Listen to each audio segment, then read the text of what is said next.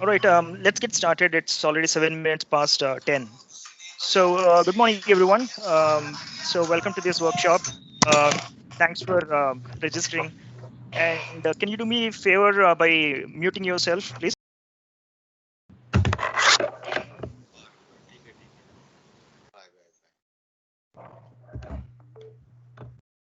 All right. So this particular workshop, yesterday, if you have attended the Terraform fundamental session, it was pretty much basics. We looked at what is really Terraform, why is it needed, and then very basics of some configurations related to using Terraform for Azure initial deployments and so on, right? Whereas this workshop, being a full day, will go from 10 to 4, I think. 4 p.m. might extend here and there. Otherwise, we'll try to finish by 4 o'clock today.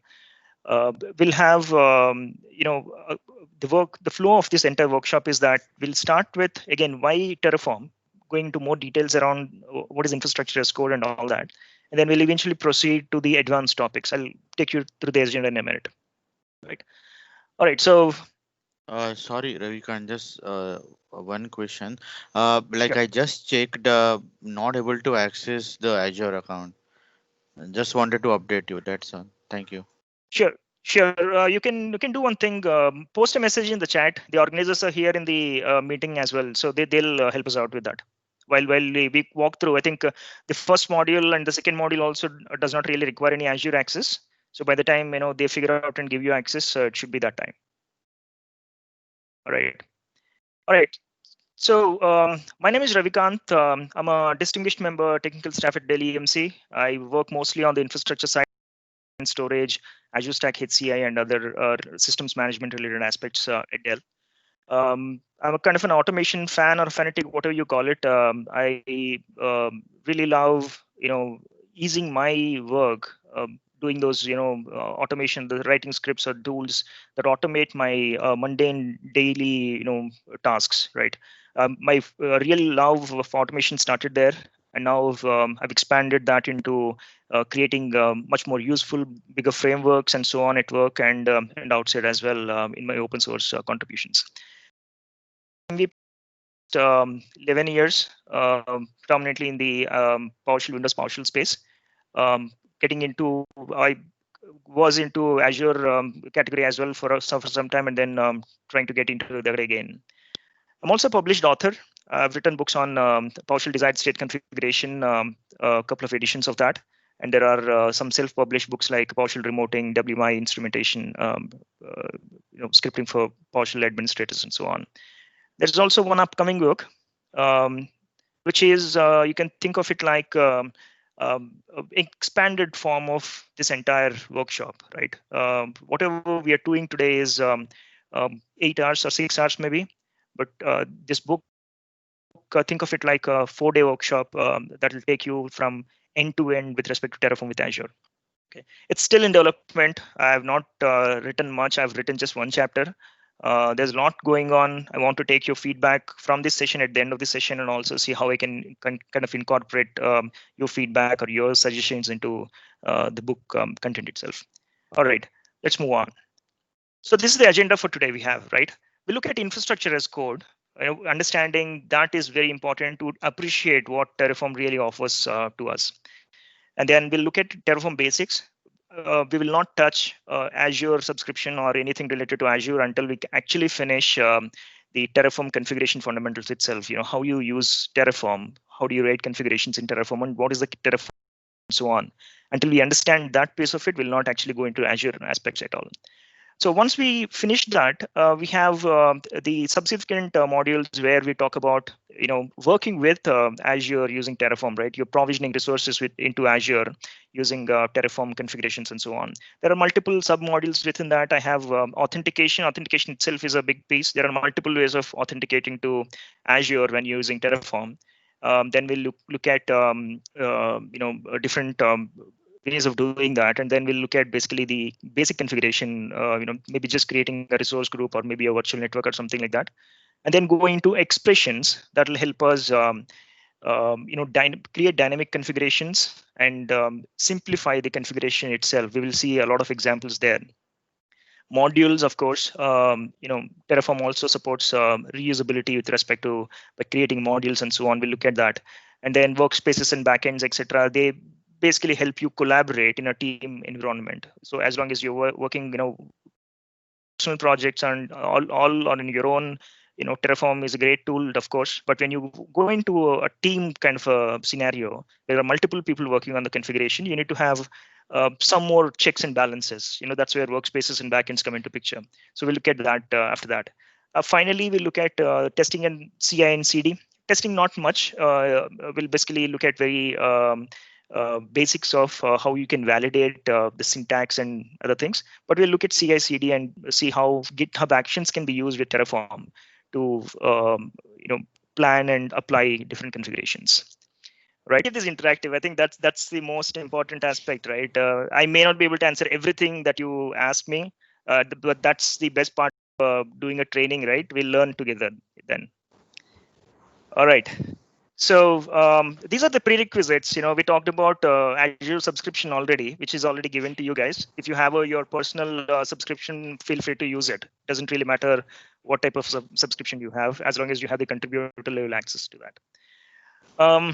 For the initial exercises, etc., we'll use Azure CLI authentication. So install Azure CLI also on your workstation, and Visual Studio Code is needed.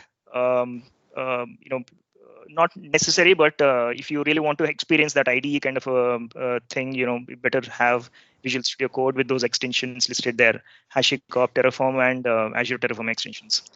GitHub account I already mentioned, and there's demo code at that below link. You can just clone it right now or download it off to your desktop. That also includes this presentation as a part of it. That Visual Studio Code you need to again install. I don't think I have that one. It's not mandatory, but if you really want to experience authoring in Visual Studio Code, of course, these are all pre-made exercises anyway. You don't have to really type anything. But when I can kind of demo some of the things, I'll show you the features of Visual Studio Code. So I mean the extensions especially. It's not mandatory. Would Visual Studio also be okay? I have Visual Studio. I don't know if there is any Terraform integration. Yeah. Anyway, we will not be using much of Terraform integration within this, so it's fine. Whatever that you have, it doesn't really matter. I have not experienced or have any experience with Visual Studio itself writing Terraform configurations. It's too heavy for what kind of a work that I do. So I've always used Visual Studio Code. Okay. So just give me a thumbs up if you have downloaded the code. We'll get started. Otherwise, you can actually do it while I'm talking also. That's fine.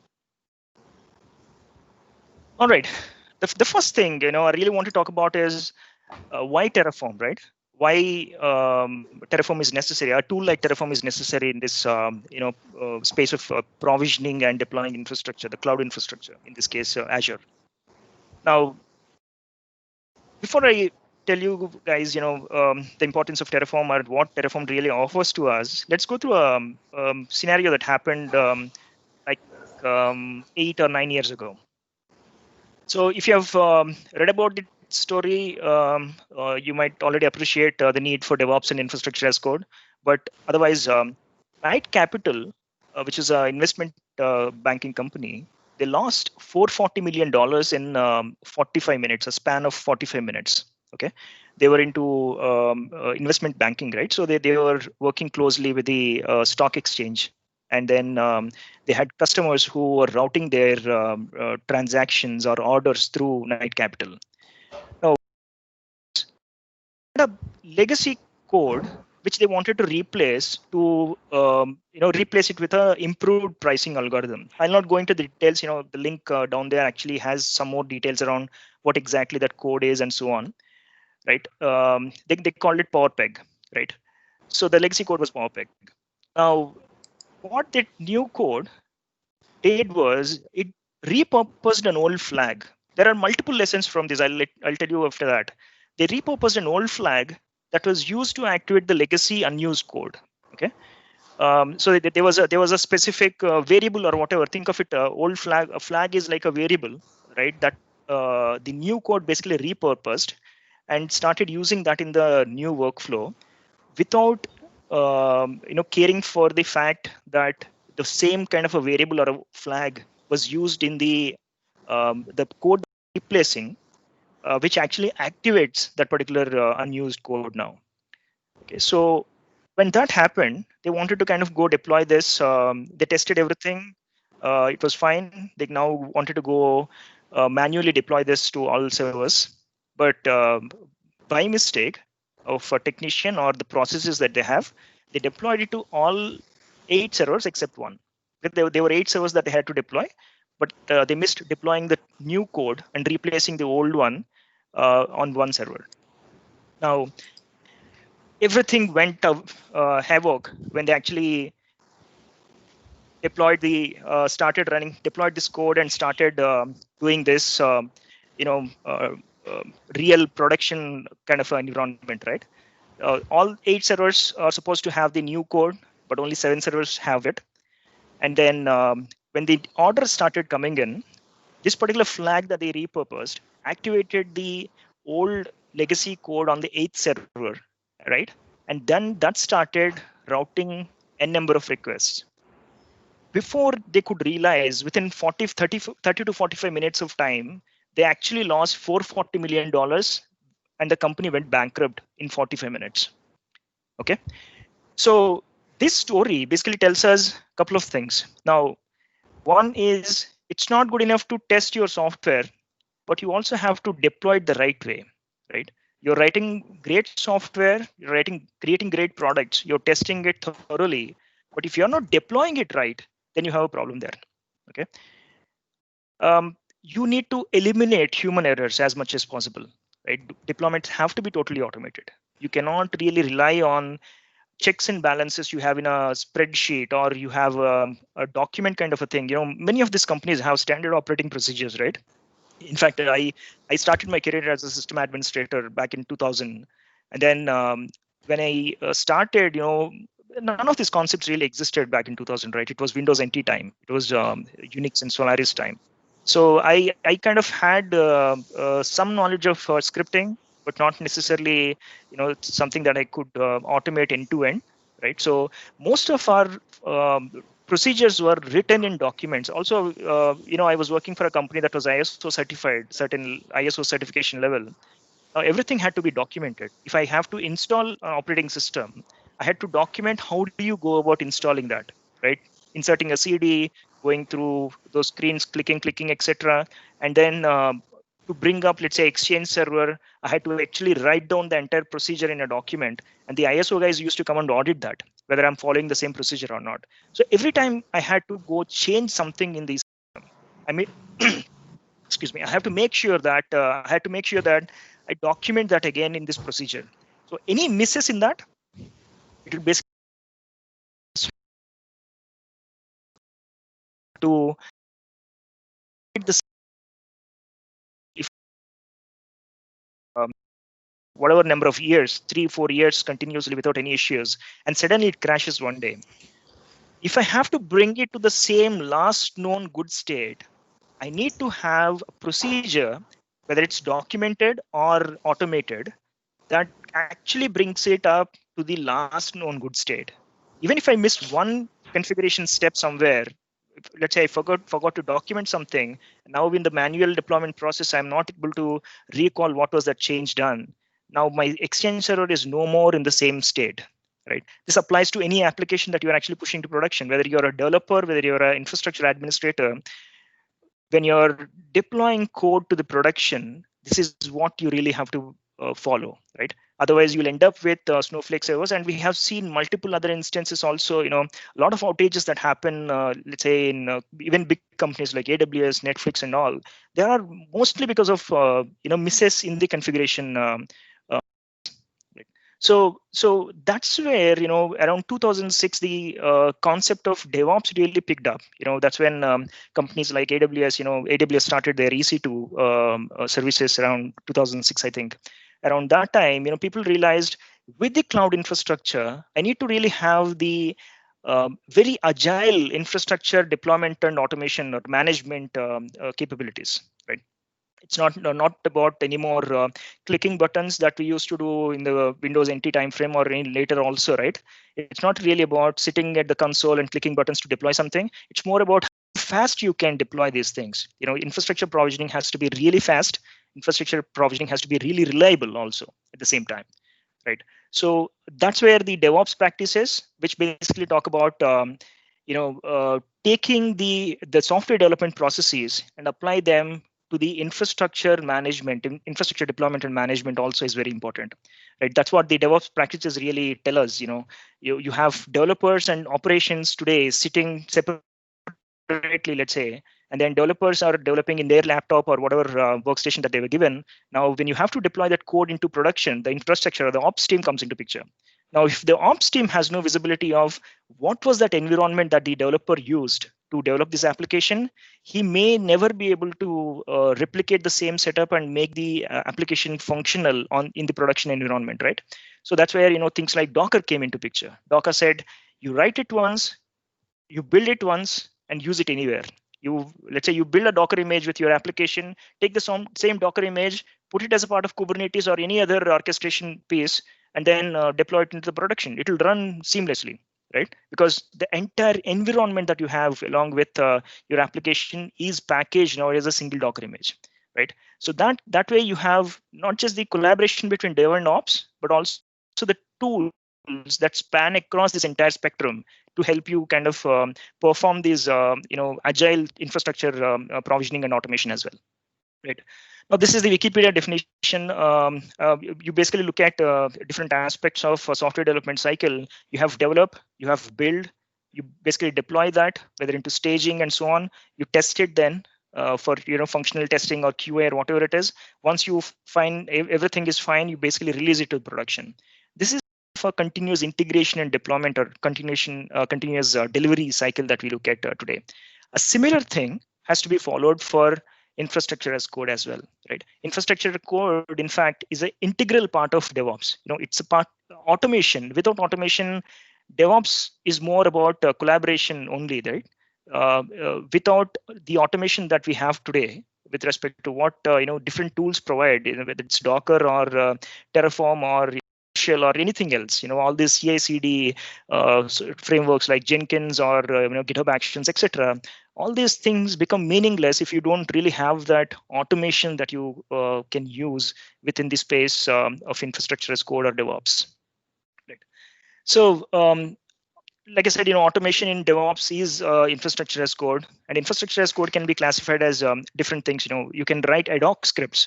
Right? That's what we have been doing for a long time.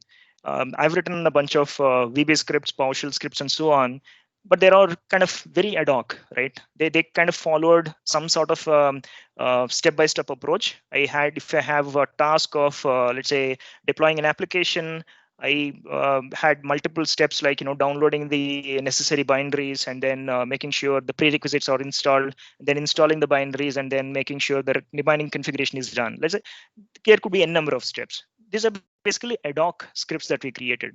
That's also absolutely fine, right? You can create ad hoc scripts to automate your application workflows and so on. Something that's probably done by many people even today. And then came the configuration management tools or platforms, like Puppet, Chef, Ansible, PowerShell, DSC, and so on. These configuration management platforms said, you've been doing ad hoc scripts, very good, but that's more imperative in nature, right? I want to give you something more easier for the user and something that documents itself. And they called it declarative. We'll see an example of imperative and declarative things. But configuration management basically said that I'm going to do it in a much more easier and user-friendly way, right? Underneath what happens, you don't really have to care, but you tell me what you want, I'll give you that. That's what the configuration management tools really said. And then came the server templating. Docker basically comes into the category of server templating, right? Docker or Vagrant from Hashicorp again.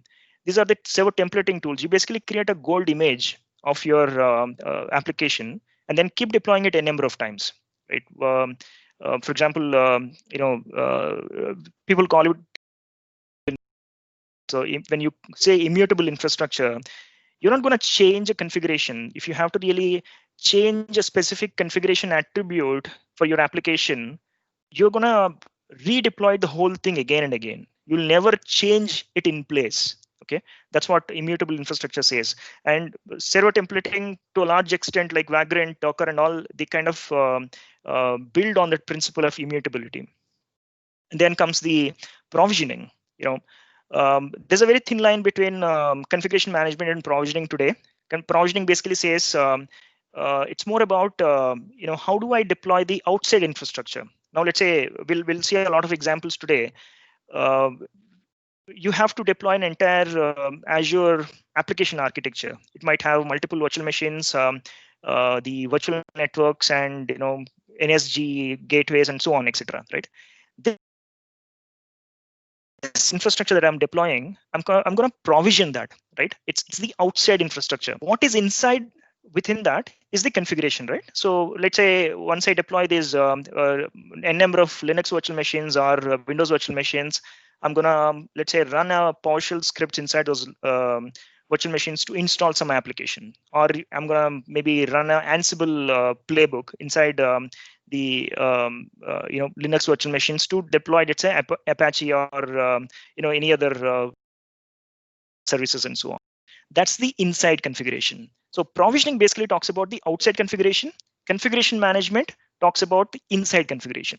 But like I said, there's a very thin line. Terraform can also do inside configuration by using the concept of provisioners. We'll a couple of examples on that. And similarly, Ansible, for example, configuration management tool, it can actually go create Azure virtual machines or Azure networks and so on. It's either way. So there's a thin line, but you need to understand that Terraform is more about provisioning than configuration management. In fact, in the latest release, they started deprecating all the provisioners like Ansible and other provisioners from Terraform. So there are a couple of other provisioners, but the provisioners meant really for configuration management, they started deprecating all that. Now, within the infrastructure as code, there are certain principles. When you're writing your infrastructure as code, what we basically say is you want to deploy your infrastructure by using a set of configuration files, right? These configuration files could be simple JSON files or XML documents or anything. But overall premise here is that once you deploy this infrastructure, when you want to kind of code this whole thing as infrastructure as code, your processes should be, or the automation that you create should adhere to these principles here. Right? The first one is like, we already talked about it, imperative versus declarative. Let's quickly see an example of that.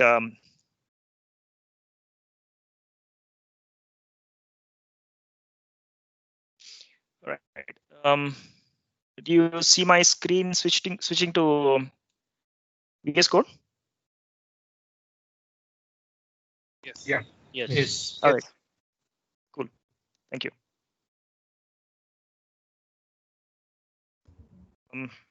So if you look at this particular PowerShell script, right? This is not really a Terraform script yet. Let's look at the PowerShell script. So in this script, what I really have is I'm taking a bunch of parameters. This kind of a little more. How's this?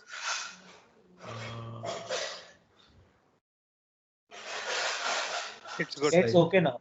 It's okay now. All right. So if you actually look at the script, it is kind of reusable, just because of the fact I have these input parameters to the script, and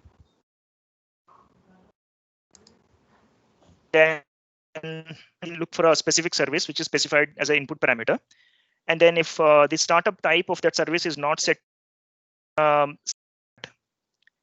if the status of the service is not equal to running, I'm going to start the service. If what is desired is status of the service, I'm going to stop it. Simple, right? I have multiple steps here. I'm getting the data first.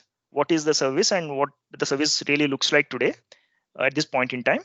And then I'm checking a few attributes like startup type, status, and taking action based on that. So what is the purpose of the script? It is basically to ensure that a service exists within Windows in a desired state. I want the startup type to be automatic. and it should be running always. That is my desired state, right? In this case, I'm saying what I really want to convey at this using this script is that this is what I want the service to look like. But when I had to write the script, I actually had to write how to make sure that the service comes to the desired state as well, right? Two different things if you are getting a clear picture there. What is that I want and how I'm achieving that? Now, this particular nature is called imperative nature of programming, where I'm or scripting rather, right? So we are basically saying not just what I want, but how I can achieve that desired state also. Whereas if you go look at declarative way of doing the same thing, this is it. This is a partial desired state configuration, configuration document, you can call it. All I'm basically saying is this is the service. I want it to be in running state, and the startup type has to be automatic. I don't really care how it is done behind the scenes. That's someone else's job. Someone must have written already the service resource within DSC that I'm actually using here and saying, this is how I want my service to look like, right? This is what I want, make it so, right? So that's the basic difference between imperative and declarative. So imperative scripting, you have to really take care of every aspect, right, from error handling to checking the current state of the resource and then making sure you bring it to the desired state and follow all the steps to bring it to the desired state. That is imperative scripting. Whereas declarative scripting is something like this, as simple as this. You basically define what is that you need. Okay. Beyond that, we have another principle called idempotency. Idempotency basically talks about any number of times I run this configuration, the result has to be same, right? If let's say if the service is already in automatic state and running, I don't want to do anything, right? I just have to leave it like that. Even if I run n number of times the same script again and again, the service state should not change. Okay, if it is already in desired state, it should remain as is. So in the imperative example that I showed you, I'm actually making sure that I do that. If it's already in automatic state, I'm not doing anything. I'm just going to the next step, right? In the declarative space, you don't really care about all that. Behind the scenes, like Terraform, Ansible, etc. These are mostly declarative in nature. You basically declare a configuration and say make it so, and the platform or the infrastructure is supposed to do that. Okay. We talked about immutability. Immutability is not a mandatory principle, but it's good to have, right? Like I said, using Docker, for example, I don't want to really when a container is running, I don't want to really go into the container, change a specific application configuration attribute. Instead, it's easy for me to actually replace that container with a new image, right? It's much faster, right? Bringing up a Linux container hardly takes any like a couple of seconds, maybe, right? So instead of creating the automation to go inside the container and making changes, I can just replace the container itself with an updated image. That's much more faster. That's immutability, right? I don't have to really bother about where I'm making the right changes in the right place or not. I just go replace it. Modularized, your infrastructure as code has to be reusable and it has to be modularized. I mean, that's a core principle, right? Let's say you are a storage administrator and your friend is a network administrator, but you both are working together in bringing up this entire SQL cluster in Azure, for example. Right, so your friend is actually creating all the networking related configurations, and you're creating all the storage related configurations. Right? By doing create reusable components. Now that reusable components, has inputs and outputs, right? Like I've showed in the example of PowerShell script that has the inputs. It does some job. It may not, but if you generalize it, you have input, process, and output. That's a kind of a script that we have. Now, you might be creating a configuration that has the same pattern again. Input, it does some resource configuration, and output some resource configuration parameters or attributes. Similarly, your friend is doing that. Now, you combine these things, you achieve a larger goal of deploying this entire SQL cluster in Azure. So your code has to be modularized. It has to be reusable. And the final point, of course, it has to be version control at the end of it, right? When I started writing scripts back in those days, I did not have any clue about any version control systems. Okay, I was quite new to this entire IT infrastructure space, and then I used to write scripts. Whenever I made a change, I used to create a new folder with the date and put the new update there. Okay, and there were many times I kind of missed updating something like that, or updated a wrong script, or replaced or overwritten a script that I should not actually, right? So the version control actually prevents these things, and also when you're actually collaborating with multiple team members, version control actually helps you present that one source of truth, right? Everything that you are developing is there in the version control system. At any point in time you see something going wrong, you can always go back to the older configuration or the older version of the configuration and see what has changed between the older configuration and the newest available version in the source control system. So that way it becomes easy to kind of change versions and check where exactly the things have gone wrong or what is causing the issue and so on. So version control has to be another very important aspect within the when we are implementing infrastructure as code.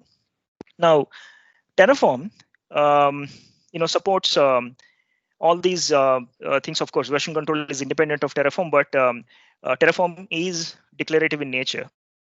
Important. A number of times you run Terraform, it does the same job.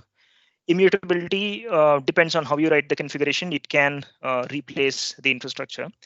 Modular is, of course, Terraform supports input parameters, outputs, and different modules also, right? You can create modules and start sharing that with your colleagues and, of course, larger community using the Terraform registry. We'll see in a minute.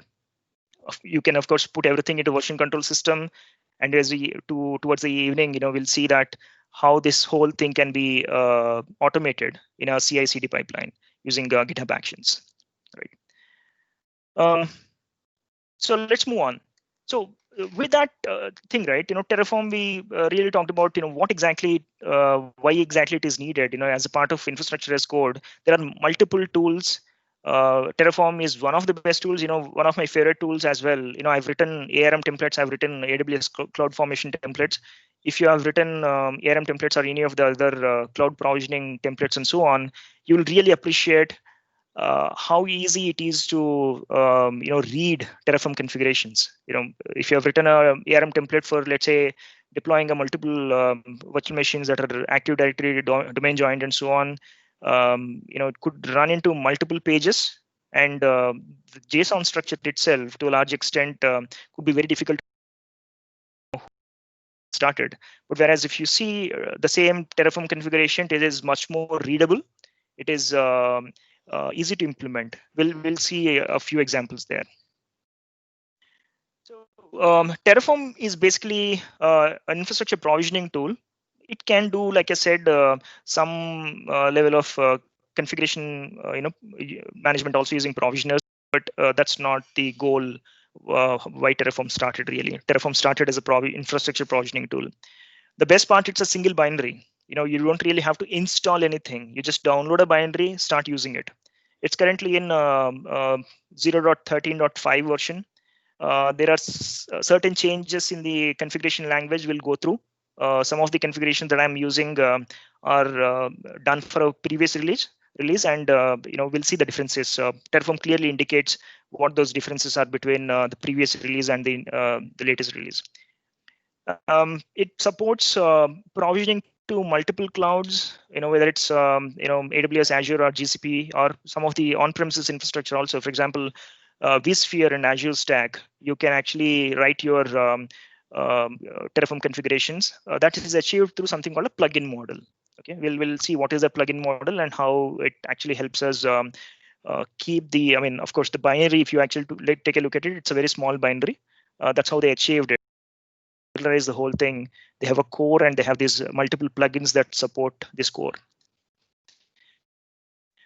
There's something called Hashicorp configuration language, very similar to your ARM templates or AWS CloudFormation templates and so on. They have a specific language, right? Bicep, for example, which is the new project from Microsoft, which also intends to build something like Terraform. Right, that also has a language behind the scenes. So Bicep is that language in case of Azure. So HashiCorp configuration language is something that they use across all the multiple HashiCorp products, whether it's console or Terraform or any other tooling that they have. They kind of base using configuration language, which is HCL, the HashiCorp configuration language itself. So learning it for one tool like Terraform will actually help you others also. There are multiple editions. You have a free open source edition. That's what we are going to use today. There's an enterprise edition, again, out of scope for it. It will basically give you a lot of end-to-end collaboration features along with Terraform Cloud, right? Terraform Cloud is a commercial offering. Enterprise is also commercial offering. So Ravikanth, simple request from you.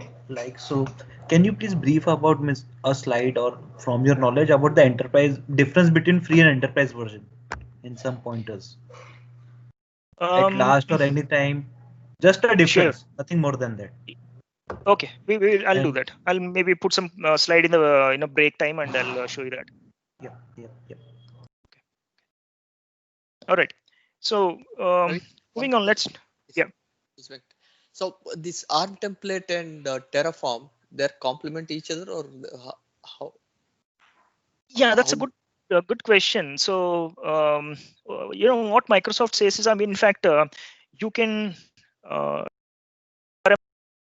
also. So there is a for deploying ARM templates in a Terraform configuration. You can do that as well. So if your company has invested much in ARM and you want to really still start exploring Terraform and use it for rest of the other services that you want to, you can start deploying those ARM templates using Terraform itself. They are kind of I would say it's like a transitioning thing, right? They don't really complement each other, but it's more like a transitioning thing. Let's say you have heavily invested in ARM templates, but your IT infrastructure, for whatever reasons, because ARM templates are mostly, not mostly, it's only Azure, right? Let's say your company also is investing in multi-cloud environments, like, they're investing in or putting services into AWS or GCP, etc. Now, Terraform is something that supports all of these cloud service providers. So as you transition from one cloud to multi-cloud deployments, a tool like Terraform basically helps you achieve that. So in that process, if you really want to transition your configurations from ARM to, let's say, Terraform, you can still continue to use your templates and slowly transition into Terraform configurations. Terraform supports that. That answers your question? Yep. Thank you. Okay, cool. All right. So let's quickly download and install Terraform if you have not already done so. I'll not take much time here. So I have in the code, I have something called install Terraform. Or if you are not that adventurous, you can just go to Terraform to download CLI and then download whichever version that you want based on what OS that you have, right? But if you want to use this script, all you have to really provide is a save to path. Let me try to show you that.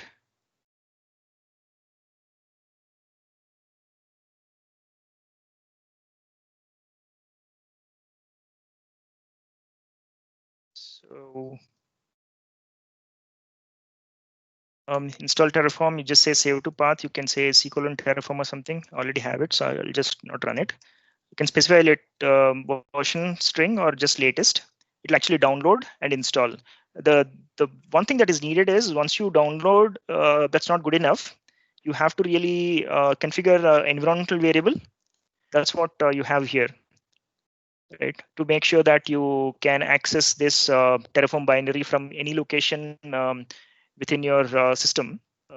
When you're using the console, you just have to set this environment variable, and then you should be able to do this. Once you have that done, say Terraform version, you should see an output like this. Okay. So what I have is version 0.13.5. This is the latest version, which is already installed in my system. There's nothing much that you need to do after this. That's all. You really need to get started with Terraform basics. Can you please help me with the steps while downloading from browser? Okay, so once you download from the browser, There is let a me zip bring file. up. Yeah, there's a zip file. Just extract it to any folder that you want. Mm-hmm. Okay, and then go to, let me share my screen here. So, and then go to System Control Panel Applet. Go to Advanced System Settings, Mm-hmm. and then Environmental Variables. Whether you want to put it in the user variable or a system variable, just go do that. The path, just edit path. I already have it here, so just put the path to the binary. You do not have to put the terraform.exe there.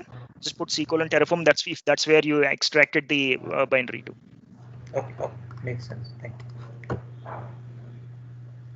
So you might have to restart the console to reflect that new path variable, Mm-hmm. right? Yep. All right. So hope already all of you guys have it already. So let's go forward in this.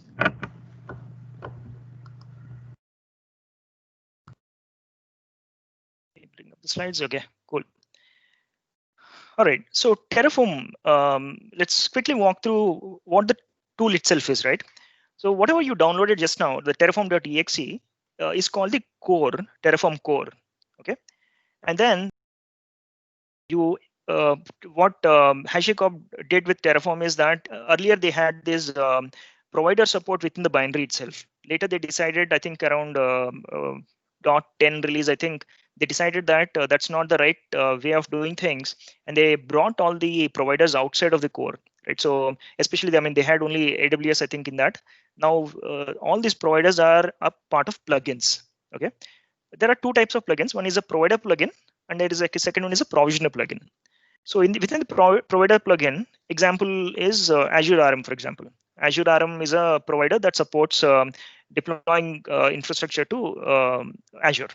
So within that, you have resources. Each provider basically has resources and data sources. Resources are basically like resource group. You know, you want to create a resource group. You want to create a virtual machine. So whatever you see here, Azure underscore resource underscore group and Azure underscore virtual machine underscore machine, virtual underscore machine or whatever, right? These are the resources we call. And there are data sources. Again, a virtual machine could be a data source also. A resource group could be a data source also.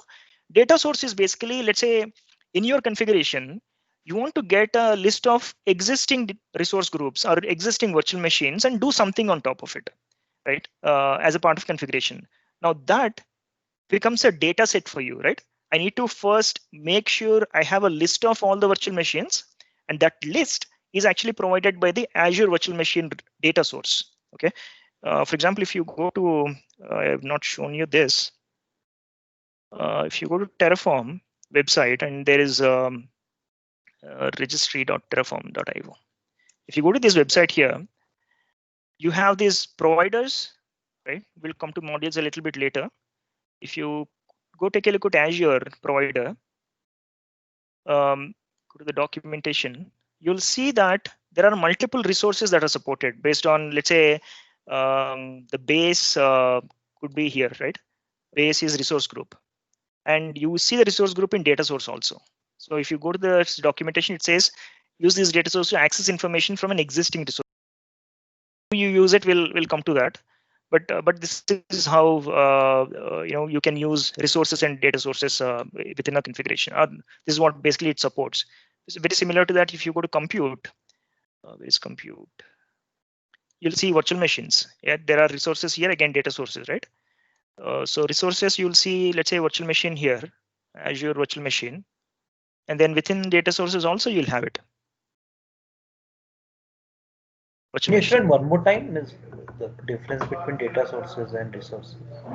Yeah, data source is more about looking at the existing resources. Okay, let's say you have a resource group and that resource group has n number of virtual machines already deployed into it. Okay, now as a part of your configuration, let's say you want to get a count of all the virtual machines in that resource group, and maybe decide the next VM name should be. Let's say you have 10 virtual machines and you want to name the last 11th virtual machine VM11 or something like that.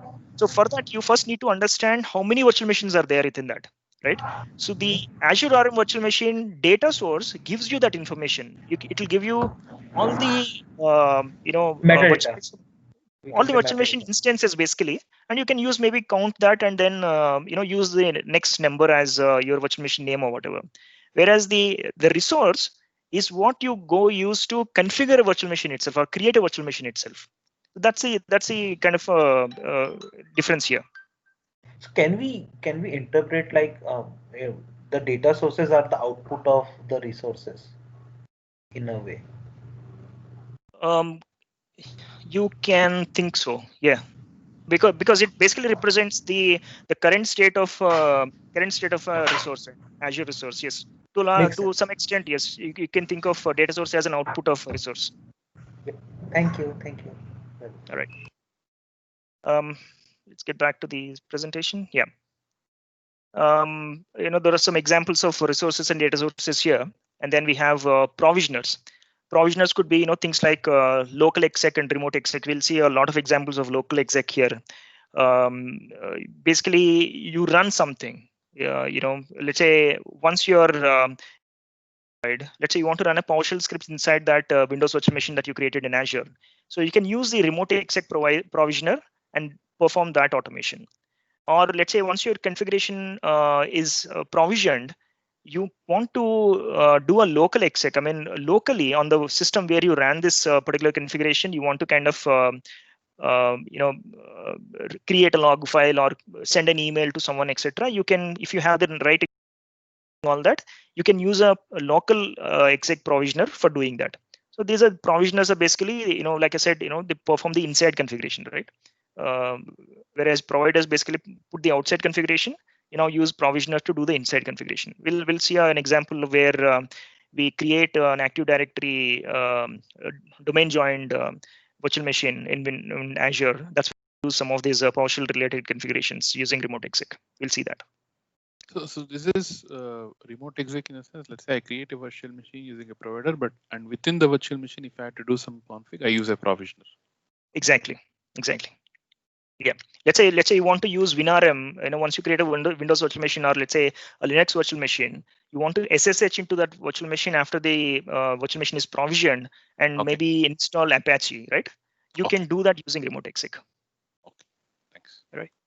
And then, of course, we just looked at the Terraform registry. Terraform registry is the kind of a place where you have all your providers that are supported by Terraform. They're developed by Terraform. For example, whatever you see here with this badge, this is an official provider. So this is an Active Directory provider that Hashicorp developed. Right. So similarly, you have the Azure Stack or Cloud Init or GitHub or Console and whatnot, right? So these are the different providers we have. Registry also has something called modules. We'll look at these modules in a later module. But if you look at this, these are basically predefined reusable configurations. Now, when you create a virtual network, there could be n number of parameters that are needed for it. Let's say, going back to the example of you being a storage admin and your friend being a network admin, you want to use these configurations multiple times in different infrastructure configurations. What you can do is you can build them as modules. Each module, very similar to a configuration, will have input and the configuration and output. So you can basically package your configurations as with containing multiple resources as modules and share them with your team. That could be published here also. There is a way to publish. We'll not see that today actually, but you can publish your own modules to Terraform registry also, so that other people can also download as a part of their configurations. Any questions so far? Is it like add-ons, all these modules? Come again? Is it like add-ons? It's not really add-on. It is more of a reusable configuration chunk. Think of it like that. Let's say you have a configuration which basically creates a virtual network, adds 2 subnets. Okay. If you put that into a Terraform configurations, you now have 3 different resource configurations. One is the virtual network, 2 for 2 subnets that you have. Now, can you, if that is going to be static, for example, or changes here and there, with respect to subnet names or the virtual net name, you can actually package these 3 resource configurations into a single Terraform configuration and call it a module. Okay. Now, next time when you want to deploy the same virtual network with 2 subnets, what you can simply do is call that module instead of writing 3 different resource configurations. We'll see a lot of examples around that. All right. Now, let's quickly take a look at the basic concepts within Terraform, right? The first thing is a configuration file, which is very obvious, right? Terraform has the Hashicorp configuration language, and it basically has all these different aspects within that. We'll take a look at it in the next slide. You build the configuration file, and which basically becomes the input to Terraform core. And then Terraform core basically decides what to do with that configuration based on what providers are being used and how the resource configurations are defined within the configuration file. So all Terraform configuration files end with .tf, right? Terraform. You can put, so Terraform automatically detects all the TF files in the current working directory. It combines all of them. We'll see that example also, and then builds a single TF in the memory, and then starts trying to provision that particular TF. Now, before Terraform does that, it basically creates an execution plan. Okay. An execution plan, think of it like this. We'll see an example also. Execution plan is more like what Terraform intends to provision. Let's say I have this Azure infrastructure. I want to provision a virtual machine there. If that virtual machine already exists, that is my desired state. If it already exists the way I want it, that is my desired state. Now, if it does not exist, that is my current state, right? So if I'm just create a new configuration about creating a resource group and a virtual machine within that, if that resource group and the virtual machine do not exist at all, then my plan basically says that Terraform will go create that resource group and then create the virtual machine. That's how the plan will look like. We'll see a very detailed example of that. And then what Terraform does is it creates a resource graph out of that execution plan. Graph is very useful here because there could be dependencies between multiple resources, right? Let's say when you're creating the same example, you're creating a resource group and then a virtual machine. The virtual machine cannot exist before the resource group resource group is created, right? So there is a dependency on the resource group before you can create the virtual machine. So Terraform actually can create very complex resource graphs also to understand how it can optimize the entire provisioning aspect of it. It need not always go sequentially creating one by one, as you mentioned in the configuration, but it can actually simultaneously create multiple resources if there's no dependency that exists between them, right? Otherwise, if there are dependencies, it will create the dependent resources first and then go to the next ones that depend on this. So the resource graph is useful there. There is a command to generate a resource graph and visualize that. For some reason, the Terraform extension in the Azure, Visual Studio Code is broken. But otherwise, I'll show you it outside of the Visual Studio Code and how the graph looks like for a specific configuration. And then comes the state. State is basically the representation of your desired state or the current state, right? Now, for example, once your provisioning is complete, let's say I deployed my resource group, I provisioned a virtual machine within that resource group. Now, whatever the current resource properties are, the state basically captures that as a snapshot on your local system. Okay, it's a JSON file. You can open it and look at it. What properties are there and so on. It contains your outputs also. If your Terraform configuration has an output, your Terraform state file contains the output as well. Okay, so it's basically a representation of your desired state in a JSON format. That's it. Okay. So a state file is very important. You should not lose it. You should not modify it manually. The moment you do anything to that state file, Terraform loses sight of what it has done. Or the moment you delete something, you won't be able to use Terraform to, let's say, destroy or update that configuration again unless you manually import everything again. Okay. So Terraform state file is very important, and we'll look at different ways of isolating Terraform files, or making sure your team has access to the state files when you're collaborating on this configuration related aspects. So this is how, in general, these are the different things that are needed in a Terraform configuration, right? To start with, all you probably require is output. That's all you probably need to go write a Terraform configuration and just run it. Or even that is also not needed. We can probably experiment on that. But a provider basically tells what type of an infrastructure you want to provision. So in this case, let's say Azure RM. I'll say provider Azure RM, and whatever other provider configuration that I have within that, I'll mention that as attribute values here, key value pairs here. And then I have a set of variables, totally optional. Variables are basically the input parameters to the configuration. If you have worked on ARM templates, this is equivalent to parameters in ARM templates. Locals are basically values that are local to the configuration. Locals are basically key value pairs again. They're equivalent to variables in ARM templates. So don't get confused. I mean, the moment you start drawing a line between Terraform configuration syntax and the ARM templates, there are these differences, right? Variables are parameters and locals are variables in have a resource.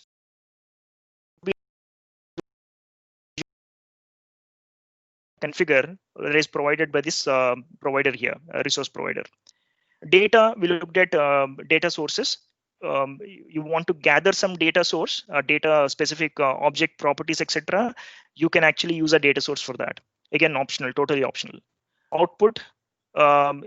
If there is something that you want to output, for example, in one of the examples, I think we'll see, after we create a Linux virtual machine, we output the SSH key that we generated, right?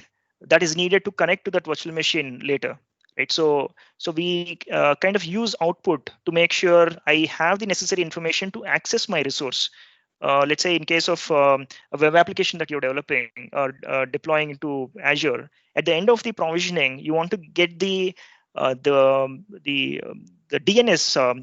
endpoint address from the load balancer that you created, for example.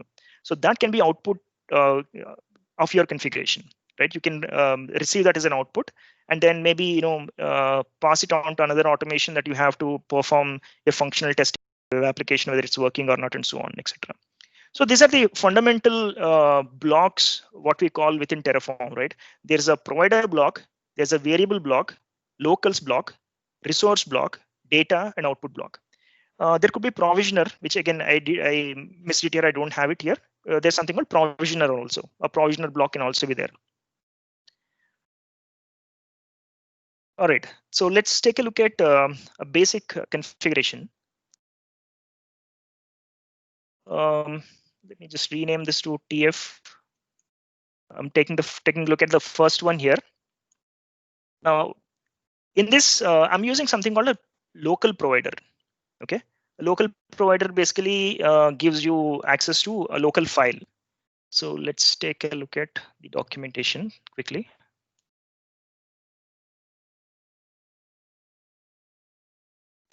So if you look at this doc here, basically says there's a local file resource within that, and there are data sources. Like in local file is also data source here.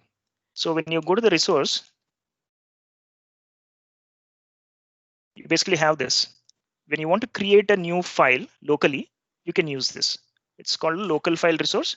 Just give it a resource name, and then these are the parameters, the minimum required parameters, the content and the file name. Rest of the things are optional, right? So let's go back to the example here. So I've defined local values here. First file is certs my first config.txt. Second file is this. The way you reference local values is this is how it is done. local dot first file, right, and local dot second file, and this is the content that I want to have there. Okay, so let me quickly make sure I don't have this. I've already cleaned up, but just make sure again. I don't have anything there. So Version needs to be looks- commented.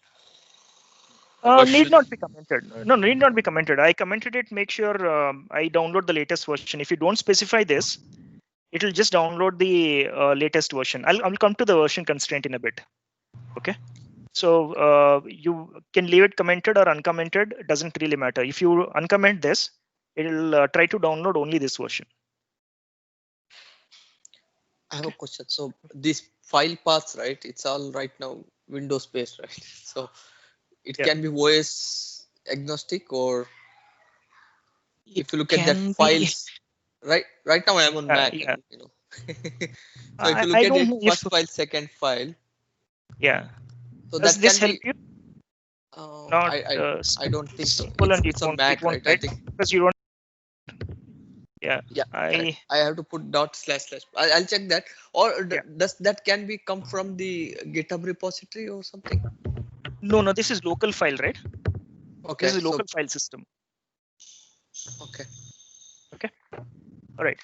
So now when I have to enact this configuration, the first step at any point in time, when you want to run a Terraform configuration or provision a Terraform configuration, is to do Terraform init.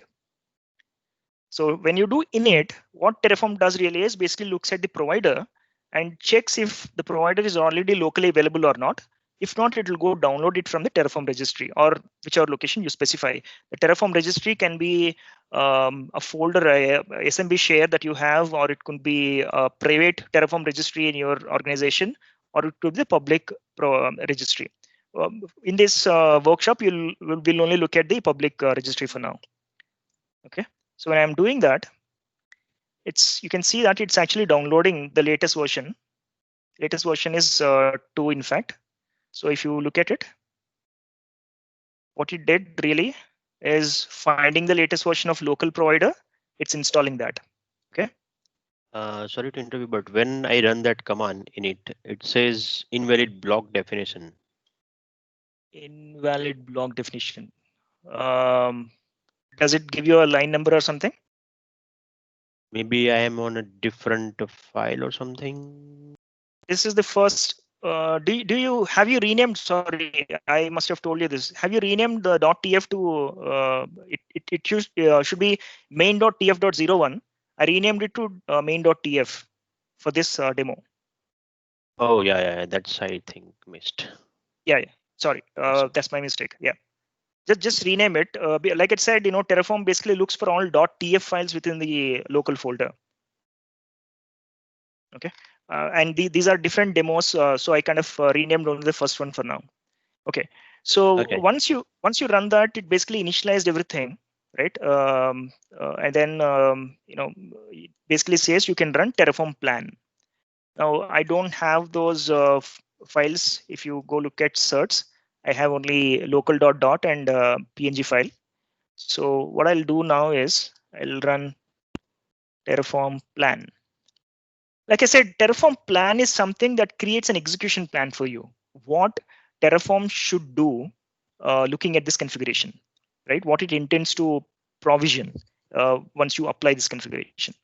So let's do that. Now, folder should be available, I think, right? Folder should be available. Yes, folder should be available. Yeah, I already have the certs folder, so that's why I did not complain about it. So if you look at this, it's basically saying that these two files will be created. This is my execution plan, which is generated. The action that it will take is create. So the plus sign whenever you see in a plan basically means it creates this particular resource. If you see a minus, a red minus, it will be a destroy operation. If you see a kind of a brown color tilde symbol, that basically means it's an update operation. Okay, so take a look at this. This is the configuration. Although we specified only the content and the file name, there are other attributes that also come. These are the default values for those attributes. Directory permission is set to 777. File permission is same. The ID is a dynamically generated attribute once the provisioning is complete. That's why it says known after apply. So this particular value of this ID will be available only after the provisioning is complete. The same thing again you see for second config also. Okay, so let's do this. Terraform apply. Now what happens when you do apply is it runs, since you have not specified a plan to look at, it will actually run Terraform plan again for main.tf and then proceed. Let's run it. And the plan, again, you'll see a similar output here. Right? It says execution plan has been generated and similar output of the same output. And then it's actually prompts the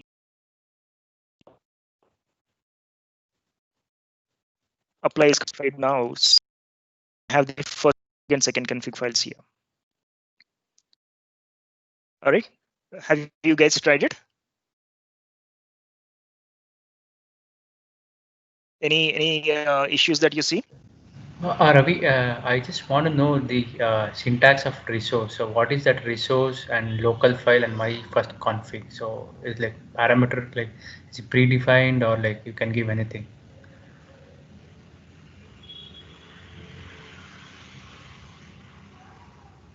Yeah. So let's answer your question first.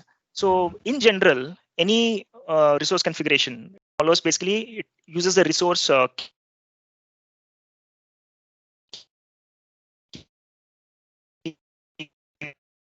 Ravi, I am not able to hear you. I think you're breaking up. Hello.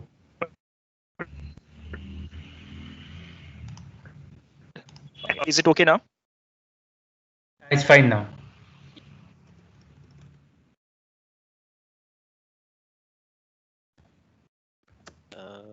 We are not able to hear you. Hello. We lost you again. We lost. Hello.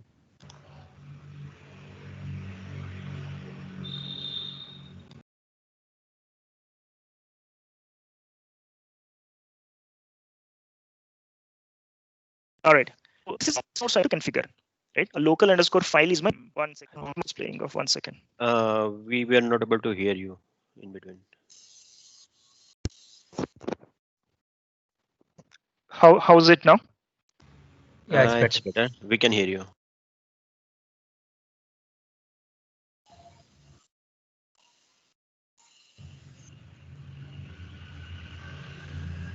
It's saying it's again gone. Can't Okay. hear you. All right. So okay, just give me a second. Yep.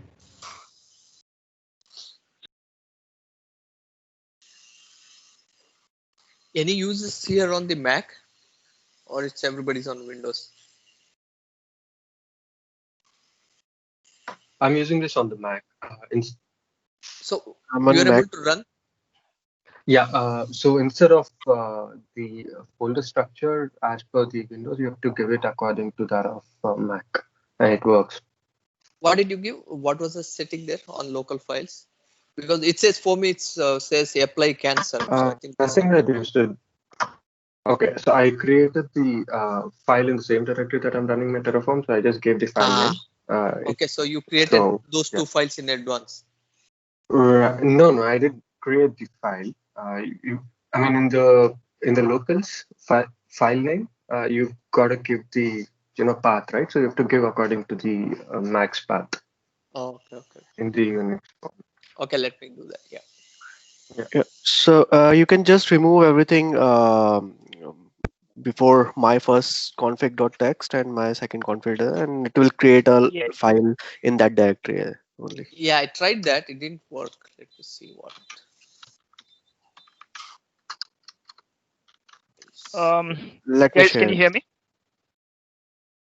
Yes. Yes, we can. All right. We can. I hope my Wi-Fi holds up. Otherwise, I have to move into a different room. Yeah, I mean, kids also having the classes today. Actually, in one corner of the house and trying to do this. Okay. Okay. All right. So let me know if you cannot hear me again. I'll just try to move to a different place. Anyway, Sure. so here what I was saying is this is a resource block, and this is the type of the resource you want to configure, right? In this case, it's local underscore file. It could be Azure underscore virtual machine or Azure underscore resource group or something like that. So that's the type of a resource you want to configure. And this is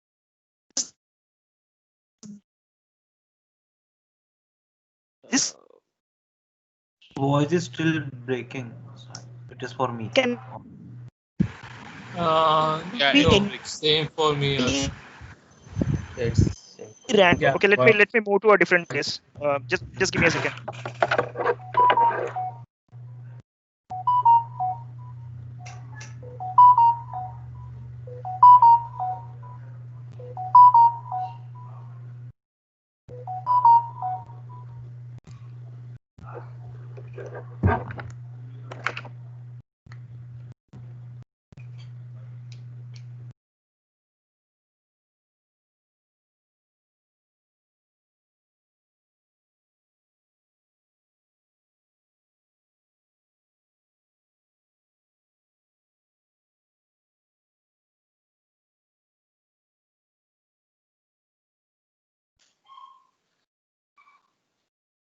Sorry. Okay.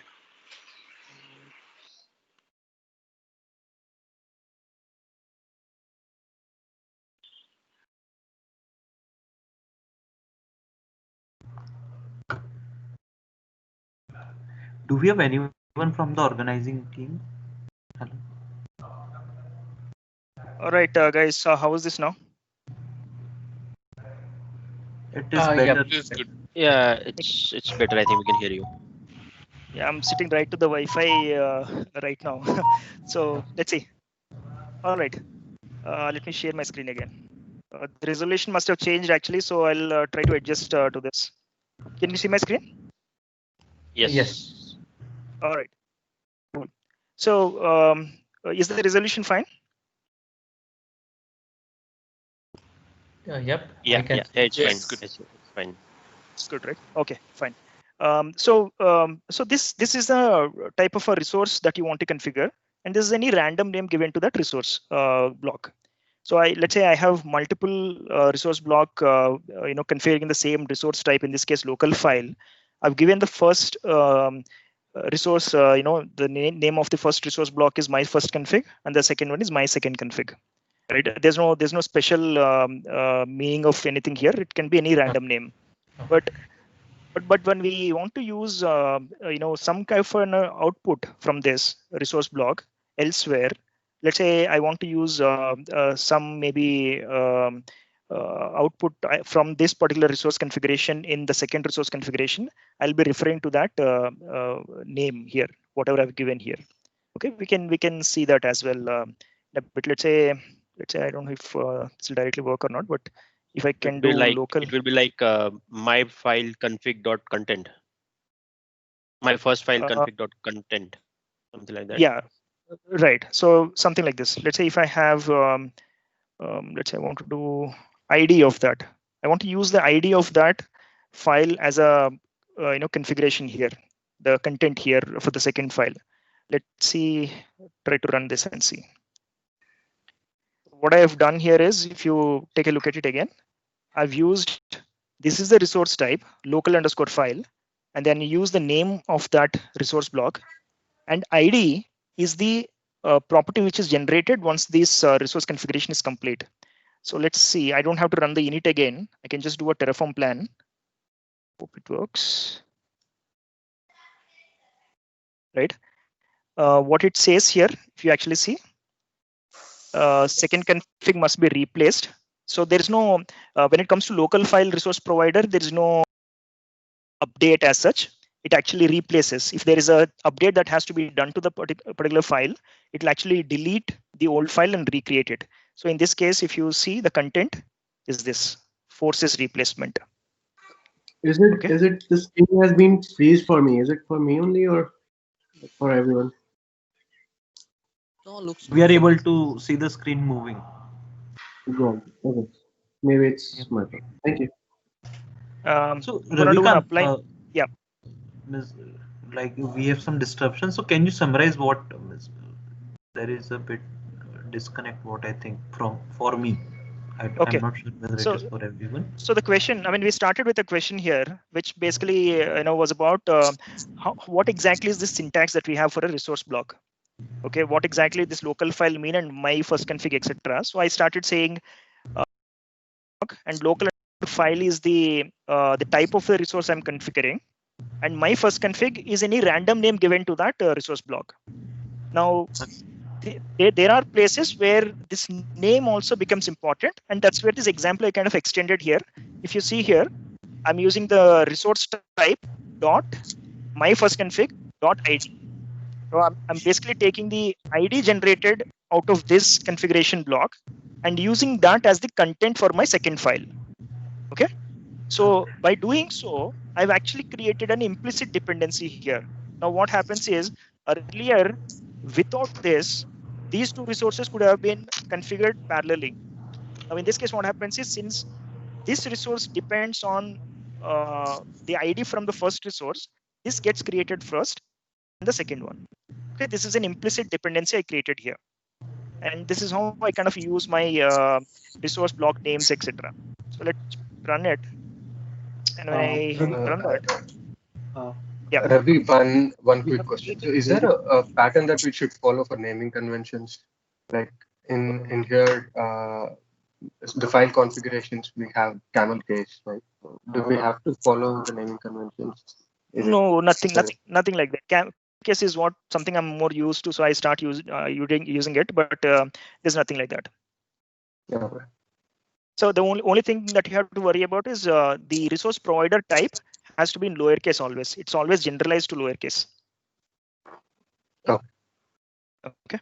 All right. So now the change has been done. So if I do a cat on, you'll see that ID of the first file. Okay. Now this is how the basic configuration workflow is. Okay. Any questions around this again? Yeah, Vijay.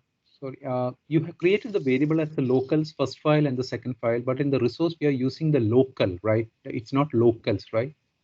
Exactly. That is applicable only to locals, local values. Okay. So the way configuration language is done, it's basically also this block is called locals. When you're referring to a specific value within that, you use local dot whatever variable the attribute name is. Okay. So that local refers to a provider. Yeah. That locals is basically, I mean, that's how the locals is done in configuration language, Hashicorp configuration language. And is it mandatory to you are always renaming the file to main.tf? So is it like always file name supposed to be main.tf or no, could be? It can be, it could be any .tf. Okay. I mean, since I have multiple demos that I wanted to do, I kind of had everything here and named it 0, 1, 2, 3, 4. But okay, so we can use like main01.tf as well and 02.tf. Okay, got it. Correct. You can do that. But what happens is if you have all of them already renamed to .tf, and then when you do a Terraform init or Terraform plan, it combines all TF files into a single configuration. Oh, that's the problem. Yeah. Okay. That is so by that's default why nature. That's why I have not .tf extension there. Combine all the files which are in the same folder. Exactly. It will combine everything. Yeah. Okay. Got it. All right. Ravi, when we ran that, it destroys the. I see that it destroys the ID and creates a new ID. Like when we just updated the content. So does yes. So even if any of the parameters you update, it ID gets changed every time. It does. ID does. Yes. So that's the thing with local file provider. It has no concept of update. When you actually go deep into the how the providers are designed, right? Each of these providers have 4 different functions: create, delete, update, and CRUD, basically, right? Create, read, update, and delete. Read is basically implemented by data sources, but any resource that supports update mechanism should have a update method within the provider. With the local file provider, there's no update method. So instead, whenever there's an update, what they do is they destroy and then create again. So that's why ID changes when you're using local file provider. Okay, but other providers, but that's not the case with other providers. Azure. Yeah, no, that's not the case. We will see that example when we create a virtual machine. When you create a virtual machine, let's say assign the tags and so on, you can update a tag, it will go update only the tag. Okay, thank you. Okay, all right. Now we looked at basic configuration, right? How we executed that basic configuration, etc. Now let's look at the configuration lifecycle itself. We already kind of seen it, but let me explain that in the slide. So you have Terraform. Whenever you do init, it creates this dot Terraform folder. Let me go back. If you see this here, there's a dot Terraform folder which is created after I did a init, and then within that it basically downloads the provider. You see this local provider 200x5.exe. Okay, and then once that initialization is complete, it basically looks at main.tf to decide what to download, right? And then you do a plan. So when you do a plan, again, it reads the main.tf file and generates the execution plan at that point in time. So the variables can be specified. I mean, I don't have the variables in my first configuration, but we'll see it in the later configuration. But once you have that, it will basically take a look at the variables that you supply as input parameters to the configuration and then create an execution plan out of it. Now, the main.tf plan, the .tf plan basically is the local copy of the execution plan. In our case, in the first example, we have not created a local copy of the execution, always in the memory, right? We did not have it on the disk per se. We will see how to do that. Now, once that plan is also there, you can actually do a apply, specify that plan and say Terraform apply. It will actually go create that, provision that resource, whatever based on the plan, it will go execute to that plan. Okay, so and that's when the TF state file gets created. So that's what you have seen here. If you've looked at what has changed in your folder after you ran the configuration, there's something called a terraform.tf state. Okay, this is where my current state or the whatever Terraform is managing, that is stored here. There are two files in our case. Let's say this is the second file in this. See, you have the content. This is the ID of coming from the first file. So it's the same as this, right? It's the same ID and the file name, and it has its own ID and so on. These are all the attributes for that particular local file resource that we have. So when we created two instances of that local file resource, this is what I have it in my state file. Okay, don't attempt to change this manually. This serial number that you see here keeps changing based on what changes you make to the state. Okay. Since we have everything in the same folder, when you're trying to execute the second configuration, just make sure you delete the TF state and TF state backup, because that will conflict with what the configuration that we have in this. Okay, we could have had these in different folders, each of those configurations, but since we are renaming the files into the same folder always, just make sure you delete these .tf state file and the TF state backup when we go to the next demo anyway. So Ravikanth, a quick question, like when just now it started after your explanation to run it, so it is saying no configuration files. So why it is so? Yeah, because you might not have renamed the main.tf.01 to main.tf. I've done that. It is main.tf now. Interesting. Then also it is saying like there are no configuration files. Oh, that should not be the case. Let me just try to do it once again. I'll just. If you want, I can share my screen if it is required. Yeah, you could do that. See. Share my screen. I'll share this. So please let me know if you are able to see my screen. Yeah, I see it. Yep. So can you see this, like the Terraform Plan? No, you are not in that folder. Go into that 0 to TF basics folder. Yeah. Okay. So I'm okay. If you go into that folder and then execute it, it will work. Okay, makes sense. I'll do it. Yep. Thank you. All right. Sure, no problem.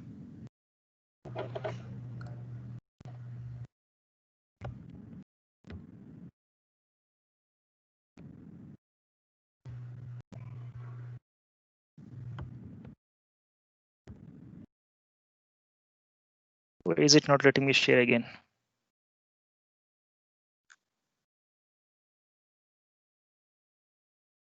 Interesting.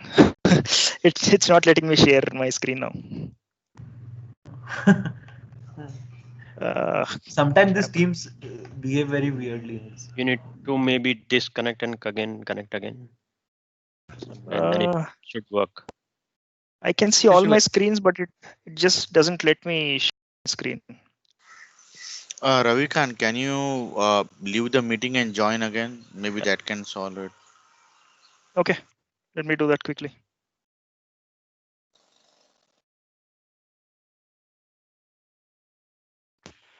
Hi guys, one help. I'm trying to execute Terraform init itself. It is not executing for me. I'm executing it inside the 02_tf_basics folder itself. Is that the correct way, or somewhere else I need to execute? You can execute Did you anywhere rename? where. Did you rename that file to proper TF file? Like Okay, I have tried Terraform init here, but it is showing me that initialize in an empty directory or something. So there is a No, file so known as main.tf.01. you need to rename that file Yeah. to .tf file first. Okay, you open the folder. Okay. Yes. Yeah, rename that to main.tf. Go to that folder 02. 02. Okay. Basic. Yeah. And then main remove 01 at the end. Rename the file. No, F2. Click on that and right. type. No, not that one. First one. First one. Anything Okay. is okay. Anything is okay. Okay. I rename it to TF and then I need to execute, correct? Yeah, you can execute from there only. You need not to go to PowerShell window. You can execute from the below terminal as well directly in the VS Code itself. I'm not sure why. I think PowerShell is still not enabled for my Visual Studio Code. Maybe. Oh, okay. Okay, finally. Okay. And next command is 1 second. Plan and apply. Terraform plan, correct? Next is Terraform plan.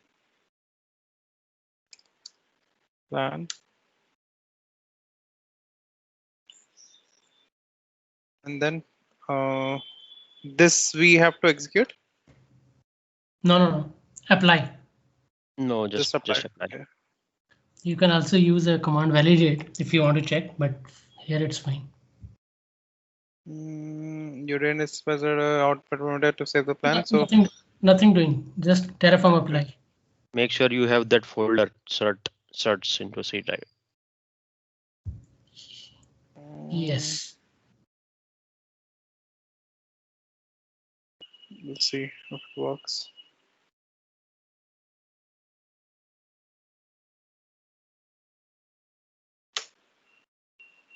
Type in yes. You need to say yes. So type yes. I'm not able to type anything here. Okay, let me open it again. Hear me? Can you guys hear me? Yes. Yes. Okay, let me share my screen. Yeah.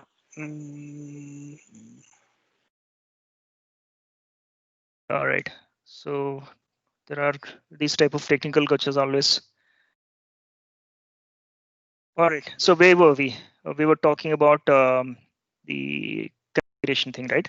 All right. So so once you have this thing done, right, you can do an apply. It will basically look at the plan file that you have, and then provision the infrastructure and create a state .tf state, which we have seen Terraform.tf state. Right. So this is the configuration lifecycle. Okay. Now we are already way past the break time that we wanted to take. Should we go up to 12 and take a break?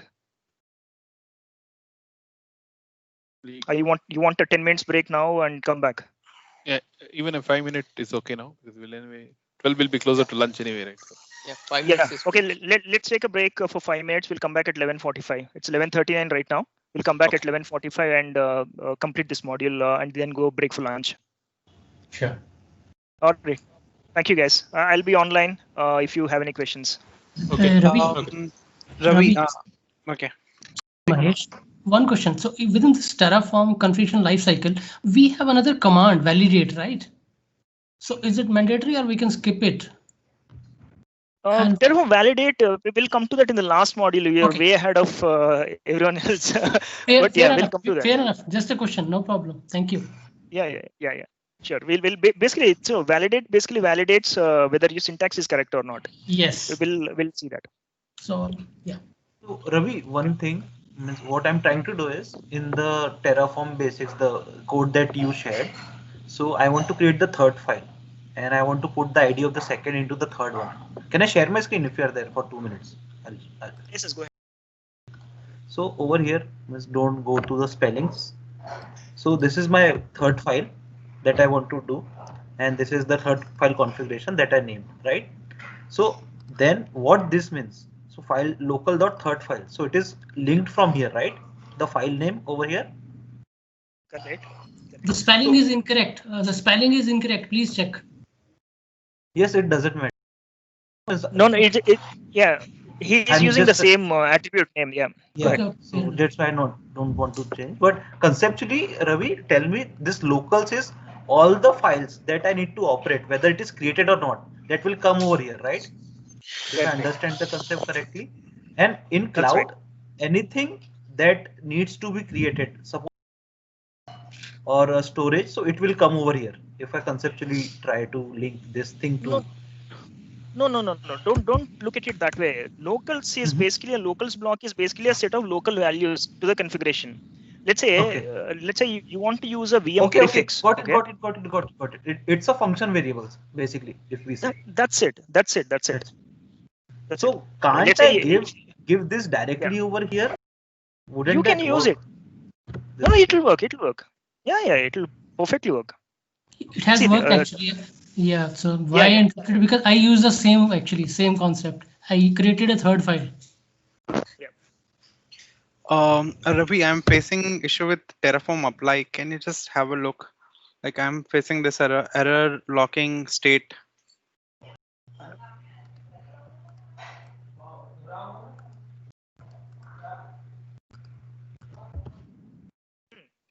So have you? This is the first configuration only you're running, right? Yeah. Should I run with lock walls? Try that.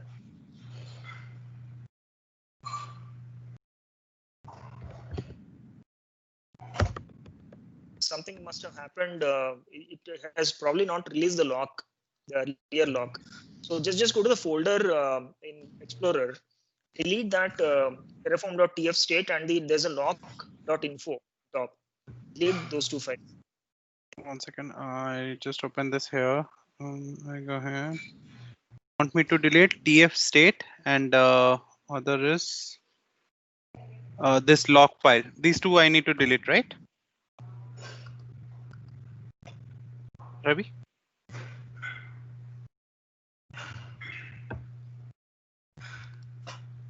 Sorry, I was on mute. Yeah, delete those two files. Okay.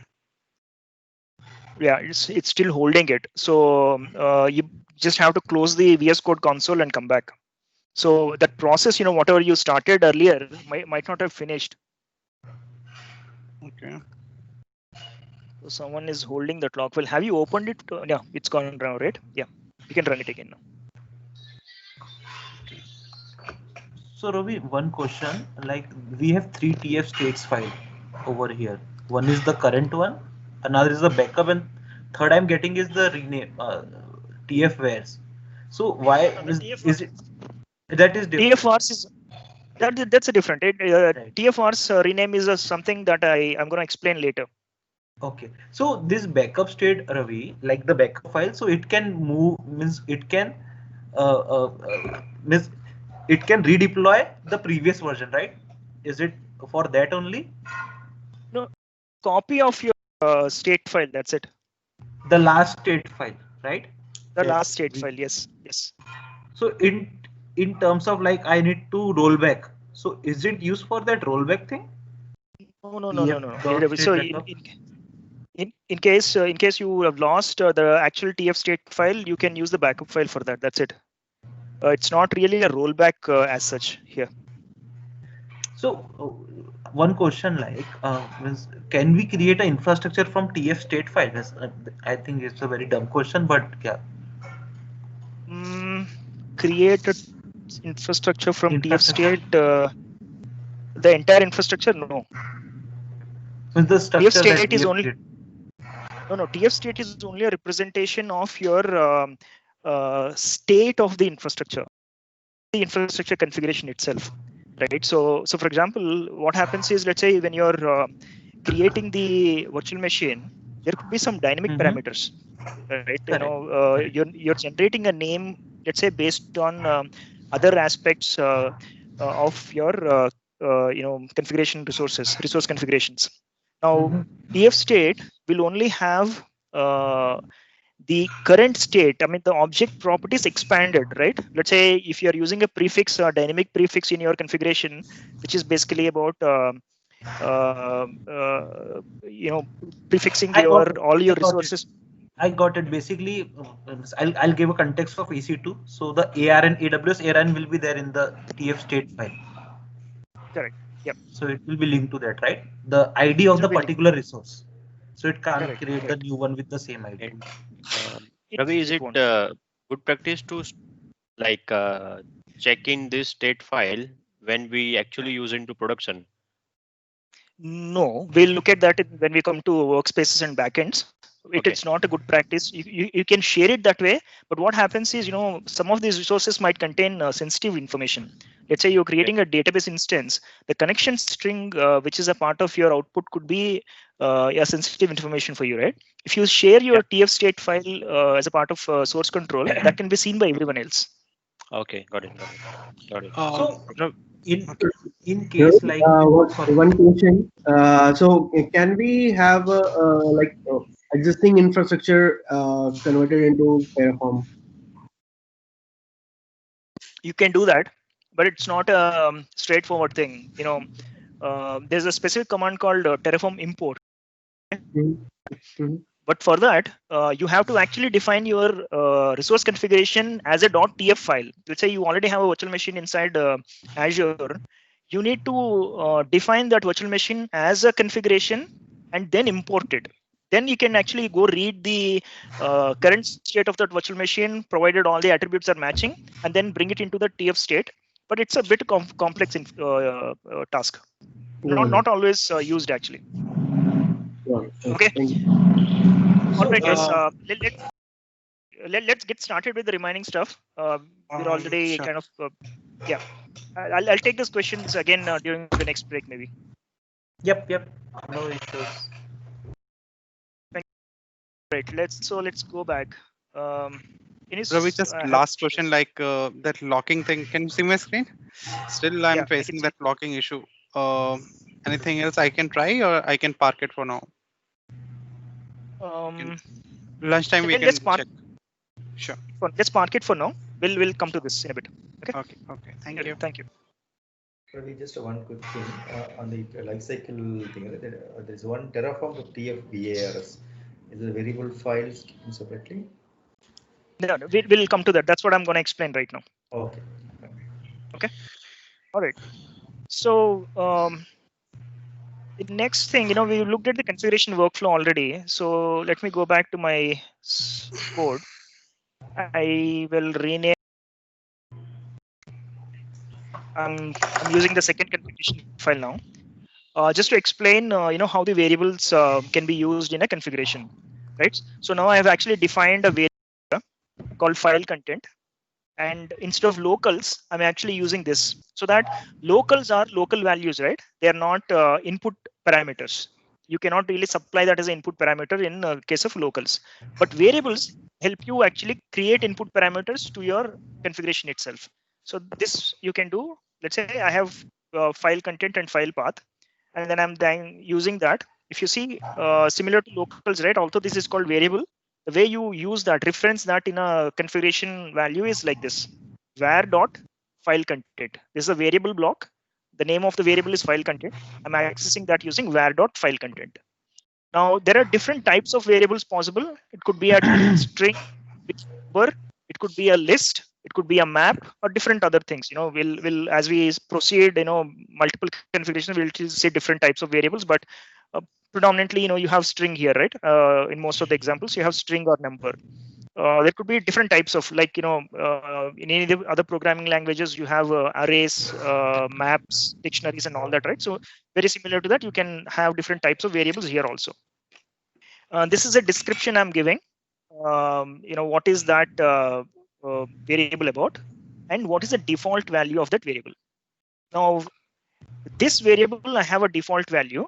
This one, I don't have a default value.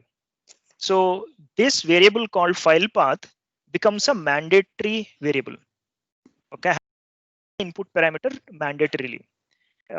Since this has a default value, when you run Terraform Plan or when you run Terraform Apply, it will see that you have not specified a value for this variable and use the default value in that place. Okay, so this is kind of how you use variables in Terraform. Okay, this is how you reference those variable values that are supplied through the input parameters. Now, if you go look at this, this is how you can actually do it. So let's go create this, right? Now I'll go create a plan. So this time I'm actually saving the plan to the local disk. I'm saying plan -out local.tf plan. So it's prompting me for value, okay, a file path value. So this could be random.txt. Okay, could not load the plugin. Very good. That's because I'm not in that folder is one thing. Sorry, I have not initialized it again because I deleted the .terraform folder, I think. Yeah. So don't delete the .terraform folder. We already initialized it, right? So it has the right provider already downloaded. So that's simple, easy. So now let me do a plan -out. It's prompting me again. I'll say random.txt. It's getting created in the local folder now, right? So it basically says this is the folder, the file that will get created. And if you actually see, there'll be a .tf plan. This is a binary file. You won't be able to see what is there inside that, but this contains the execution plan for your configuration. Okay. Now this is one way of supplying the variables. What you have seen is basically through the prompt, basically, right? You're getting prompted for the mandatory values. You're supplying that at the command console, and that's how you do it. If you don't want to do that, you can actually use --var with Terraform Plan. So if I do the same thing, see here, and it does the same thing again, right? In this case, I'm not getting prompt. Instead, it takes the variable value for the file content from the default value. And for the file path variable, I'm specifying the value here at the command line. Make sense? And then you have the same thing here. Terraform Plan, you can say, let's do this again. I'll run this so that I store the plan locally with the updated variable value that I'm specifying here. It's stored here now. And then I do a Terraform Apply auto approve. If you don't do an auto approve, you have seen that it prompts you to say yes or no, right? Also, the plan has the when you created the execution plan, you specified the variable. Apply does not really the local plan of the TF plan that is created. It does not capture the values of the variables you supplied to it. That's why it's actually prompting me again. But you can do the same thing here also. You can do --var and specify the path, or just enter it here. Right. In this case, what was the name I've given in the plan? This. It created the local file. first config.txt, right? So this is how basically you use the variables in Terraform. Okay, so let's go back and see the commands if there is something. The other way is to use, what we have. What you can do is simply just rename this. So this is just simple text file I have, right? But it has to be named terraform.tfvars. And you can specify the variable and values. I mean, variable values as key value pairs here, file content and the value, and the file path and the value here. Once you do this, you can simply execute Terraform command, apply, or this. You can specify like this, a vars file, and then execute. It will do the TF plan generation for you again. So, and now there's no changes needed. In fact, this should be optional actually. Since I have it renamed to .tfvars, this should be optional. It will automatically read that .tfvars file. So that's the beauty of Terraform, right? If you have multiple .tf files, it will actually combine all of them into a single TF file and enact that.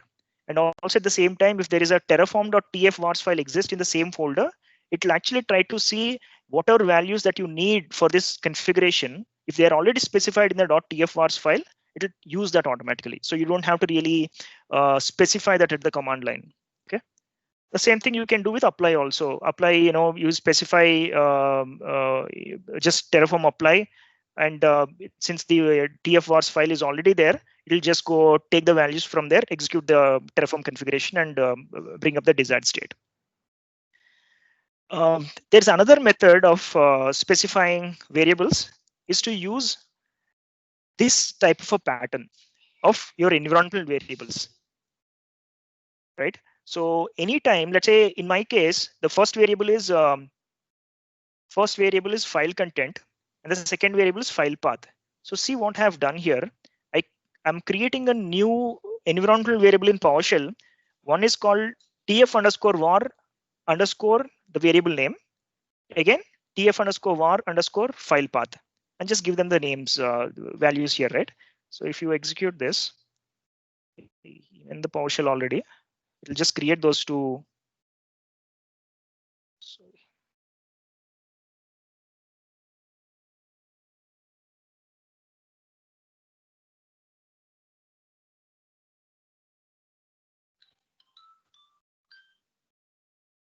So then I have these variables created. If I do .env, I have these variables already set here. All right. Now let me just rename this so that it won't use tfvars file. And now if I do a Terraform plan .tf plan, it's actually reading my environmental variables, because that's how it basically looks at, right? It'll see first if you have specified anything in the command line. No, I have not specified anything. Is there a tfvars file in the same folder? No, there is nothing. Then it will go look at the environmental variables to see if it can actually fetch anything from the environmental space there. And then it finds that there is a tf_var_ file content, and there is a tf_var_ file path. These variables are already set in the environment, so it will basically pick up the values from there and start running the plan execution, creating the execution plan in this case. Other basically specifying your variable values. Okay. Now, where do you use each of these things? This method in general, I've seen people use it for things like access keys, AWS or Azure, let's say client ID, tenant ID, subscription ID, such things, or any other. Let's say there is some sensitive information you don't want to really pass it as a put it into a vars file or something. For example, as a part of your build process, you want to get the password that you want to set for an admin account or a database instance or whatever it is. You want to get it from a vault, a key vault or a Hashicorp vault or something, and then set that as an environmental variable for that particular session where you're running Terraform. Terraform plan, and then remove that session once your automation is complete. Right? That's one way of doing this. You don't have to really pass anything to the command line because the moment you pass anything to the command line, it is visible in the logs. Right? You don't have to do that. Instead, in this case, I just set that as an environmental variable, a password string I want to use, and then run Terraform Plan or Apply. It will basically look at the variable in the environment and then do the job. Okay, so there are multiple ways. I mean, if you're running everything locally, you might want to just do tf-vars file or specify everything at the command line. Specifying everything at the command line is more interactive way of doing things. You can generate a tf-vars file automatically, but like I said, all sensitive information like passwords, etc., have to be stored in that, which can be seen by others. The third method is basically using the environmental variables like this and then doing stuff. All right. Any questions? What would be the best practice of doing it? Like, should it be like with maybe? Yeah. So what I would do is I'll mix a couple of things here. TF-vars basically I can generate a text file, right? I can generate a key value pairs in my text file automatically from my build process. So for whatever that is not sensitive, non-sensitive content, I'll use a tf-vars file. And for everything that is sensitive, I'll just use an environmental variable. Got it. Thank you. Yep. All right. So we looked at this as well. The last thing I wanted to talk to you guys about in this module is the graph itself. So when you run, for example, let me go for the fourth one. So I have another configuration here if you see. So what it is doing is there's a locals block. I'm defining the first file, and then there is a variable that I'm trying to capture. It has a default value. I have a data source. It is actually reading the content of this folder. Okay. So when you do this, it will actually read this and get the, for example, in this state file, if you see here, right? Whatever you see here for the my first config, this all gets returned to as a data source here, as a part of this data source call. Right? All those attributes, whatever you see in the state file, will be available to me for accessing that in a different resource. Now, what I have here, for example, I have content base 64, file name, ID, sensitive source, and so on. Right? Now, see how I'm using that data source. So I have this data local file config. I'm actually calling that here. See, I can take that. I'm taking actually from here, but I could do that same thing for data also here. See, taking the content from here, I'm reading that current state of that local file resource, and then using that here to create the second config. Okay. Is there a conflict here? Maybe. So where.file path. Okay, maybe make it third config or something. Okay. So, but that does not exist, right? It's coming from a variable file path second config. Okay, let's make it second config only. Okay, that's fine. So when you run this, from plan, let's say, should not prompt us for anything. There's a new file ID which is getting generated. This will be the output. See, changes to the output. There's nothing else that is changing, but it is just giving me the output here. Okay. Now when I do a Terraform apply, let's go to the state file and see if their output already captured here. You don't see any output here, right? There's just one file. There's no output in anything here. I'm gonna do apply here. Let's see what happens.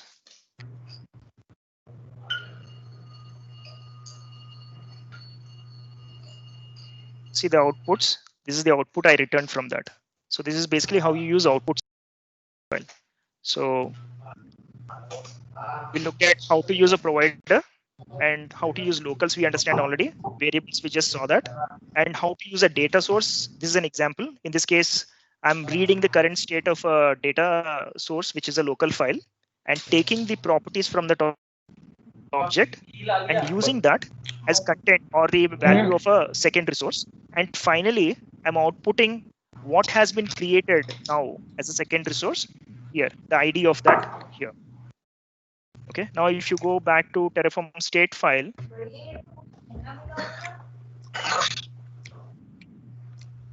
you can see that it is updated with respect to the dependencies. This is the dependency that I have here. Okay. And this is the output we generated. Now, this is why we said TF state file, storing that in a kind of a source control system or a place where it is visible to multiple people is not recommended, because the outputs could contain sensitive information. In this case, it's just a file ID. But imagine this is a database connection string, right? You don't want to show that database connection string to everyone. So that's why you should not actually store anything. If the TF state contains any sensitive information, you should not put it into a source control system. Okay. Now, go ahead. Ravi, one quick question.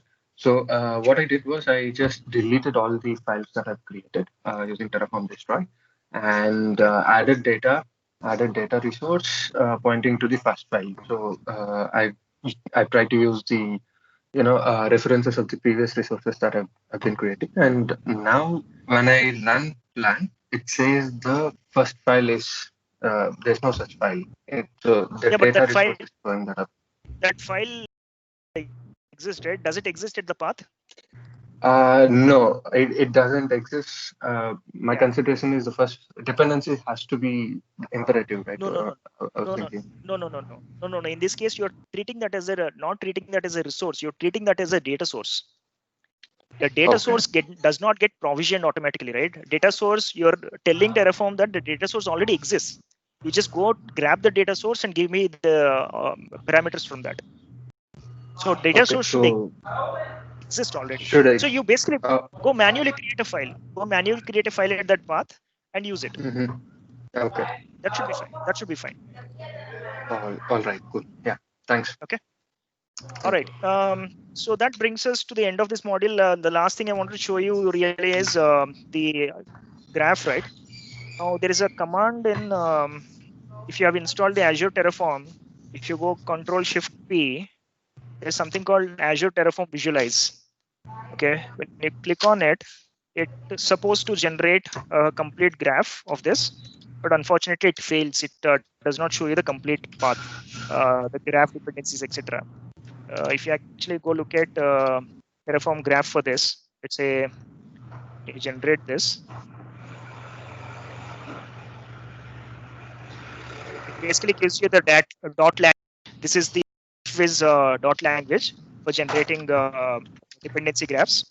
Now there's a diagram that is generated here, but if you want to really visualize that, you need the graph.viz command. This is the I already stored this diagram content as a local.dot file. Let me just generate this PNG file.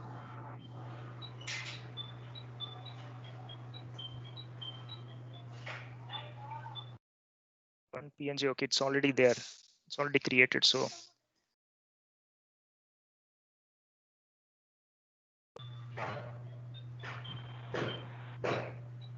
this is the kind of graph that Terraform is actually looking at. Before it provisions as a part of the execution plan, it creates this kind of a graph internally and walks through that graph so that it basically identifies what dependencies have to be deployed first and then the other ones. Right? So this kind of becomes very useful, when you have complex configurations, you want to understand how the Terraform flow is going to happen. Right, we will maybe see in a later module how we can actually use this and understand how the total workflow will be done within Terraform. Okay.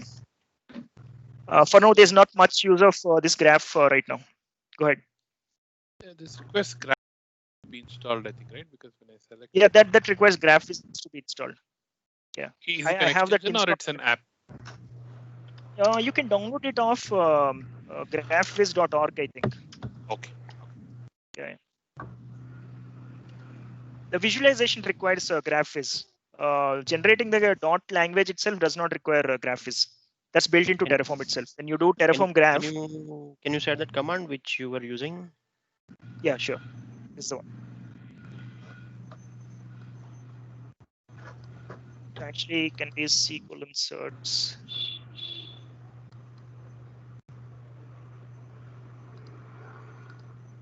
Okay. Yep. All right. It's 12:10, guys. We'll break for lunch now. I know it's a bit early, but if we kind of start with the next session, it's going to take another 30 to 40 minutes easily. You want to finish your lunch early and come back by 12:45? Can we continue and then take a break after 30 minutes? If everyone is okay, then we can poll. Yeah, I'm good. What do you guys think? I'm fine. Fine. Okay. Okay. Let's carry on then. That's good. It's good to have supportive attendees like you. Right. Ravi, Yeah, And a supportive trainer like you. Go ahead, Sunil. Dot is a command. What exactly is that command? Dot is a command within GraphViz package. Oh, GraphViz package. Okay. Yeah. Once you install GraphViz package, this comes actually. Yeah. Okay. So let's go back to the slides and see what we have. I'm sorry, there might be some disturbance here. My kid decided to play here, so.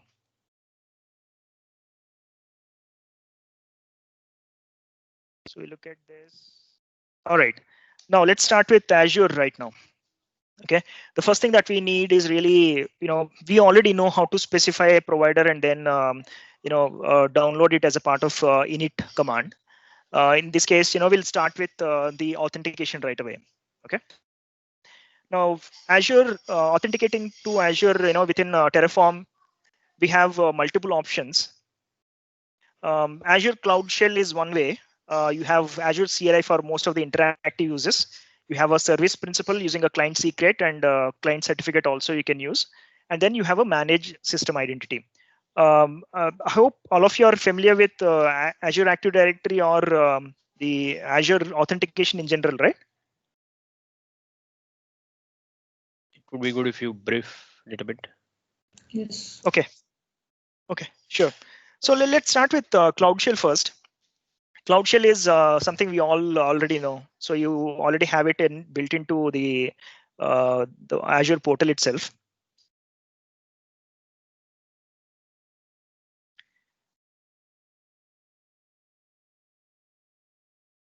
Okay. So if you have already provisioned your storage for your Cloud Shell, it will bring up whatever was the default last shell that you accessed. So in this case, it is bringing up Bash for me.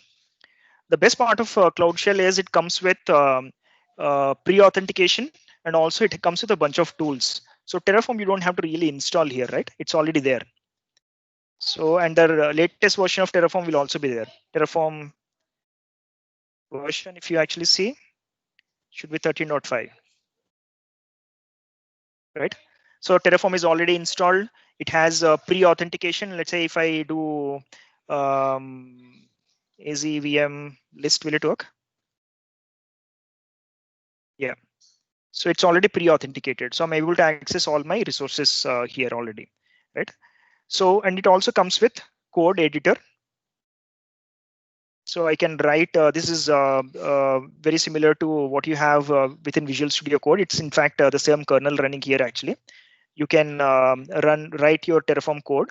For example, let's say I do provider Azure RM. And then features is mandatory, just put that. And I can save this file as let's say main.tf. If I see here, is it there? It's there. So if I do a Terraform init, it's actually now gonna take that TF file, download my the provider. So if I do dir I don't know, this is a bash, right?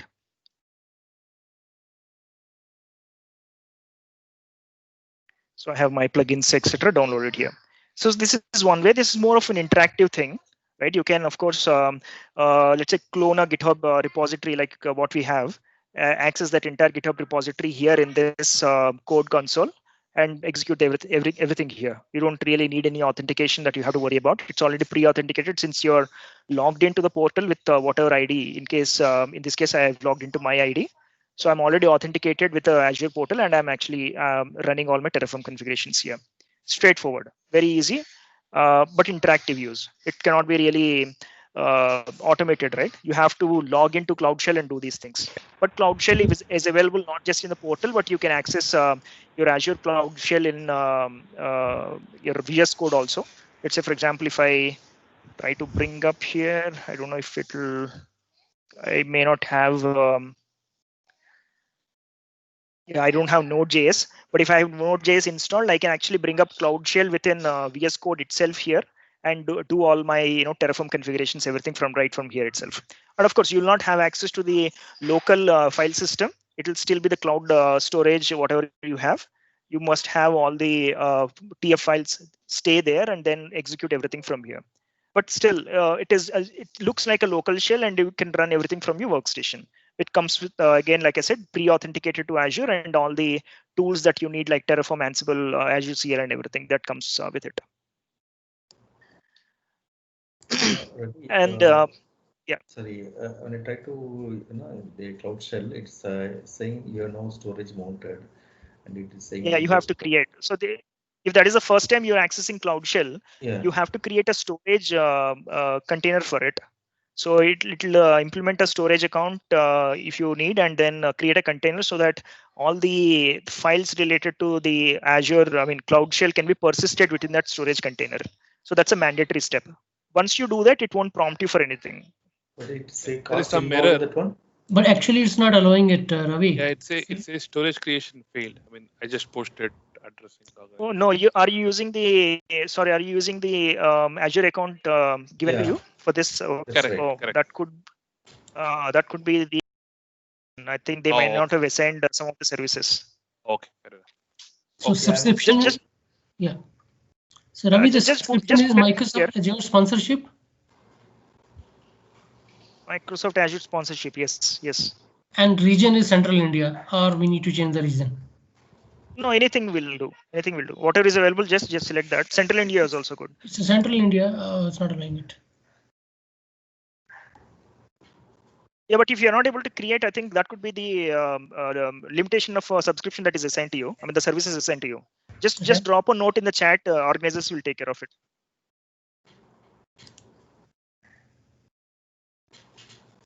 Okay. So you can try it later also. We're not going to use Cloud Shell anyway now. We can try it later also. And the second method of authentication we have is client secret, or let's say, let's look at Azure CLI first. So Azure CLI, I have already installed Azure CLI here.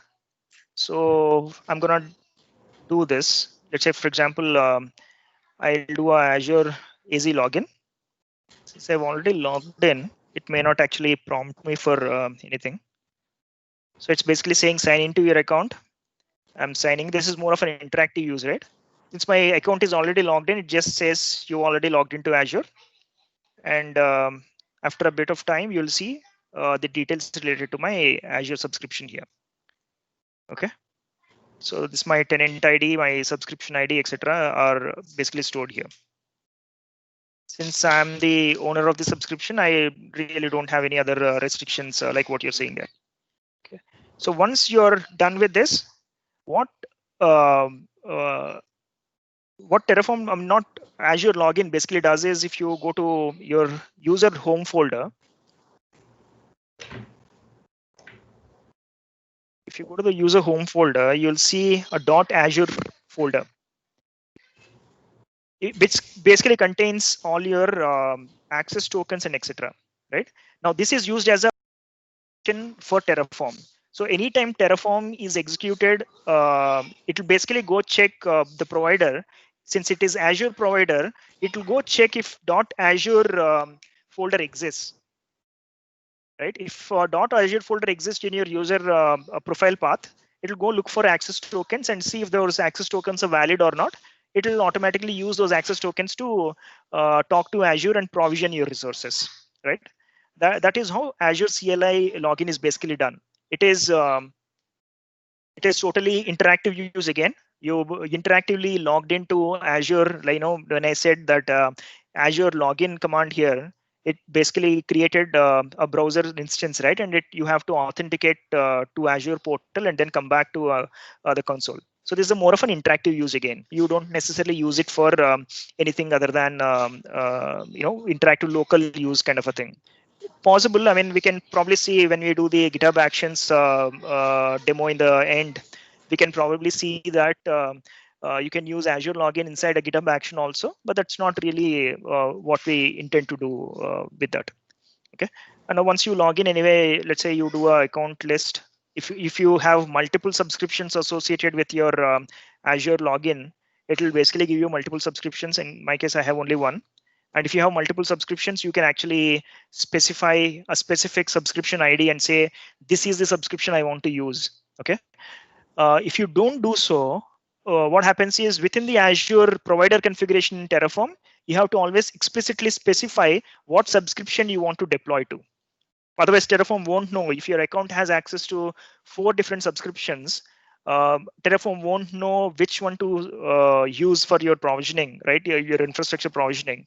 So you have to explicitly specify. We'll see how to specify that in a bit. Always for deploying your cloud resources. Right. This is another method of doing Azure authentication within Terraform. The third method is the client secret. Okay. So within Azure Active Directory, we have the concept of application registrations. So if I go to Active Directory, I don't know if you have access to this again. During the break, I'll check with the organizers to see if they've given you this access. But otherwise, you won't be able to try this also. So if I go to app registrations, I can do a new app registration here. Okay. Once I do a new app registration, it will basically create a service principal, right? Instead of using my password, username and password, in this case, I'll be using a service principal to authenticate with Azure. In this case, I have, let's say, already created something here. If I go to this Terraform, I have something called an application ID. And there are tenant ID. Tenant ID is same as what you've seen with Azure CLI also. And then within this, I'll have secrets and certificates. So certificate will come to that in a bit, but I have a secret also here. I can now use this client secret along with the service principal I just created, which is the application ID, from here, and then authenticate to Azure when using Terraform. So let's see an example of that. So if you one way to create that is basically using this command.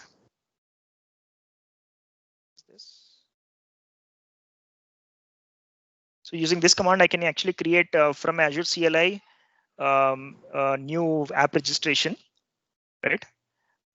Once I create the app registration, it will actually give me a set of details like the password, client's secret, and so on, right? And then I can use that in a configuration. If I go to this, you'll see this way. So you specify provider Azure RM, and this is the version of the provider. I'll talk about this version constraint in a bit. I missed it in the previous section. And then you specify a subscription ID. The client ID is your app ID that you see there. Client secret is the password you created here.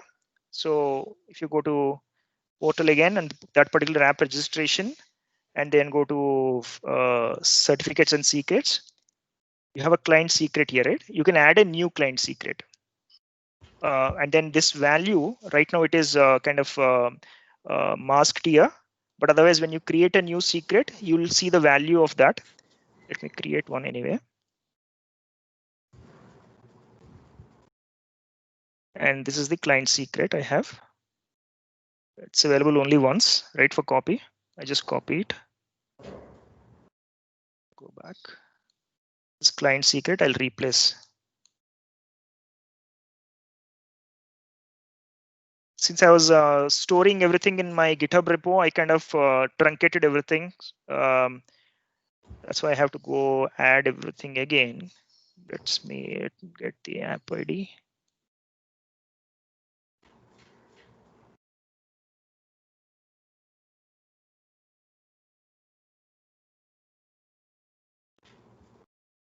The tenant ID from there. I could have done this using the Azure CLI command I just showed also, but since I already have an app created here, I'm just reusing the same thing without creating a new one. Okay. And this subscription ID is elsewhere. Okay. I have a lot of work to do after this workshop to ensure that all these things are deleted. And this session is getting recorded. So if you have this information, this is good enough to go deploy to my service, cloud services, right? So now I have this. Let me just rename. If I have to initialize a different folder altogether. All this there is data a you got sorry, you did the app registration, right? From that. Yeah, you can do an app registration and you'll get it. Yes. And in your code there, the sample, you'll also see something called SP 03 auth SP. So you run this command at the command line once you authenticate with Azure CLI. That also gives you the same information in a JSON format. You can just copy paste from there also. So all the information from this command output we can reuse to Exactly. another file. Yeah, the only gotcha there. Yeah, the only gotcha there is if I go back to Terraform. I think that service principle requires more access. I think you need application administrator also. Correct. Yeah, I think you need a contribute level access. I don't think they've given you that. Application, and yeah, that's a one. No, you have to be owner of the subscription. Yeah, Is yeah. it? Okay, I thought application administrator and contributor. Yeah. So this is how the output from that command would look like. Now, how do you map is basically is client ID in the TF file here. The client ID that you require for the provider is the application ID, right? Is the app ID. The password, what you see in the output, will become the client secret. That's a client secret I have. Tenant ID is same. Subscription ID is other things same. Okay, let's try to execute this Terraform init.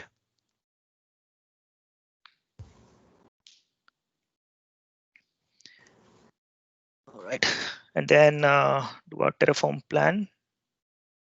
So Terraform plan should now use this client secret.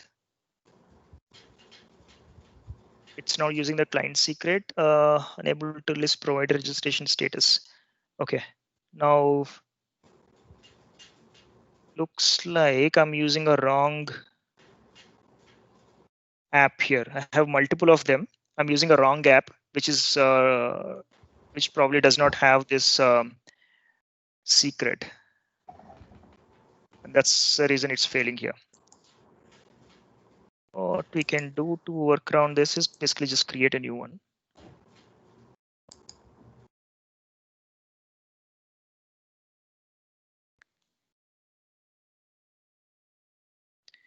I really don't want to do this, but let's do it anyway.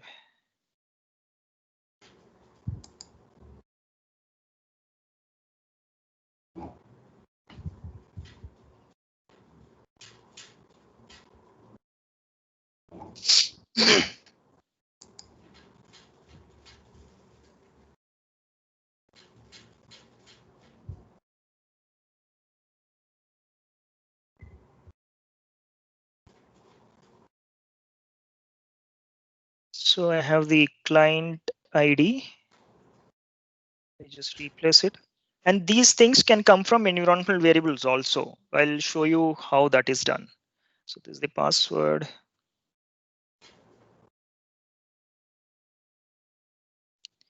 And the tenant ID is the same 80, right? 74D80, which is good.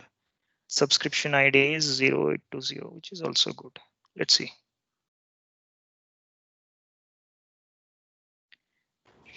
Should work this time.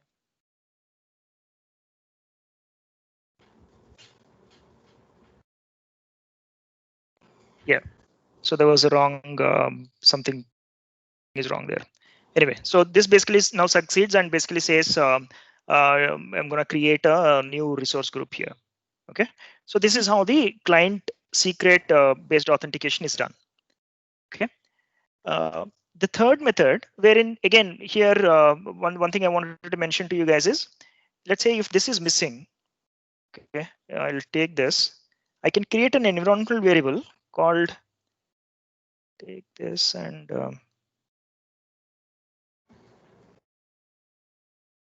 create something called $env ARM underscore client underscore ID and set it to this value. Okay. Now when I run this plan again, let me comment this instead of deleting it. So that's how you do comments in Terraform configuration. If you do a plan again, it should ideally pick up this ARM client ID from my environment variable instead of configuration.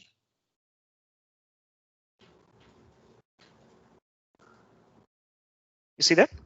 So it's actually now picking up rest of the values from the provider configuration here, but only the client ID, which is actually coming from environmental variable. Now, this is a standard practice in Terraform. If you have a parameter here that you want to, for this particular, if you have a configuration has to be specified for this provider, you can always prefix it with ARM underscore and the parameter ID, put it as an environmental variable. Terraform will try to look for it. Okay, for the Azure provider. Similar to that, AWS also has certain things. AWS credentials, for example, there's a parameter called credentials, for example. If it's a AWS provider, you can always specify AWS underscore credentials as an environmental variable and give it a value. It will actually go look for that variable also. The use case is similar to what I mentioned. These are my sensitive information, right? This is my sensitive information. I don't want to share it with anyone or put it in a text file like this so that it's visible in a source control, etc. Especially, those attacks that we have seen, people leaving their access keys in plain text in GitHub repositories, etc. There are people who actually look for these details and start using it. So instead of doing all these things, I can actually put all these values in my key vault. And then as a part of my build process, I can bring them into the CI system, the continuous integration system, set them as environmental variables, let Terraform do its job and destroy the environment after that. So that's how we kind of use these things here as environmental variables. And that's why that's a use case, the primary use case here. So okay. One question, Pravik. Can this come from the key vault or something? Or it just has to be the plain text type? It's a chicken and egg problem, right? If Terraform has to directly get this from key vault, it has to authenticate to the key vault. Now, how do you authenticate to the key vault without having the client secret? You cannot. So that's why I'm saying you keep a separate key vault for all these things. As a part of your build process, you bring in those variables, not as a part of your Terraform configuration. Okay. Yeah. Get it. Okay. Hi Ravi. So actually, few companies, right? So we can't directly log into the portal. So they have some layer on top of it, like something like Okta single sign-on. So during that time, should I use the Okta provider or the third-party single sign-on provider to authenticate to the cloud portal? Yeah. Yes. So if there is a way Terraform can understand that, yes. So for example, if you're using so this is here, these are all configuration related stuff. There was one, see this login from a remote host, you can do it, right? If your the third party provider actually supports this way of logging in, you can actually do a Terraform login, which will basically log into that provider, which will act as now proxy to the remaining world, and then do the provisioning for you, right? That's possible here. But do this application service principle supports multi-factor? I thought it doesn't support the multi-factor part, right? It doesn't. It doesn't. Okay. That's where the catch is. Yes. So all the multi-factor is via for the GUI part when you log in portal, but all this backend stuff doesn't use that. Azure CLI login uses, but Service Principal does not use. Yeah, that's here we are talking about Service Principal, right? Correct. Yeah. All right. The next one is client certificate. Okay, which is very similar again. I'm using the same app registration. Instead of secret, I'm now using a certificate. So if you go back to the portal and Active Directory in my application, app registration here, you'll see that again in certificates and secrets, I have a certificate thumbprint which is already uploaded here. I need to generate this. For example, in this case, I generated a self-signed certificate. It's there in the code that I shared as a part of this. If you go create cert, this code can be used to go create a certificate, self-signed certificate, and then use that to create a new app registration, new service principal. Okay. Once I do this, I have my private key locally, right?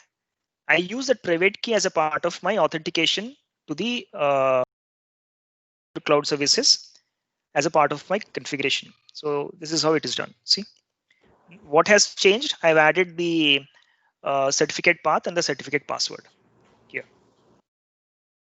That's what has changed. Instead of a client secret, I replace that with a certificate path, which is a local private certificate I have, and then the password for that. So it has the same effect, but instead of using a secret, I'm using a certificate here. That's the only difference. Okay, this is it depends on what your organization policies are. Do you prefer using a client secret or a certificate? If you already have a certificate provision for your infrastructure, you can go this way and then authenticate using certificates than client secret method. I'm not going to execute this, but you can try it if you have generated or use this tool to generate a certificate and so on. Any questions on this? So for all these credentials, as you said, the secure way to do it is either use the environment variables, or we can also use TF-var also, right? Dynamically generate it and delete it, and clean it up as part of a CA. No, TF-vars are only for the variables within the configuration, not the provider configuration. Provider configuration really looks for those ARM_ values. Okay, so for example, for passwords or the certificate password, better is to use the environment variables. Yes, correct. Yeah, or you can actually, since this is also part of provider configuration only, you can do a ARM_client_certificate_password. That is possible. It will go look for that. You don't have to really collect that as a variable also. I didn't understand that. No, it's a provider configuration. Okay, it's a provider configuration, right? So you can just prefix it with ARM_ and set that as an environmental variable. It will look for it. Okay. So anything that you see here, right, can be simply prefixed with ARM_. Since this is Azure RM provider, it will basically look for ARM_ prefix and then look for the remaining part. Okay, interesting. Okay. Yeah. The last method of authentication is a MSI, a managed system identity. Okay, a managed system identity basically, whenever you deploy these resources in Azure, right? Full screen. Whenever you deploy these resources, like virtual machines and many other app services and so on, you can assign a managed system identity to it. Let's say within the virtual machine, you want to perform some cloud service activity, task. Like let's say within a Azure virtual machine, you want to access your cloud services or your subscription, get some data from a storage container or a blob or something like that, right? At that point in time, using a managed system identity, you can bypass these logins, right? What happens is, in that case, the managed system identity basically says that this particular virtual machine has a system identity endpoint, which can be used to authenticate to all the services within Azure or whichever is assigned as a part of the MSI assignment, and then use that for all your authentication purposes. So Terraform can also use that, but the only catch here is you have to run Terraform within that virtual machine, which has the system identity assigned to it. Okay, there could be two different types of assignments. One is a user assigned identity, or could be a system assigned identity. You can use either to authenticate within Azure resource. I don't think I've brought up this VM check. So if you go to virtual machines, I think I've created one already. It's Asia 2020. So if you go to identity, I have a system assigned identity here. See, by default, if you have a virtual machine goes look at it, this will be set to off. Even the user assigned will also be, nothing will be there. So in this case, I select what role. I think I have an owner role assigned to it. Now within this virtual machine, if I run Terraform, it can actually do the same configuration. So let's try to power this on. Might take a while, but the concept here is that you run this configuration very similar to Cloud Shell, right? Very similar to Cloud Shell. You are running in this configuration inside that virtual machine now. Okay, it could be there are different support you have for Azure services. I think I don't have a list on top of my head, but if you go look for this, you'll see that only certain resources actually support managed identities, not everything.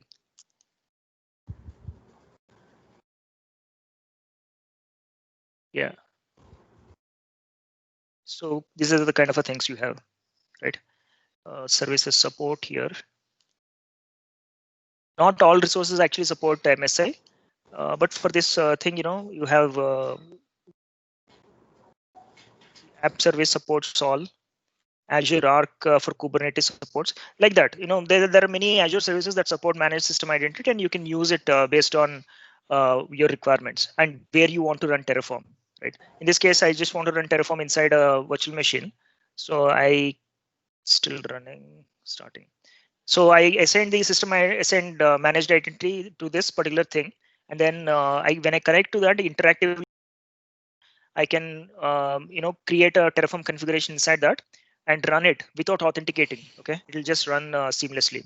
What Terraform does is, in that case, all you have to specify is, though, in your configuration, use this use underscore MSI equal to true. When you set that to true, what Terraform does is it tries to find where is the endpoint within that virtual machine. And if it finds an endpoint on that particular virtual machine to authenticate to Azure, it uses that to authenticate and perform all your configuration. This is the only attribute that you need to add. Subscription ID, again, if you have multiple subscriptions, etc., you need to specify these two parameters as well. But otherwise, use MSA should be good enough. Okay, this machine started, so let's see if we can run something.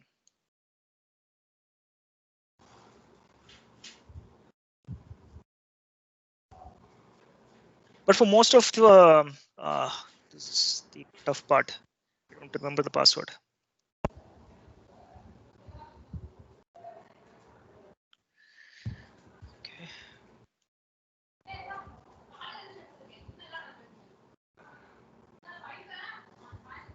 Okay. Anyone? No.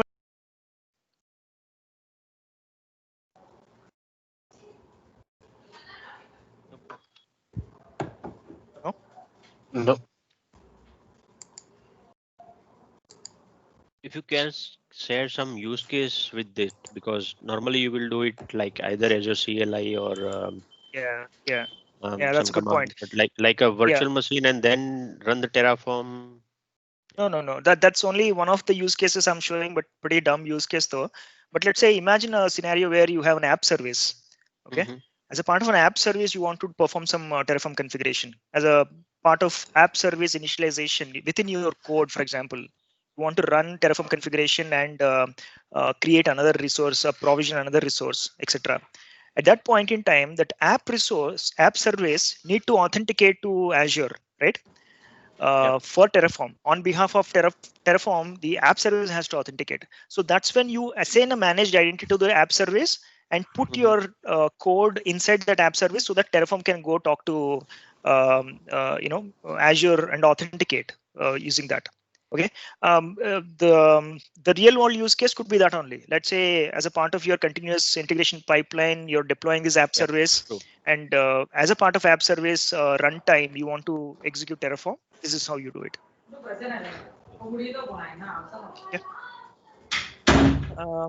Yep, clear.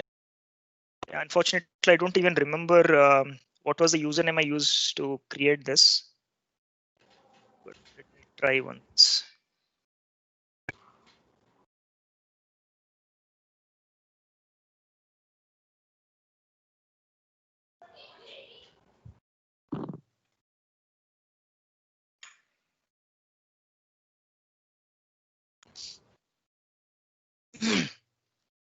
So that's the last one here. So one question, Ravikanth, here. Yeah. So if I have to install, say, for example, some agents like Microsoft extension and all that stuff, so I can do it using the Terraform and the system identity, or do I need to get the login, local voice login? You want to install agent inside a VM? Correct. It's basically agents, right? The Microsoft extensions. Okay.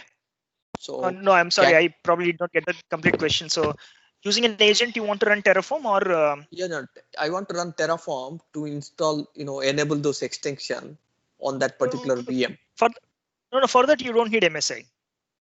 You can do it using a provisioner, or for example, Terraform itself contains all those extension resources. Yeah, but the thing is, the trouble I have is, I need to get the login for each of those systems. OS login, OS level login, or admin or root logins. No, not needed. That's the thing, right? That's not needed. So if you go look for extensions, see virtual machine extension you have. Using this virtual machine extension, you can run anything inside the virtual machine without knowing the details, right? That's the part of extension. That's the beauty of extension, right? You don't need to know the login credentials of that. The extension runs as a system account inside the virtual machine already. So anything that you want to specify or you want to run inside that, just use this extension and it'll take care of that. So in this case, what they're doing here, yeah, they're running a custom script. They're just running a host and uptime, but this is how you can use extension within Terraform configuration to run something inside that. Okay. Okay. Yep. Okay. Let me go see if this is done. Okay, this is done. Try again one more time.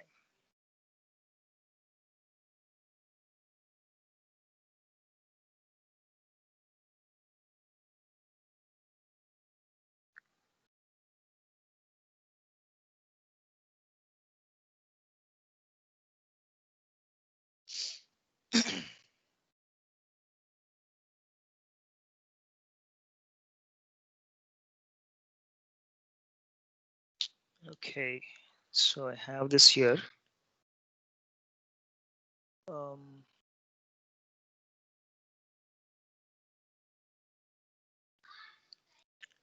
I think I installed Terraform. Let me check quickly.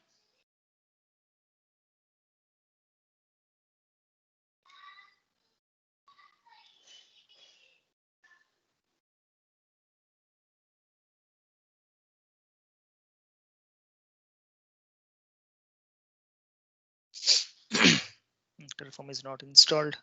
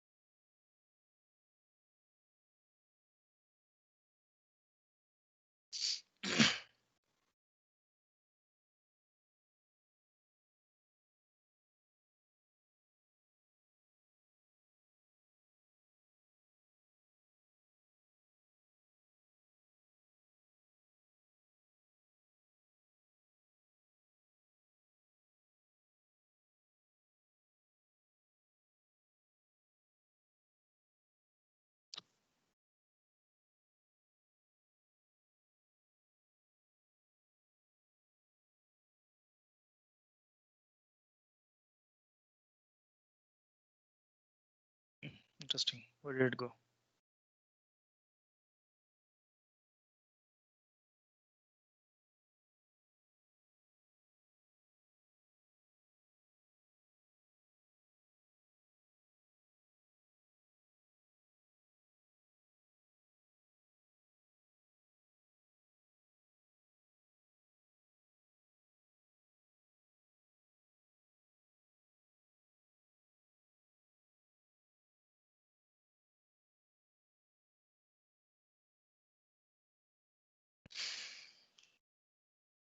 Sorry about this. Let's take it, get it down.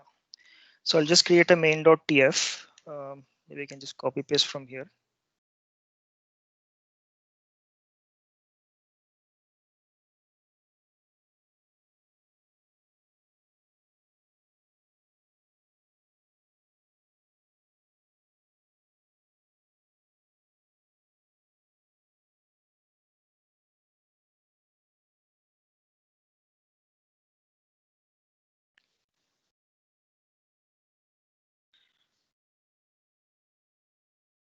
I don't need the tenant ID, and secret is not needed.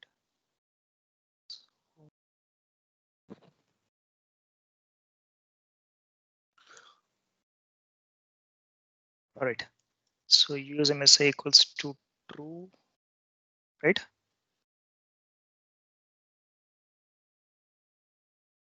Anything else that we need here? Use MSI is true. Features is there, I think already. Okay. So let's try to run this main.tf I have here.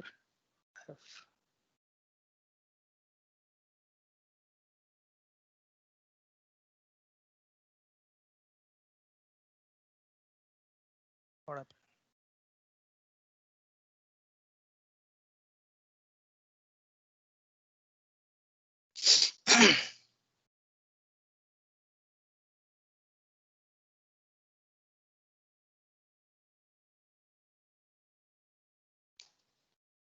Okay, so let's finish this by running a plan.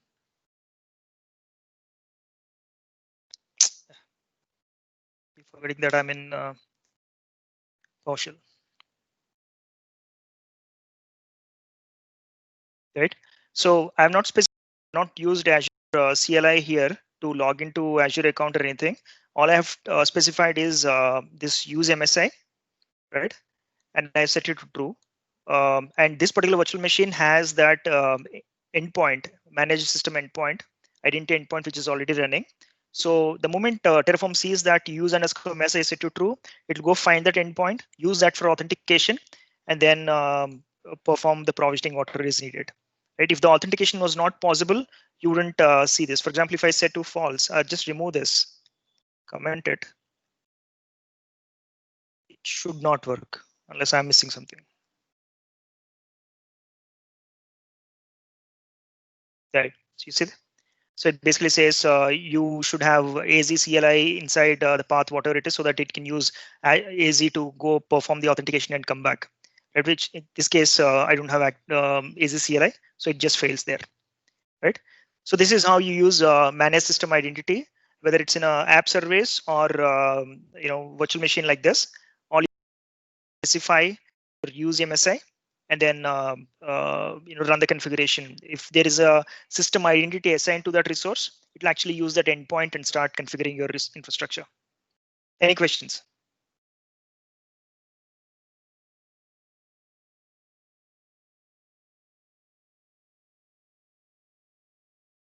All right. So that's the end of module 3, which basically talks about Azure authentication within Terraform. So although there are multiple ways of doing things, we'll default to Azure CLI since most of you don't have access to the service principal creation, etc. So we'll just stick with Azure CLI authentication and then proceed with the remaining modules within this course. Okay. I have a bunch of modules to cover. So we completed only 3. We have a 4th module, which is mostly walking through our basic Azure configuration and talking about different resources within that, how we structure dependencies and so on. And then we have 6 where we talk about expressions and functions. Sorry, 5. 6 is basically about modules. 7 is about backends and workspaces, and 8 is about testing CI and CD. So we have a lot of content to cover. It's 1 o'clock now, 12:55. So should we come back at 1:30?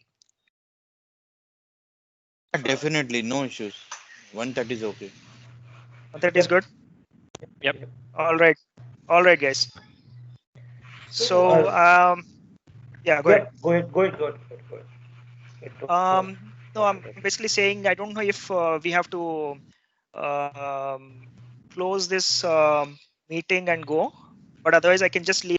Please let me know if anything else. I'll be on the chat. So jump in. Sure, Amal. Thank you. Thank you. All right, guys. So let's get started. So the next thing that we'll see is, now that you guys are able to authenticate, right? We'll default to Azure CLI for all the authentication. All you have to do is just do a AZ login, and then just complete that. That should be good enough for Terraform to pick up your authentication details and start provisioning. Okay. Can you all confirm that you're able to log in and use, let's say, Terraform Plan on any of the configuration that we have seen so far? Checking. Yeah, please. Yep. Okay. I'll just wait for a couple of minutes and then we'll go with the next module. I'm not sharing my screen. Okay. Yeah, it is successful. Okay. So let's get started with this next module. What I'll do in this module is I don't have any slides. I'll just directly take you to the configuration document and then walk through a lot of different aspects within the configuration itself. Right. As a part of that, we will learn about dependencies and other aspects within our Terraform configuration. Okay. So this hands-on exercise is basically about creating a basic Linux virtual machine. So going to my config here.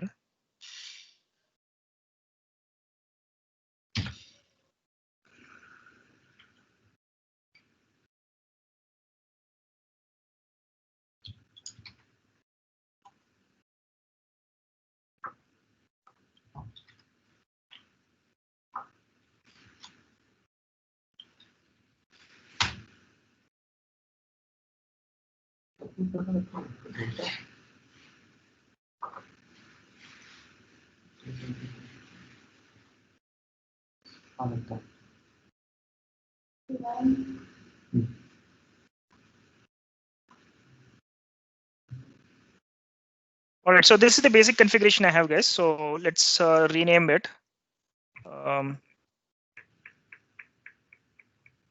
Right.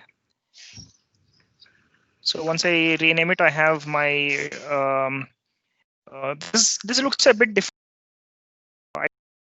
I have the provider named it not Azure RM, but Azure here. So one thing that you see different here is this Terraform block. Terraform block is basically about your Terraform configuration itself, right? If you look at this, I have a required version constraint here, which basically tells within the Terraform configuration itself, what is that version of Terraform that you want to use? In this case, it could be anything greater than or equal to 13.0 or anything less than or equal to 13.5. So anything that falls between 13.0 and 13.5, I can use as a applicable version here. And I have a set of required providers. Okay, this syntax is new to .13 release. Before .13, it was not. This is not how it was done. Starting with 13, you have the required providers list here. This is the name of the provider. You can name it Ravi also. It doesn't matter. Okay, and then rename this to Ravi here. Okay, so that doesn't really make any difference. This is just a alias kind of a thing that you're providing to this Hashicorp Azure RM provider source. And this source can be anything. Right now, I'm downloading it from Hashicorp, Terraform registry directly, and this is the version I need. But otherwise, this can be your own Terraform private registry or kind of a local SMB share or something like that also, right? You can do it as well. Now, coming to the version constraints here, this is a very detailed way of doing this. Here, whatever you see here, for example, a tilde with a greater than symbol basically says that I can work with any version. I mean, this configuration requires a specific version. I mean, Azure RM provider, but it can be 2.33.x. This X can be anything, okay? But it won't download anything like 2.32 or 2.34. But it can be anything 2.33.0 to any number X here, right? So that is the kind of a version constraint I have. In this case here, it is a range I've given. In between these two versions, I need a specific version of Terraform to be used. Okay, these version constraints basically apply to either modules or Terraform required version itself for a provider version. It's also right. These version constraints are a part of a configuration language and not necessarily the provider configuration parameters. Okay, so this particular string can be replaced with, for example, equal to. That basically means I need 2.33 only. Even if the latest version is 2.36, I won't download that. I'll always download 2.33 only always. Okay, so that's how version constraints are used.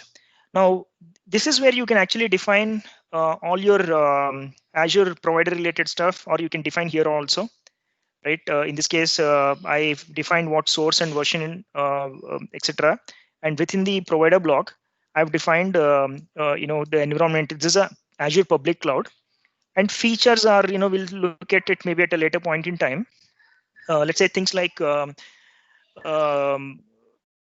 should happen. For example, if you go to the portal and you delete a virtual machine, okay, it basically gives you an option to either retain the OS disk or delete the OS disk. Now, that's not a part of virtual machine configuration, right? It's an after effect. So once you delete a virtual machine, what should happen to its OS disk? That cannot be defined as a ARM template also, for example. When you're actually deleting a virtual machine, your ARM template might take a decision based on what the default setting is. But within a Terraform, you can define that as a feature. Now, let me walk through the documentation here once. If you look at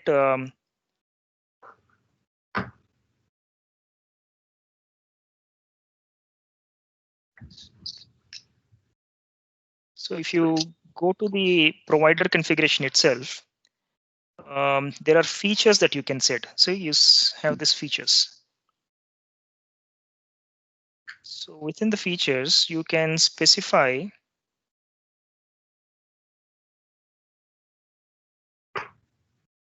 where is it? Yeah. So see here. These are the different things. Key vault. There's support virtual machine scale set, template deployment, and so on. If you go to virtual machine, see this. Delete OS disk on deletion. So now when the Terraform configuration is destroying a specific virtual machine, by setting this feature, I can say, leave my disk on. Defaults to true, right? So you don't have to specify it. But if I want to really leave my OS disk on, I can say delete OS disk on deletion, set to false. And then when the virtual machine gets deleted, it won't really delete the OS disk associated with it. Right? Some of the things that are not a part of a configuration that you cannot as a part of resource configuration can be supplied as features. Of course, it has to be supported. Right now, this supports only so much, right? A key vault, template deployment, virtual machine, and virtual machine scale set related features. For a key vault, for example, when you're deleting a key vault, should that soft deleted key vaults, recurring, the capability to recover soft deleted key vault should be enabled or not, right? By default, it is true. Similarly, do you have to really purge soft deleted on destroy? Do you want to set it true? By default, it is true. If you don't want that, you can set it to false, etc. Right? So that's the part of provider configuration that we have here. The features can be specified as that. This is a Azure public cloud environment. This could be Azure China, Azure government, or anything. Okay. Now, the rest of the things, I have a Azure group created here. And then I kind of set the name, location, east, US, and mentioning some tags, etc. Okay. Similarly, Azure Network. If you have already worked on ERM templates or Azure Resource Manager itself, this should be straightforward in terms of I'm creating a virtual network here, giving it an address space, putting it in a specific resource group, and tags again, right? These are the minimum required attributes I'm supplying to resource configuration here. If you actually go to the resource documentation, you'll actually see all other parameters, but these are the minimum required stuff that I have in the configuration here. Similarly, I'm adding a subnet. I'm adding a public IP, setting it to allocation method dynamic. And then I have a security group to allow my SSH inbound so that I'll be able to SSH into this Linux virtual machine after it is created. And there is a NIC I'm creating, and then associating that NIC with a security group. We'll come to the random ID thing in a bit. And then I have Azure storage account. So now if you see here, when I'm actually creating an Azure storage account, one of the requirements from an Azure point of view is that this storage account name has to be unique globally, right? If I'm using Ravi as my storage account name, you cannot use same name, irrespective of which region you're deploying to. The storage account cannot be having the same name. So it has to be always unique. So that's where we are actually generating a get that uniqueness in the name. But what will happen, let's say if you generally generate a random string, every time Terraform plans this at runtime, that random ID could be different, right? Because it's getting randomly generated. Every time Terraform creates a plan, there's a new random ID generated, and Terraform thinks that the storage account does not exist. So what we do in this case is, to work around that, we have something called a random ID provider. Okay, the random ID provider basically takes a keeper. Keeper is basically that a condition here, right? So so if you look at this, what we are doing is generate this random ID only when a new resource group is defined. Okay, if the resource group already exists, the random ID will not be generated at all. It will be taken from the state. So in this case, random ID won't get generated at all. But when you first apply this Terraform plan configuration, resource group does not exist, then it will go create this random ID also and use that for storage account name, right? So in this case, see how we are accessing the output value from that also, right? This is the random ID, this is the resource type, and then the resource block name, random ID dot hex. Hex is the value that is coming out of a random hex value coming out of the provider configuration, and it's of a byte length 8. Okay. Now you don't have to really remember all these details. The documentation is excellent. If you go to random ID provider,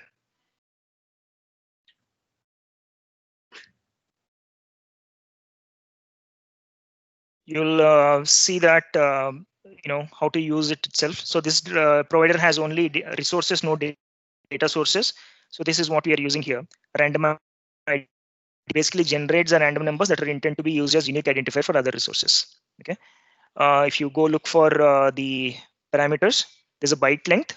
A keepers is basically an optional thing, but it's a arbitrary map of values that when changed will trigger a new ID to be generated. In this case, my keeper is the resource group ID, right? So that won't change between multiple plans, the name, sorry. If that changes, of course, we go create a new resource group and generate a new storage account name also for it. But otherwise, this would be constant across multiple plans. And then the random ID will be same for me, right? So that's how the constraint is put together here in this case in configuration here. Okay. And then there is a resource to generate a private key. And you have an output here. This also shows that the blocks can be ordered in any way I want, right? It's not necessary that output has to come at the end of the configuration. It can be even in the beginning also, it doesn't matter.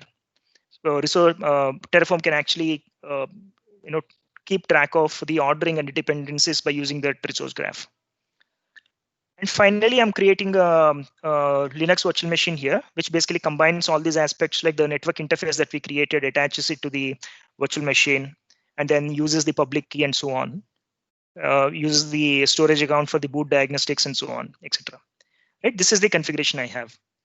So let's try to run this. Any questions here?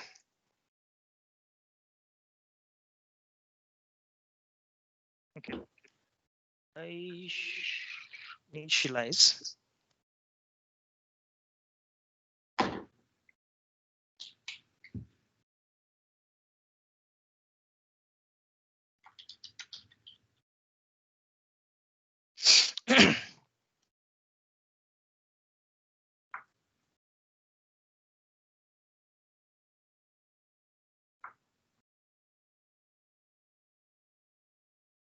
Okay, it is initialized. So let me do a plan. So you also see that it downloaded these different providers.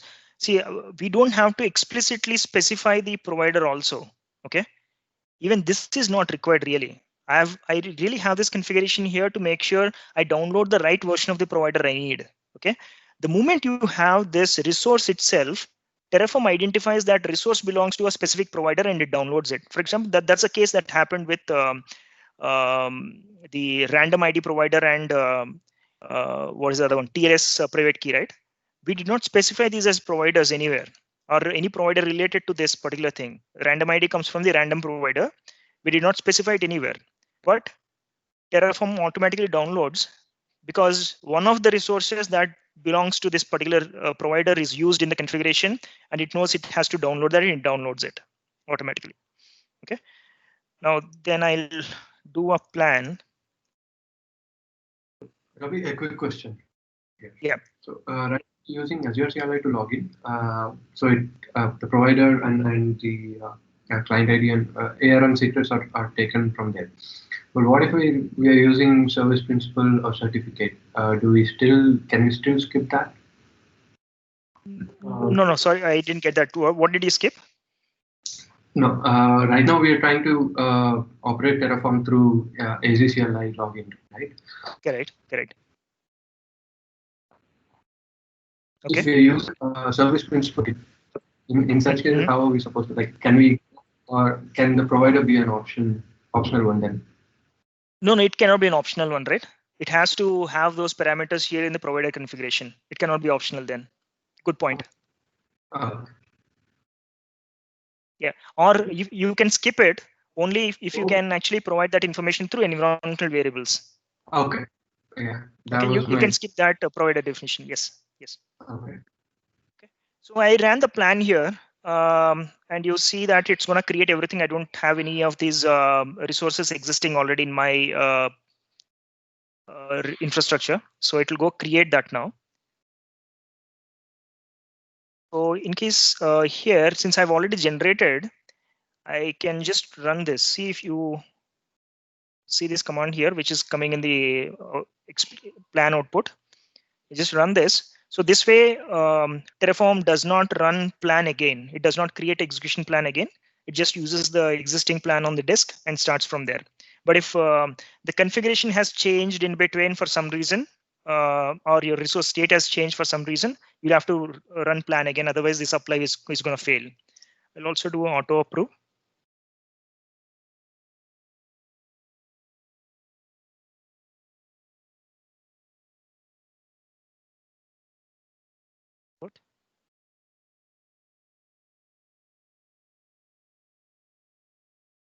Yeah, when you're specifying a plan, auto approve probably is not needed. Let's see.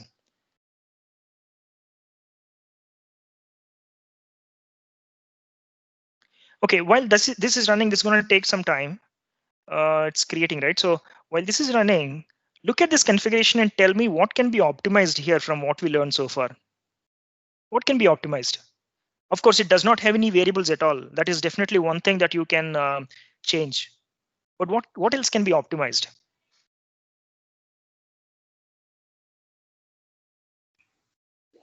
Can have different modules. modules is definitely a good one. We'll see that. Okay. Can have a local variable and use it, those variables. Yes. Next.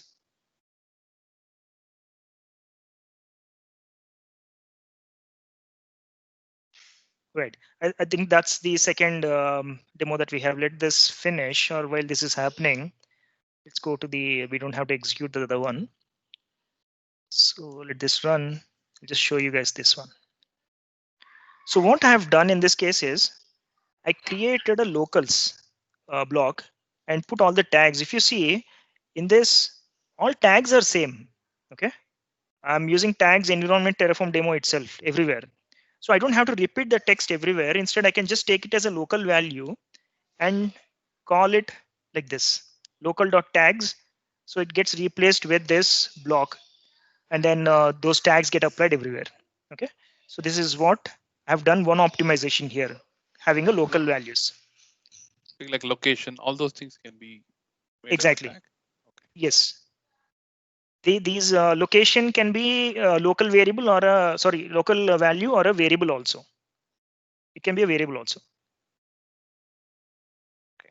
Since it's repeated multiple times, right? Anything, for example, anything that you have fixed parameter value within the configuration and it's repeating multiple times in the configuration, it is a good candidate for a local value.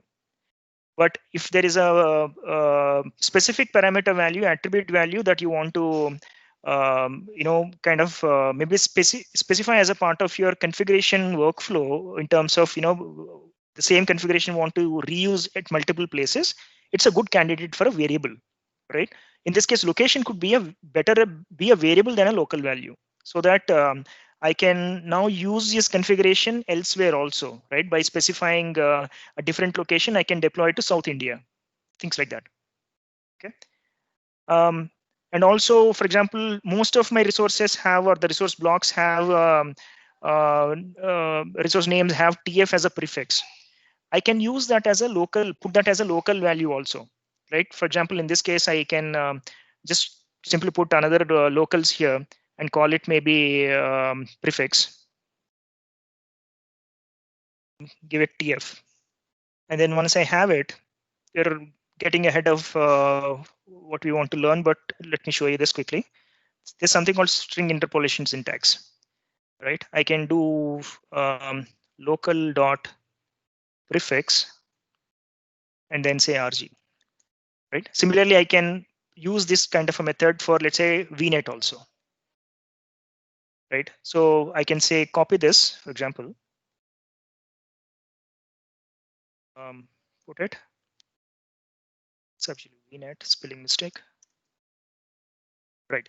Now, from the local, it will take the prefix and it will, when it generates the plan, it will go look for TFRG, TFVNet, and so on. Okay.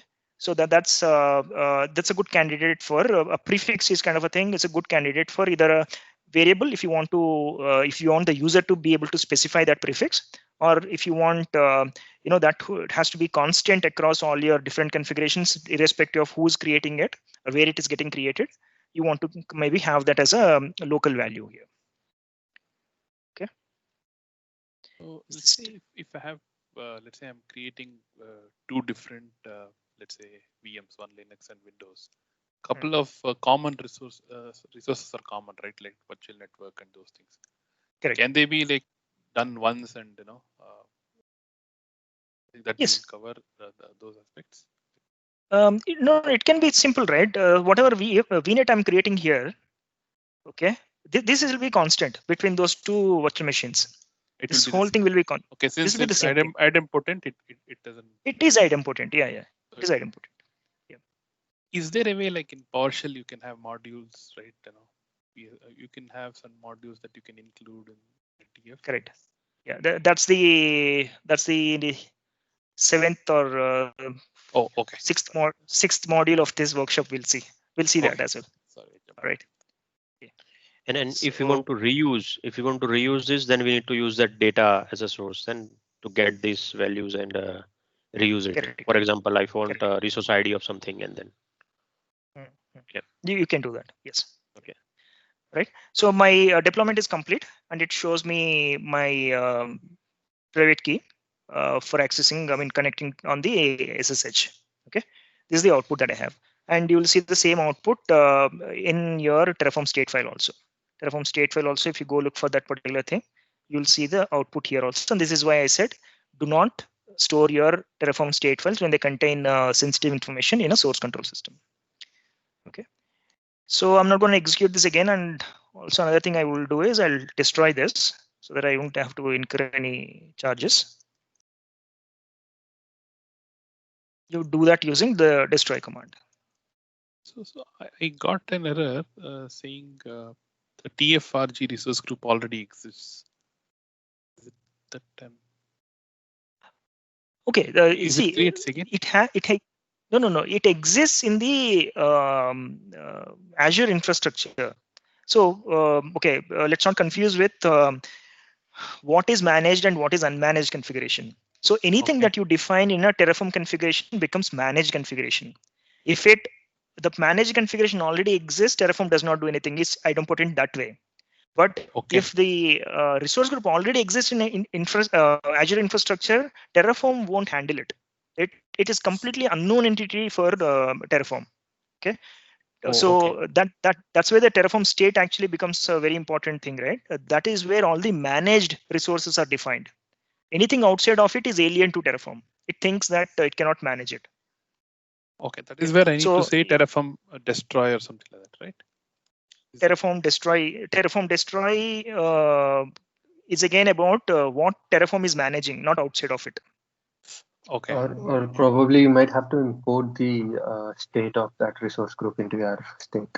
Correct. So what you can do is when you create a configuration like this, just add that resource group details like this as a resource configuration, and then do a Terraform import. I don't have a demo for it, but if you know what is a resource group already, just add a block like this with the same details, the location, etc. What are tags that you, etc. What are mandatory parameters basically for that resource configuration.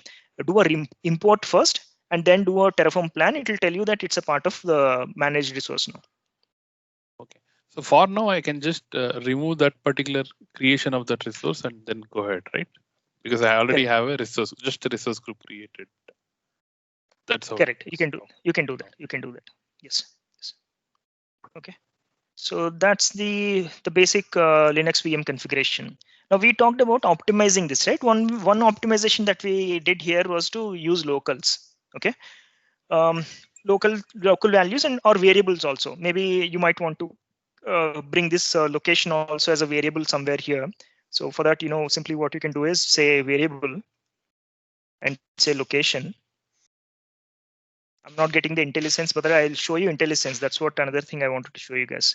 So if you see here, since I have the extension loaded, say I get this variable here. It's a variable block. Now I can say location and come here. When I do default, it's supposed to come. Not come. Maybe the language server crashed or what?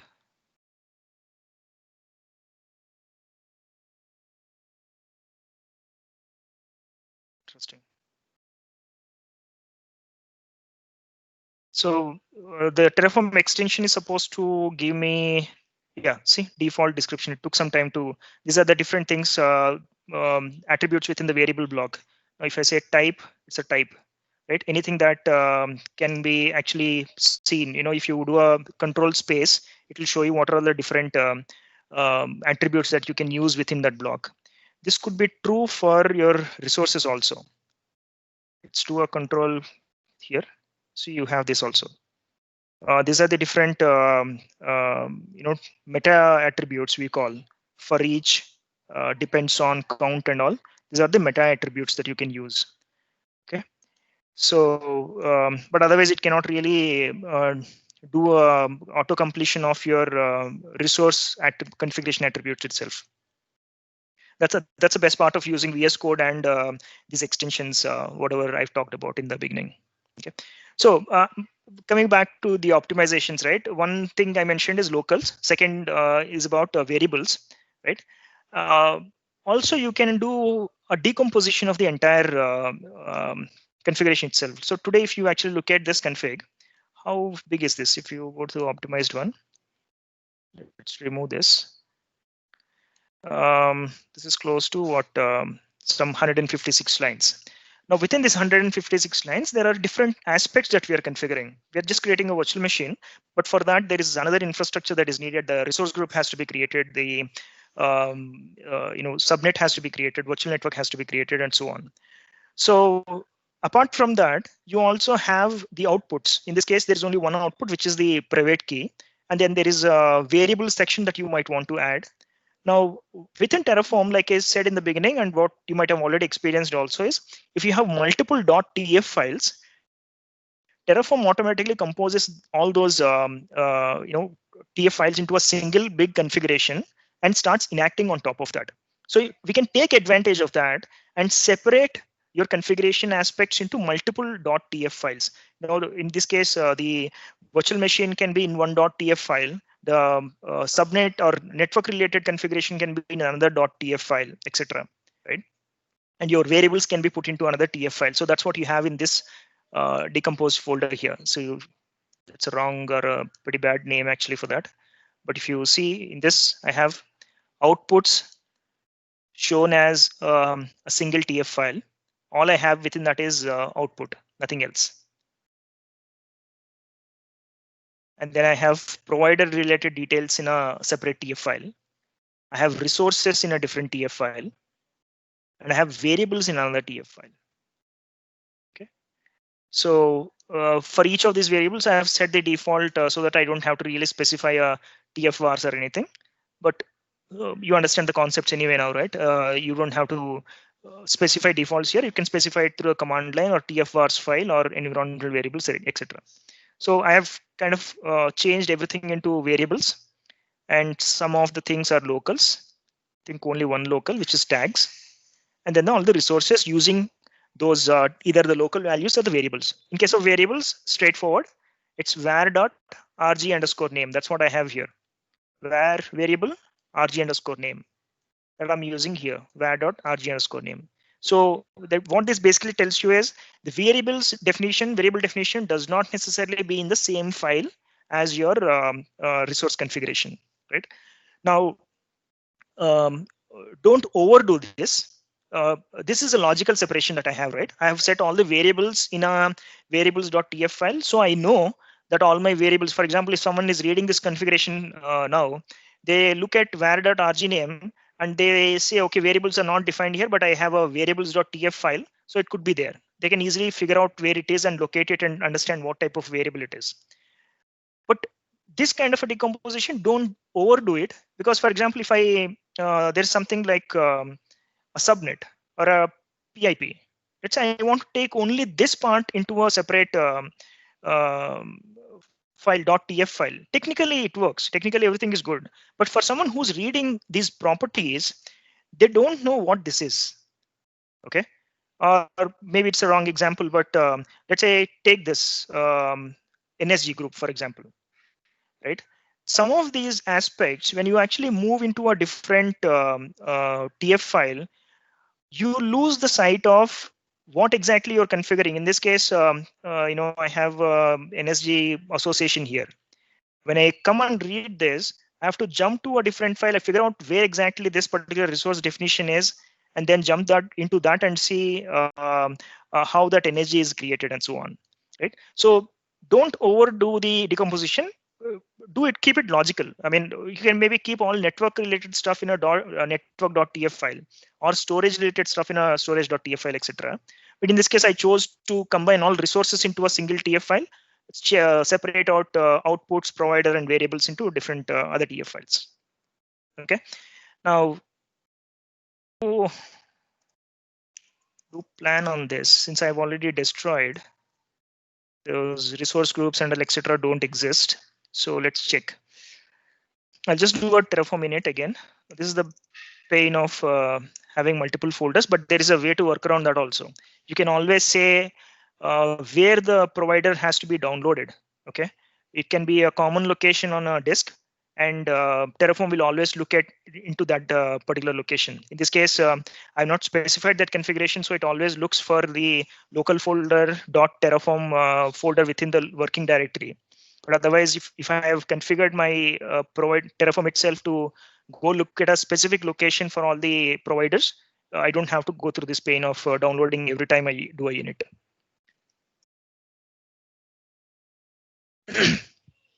Ravi, coming to this point, so I see that every time the provider is getting installed, right?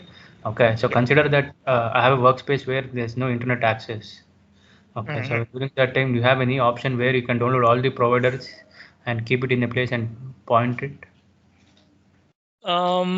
Possible, I think. Let me quickly look at the CLI configuration. So something I'm not covering today is Terraform CLI itself has a configuration file. Okay, so there's you can create a I think .terraform rc file or terraform.rc. Either on Windows it is terraform.rc. On Linux and Mac variants, I think it is .terraform rc file. So you can define certain parameters within that. You know, the for example, let me show you. So I don't have a demo. I'll just show the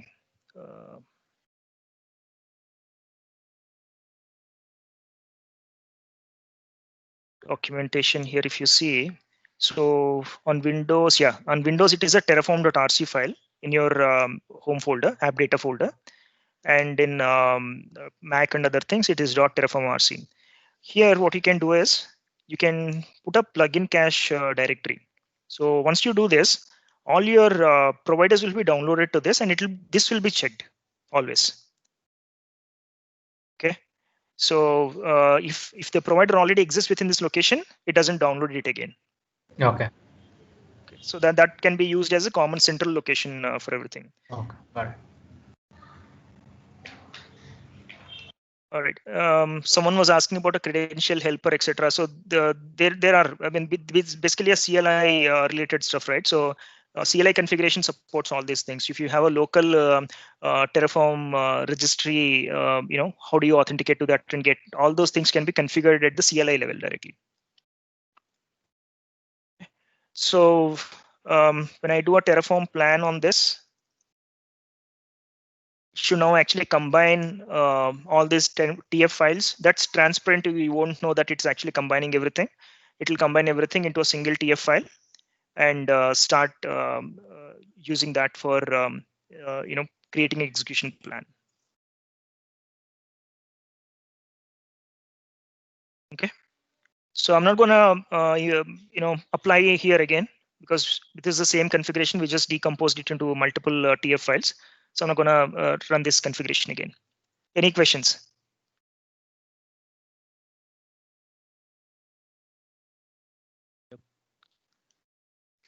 Okay. If there are no questions, let's move on to the next module. See, there are a lot of the language related details, right? We talked about the Hashicorp configuration language. That itself is a huge topic. Okay. Configuration language is like more than 100 built-in functions, similar to what you see in ARM template functions, right? There are built-in functions within HCL also. And it supports a lot of conditional constructs and looping constructs like for each and so on. You know, very similar to ARM templates, you have a count meta attribute in Terraform also. So these are different things that are basically are available on a part of a configuration language itself. Now you don't have to know everything within the configuration language. You know, for whatever examples that I built, right? I probably used count for each and then conditionals like the ternary operator and so on. But there are a bunch of functions that you really have to think when you have to build a demo. For example, when I was working on this whole workshop, creating demos for the expressions and functions within Terraform, I was actually finding it very hard to see where I can use a specific function, you know, to give you an example, right, of how to use that function, etc. I use, I think, a bunch of them in the configuration that you will see now. But otherwise, I think that's not even 1% of the total available, or 2% of the total available built-in functions within the configuration language. Okay. So anyway, so that's the next module that I have: expressions and functions. Whatever we have seen so far is more like a static stuff, right? You have one resource group, you have a virtual network created, you have a subnet created, you're attaching a NIC to it, NIC, and then creating a virtual machine, attaching that NIC to it, and so on. Very pretty much static. There's nothing dynamic except the fact that we have some of these parameter values derived from variables and local values, etc. But otherwise, there's nothing really dynamic about it. But what if you really want to create multiple instances of your virtual machines, right?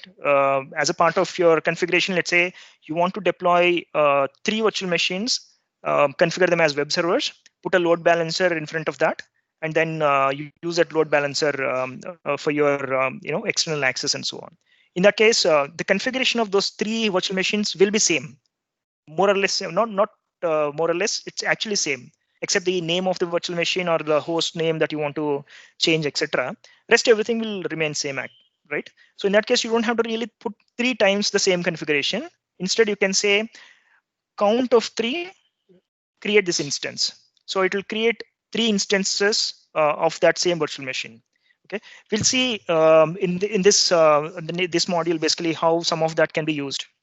Now, you have conditional and loop expressions. Conditionals basically are more like if so and so condition is true, I want let's say the instance count to be 10. If it is not, the instance count has to be 8.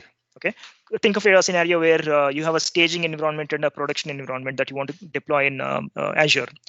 If the variable is set to staging, you want to create 8 instances. If it is set to production, you want to create 16 instances. So that kind of a conditional expression can be built using HCL. For expression, again, it's a loop, right? Basically, you can loop over a list of values and then take action based on that. We'll see a couple of examples there. Count, I said, similar to for, but it's not really for loop per se. It's not, you're not iterating over a list of things or a map of things or anything. Instead, you're basically specifying within a resource configuration, a resource group or a virtual machine, etc. You can say count 3, and then it will actually create 3 resource groups or 3 virtual machines based on but varying different parameters like VM name and so on, etc. And like I said, HCL basically has a wide range of built-in functions. If you actually look at this, there are different categories of functions that are possible. Did I click it? Yeah. So there are different categories of functions, and within each, you have a bunch of them again, right? I kind of probably used a couple of them in the examples that I'm going to show you, but otherwise I've not actually used many of these things. So first, let's look at conditionals here. So it uses the ternary operator syntax, right? You have a condition. When that is true, the true value gets returned. If the condition is false, the false value gets returned. Like any typical programming language, ternary operators. I mean, if you have worked on things like C#, etc., it's the same kind of a syntax that you have there also, right? An example is here. If var.a is not empty, then return var.a or return a default value. Use a default value for that particular attribute wherever you're assigning this. And HCL basically supports a lot of operators, arithmetic, comparison, logical operators, etc. You can use any of those operators as a part of this expression here. So let's take a look at one example quickly. So I have conditionals here. If you look at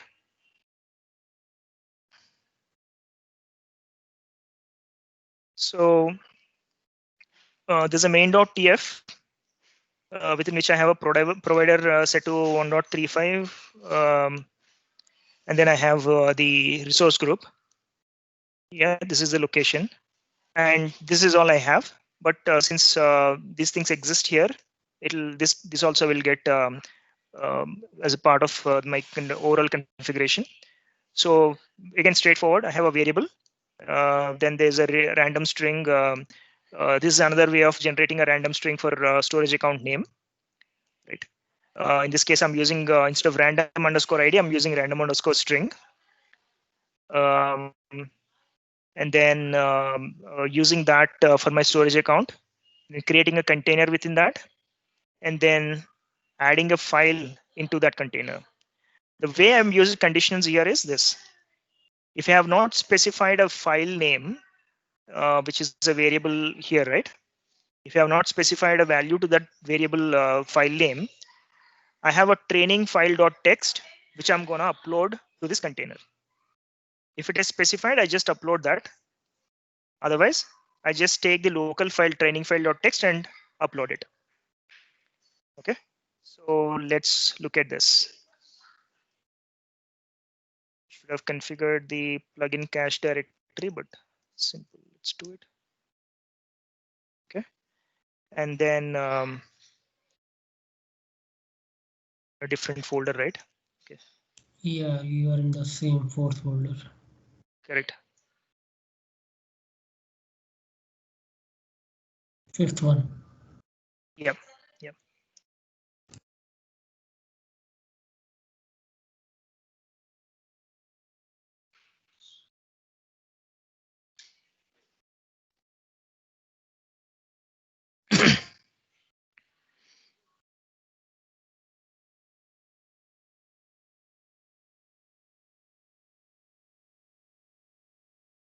All right, so this is done. I'm gonna now just do a plan.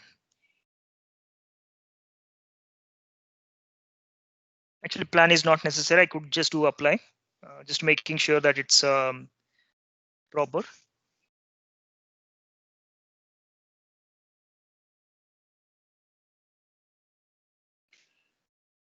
Okay, it's gonna create this particular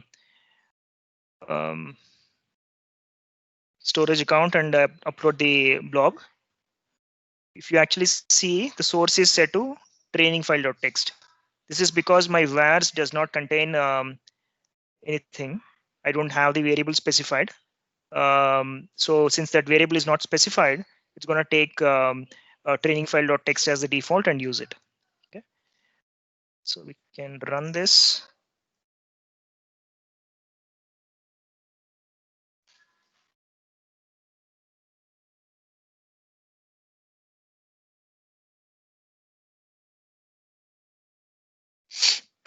That's gonna take a bit of time and create that storage account and upload the container blob into it.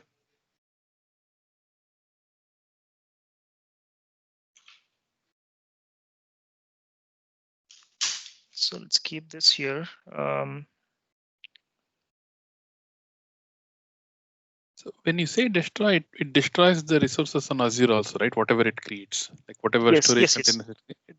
So whatever yes. it is managed, or whatever it has created, it will destroy. It will destroy. Yes. So basically, even destroy actually reads that state file and destroys, right? Correct, correct. Without the state file, it cannot do anything. State file is the source of truth. Okay, it is creating the container now. It's uploading the blob. So let's see if it is there or not. The storage resource group name I have given demo.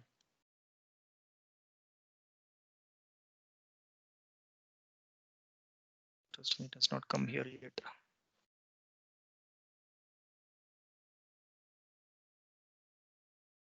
Is that the name? The name is demo, right? Portal is weird actually sometimes.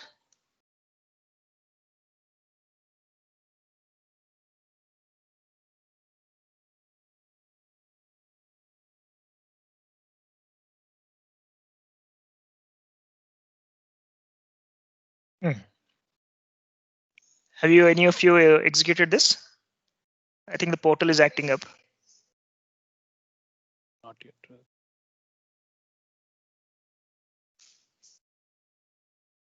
Resource groups. It has done the job for sure. I know that. Just not, it's not appearing in the portal yet.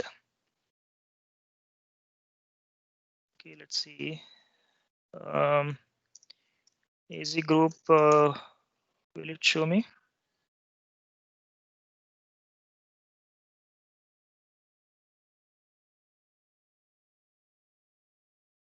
Yeah, I have it here. So just the portal which is not showing up. Okay, right. So that's how you basically use a conditional here. It's a very simple example, but this is how you basically kind of use conditionals here in your Terraform configuration. Any questions on this? Right, destroy it. Let's take a look at any questions we have.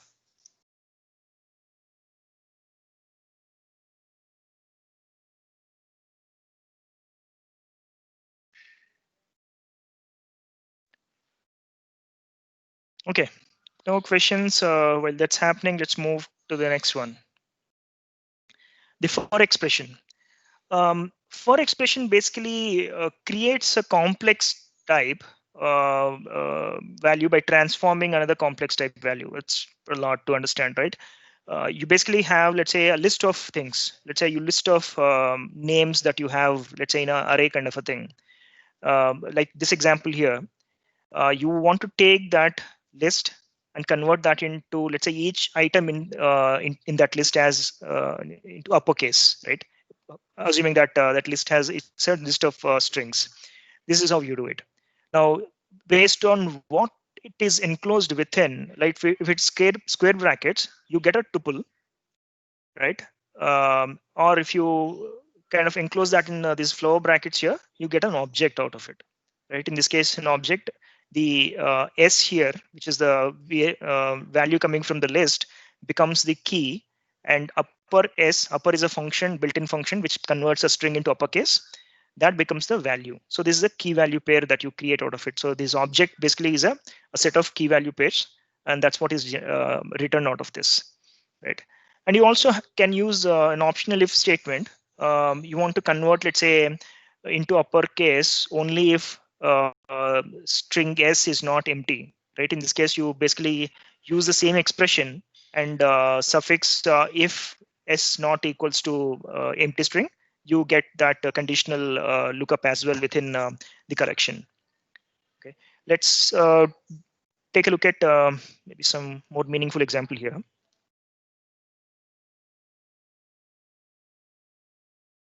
So if you see here, again, this is similar. I have a resource group getting created, and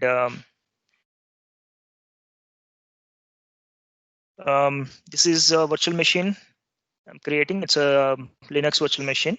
I have the OS disk, OS profile configuration. I'm generating the tags like this here.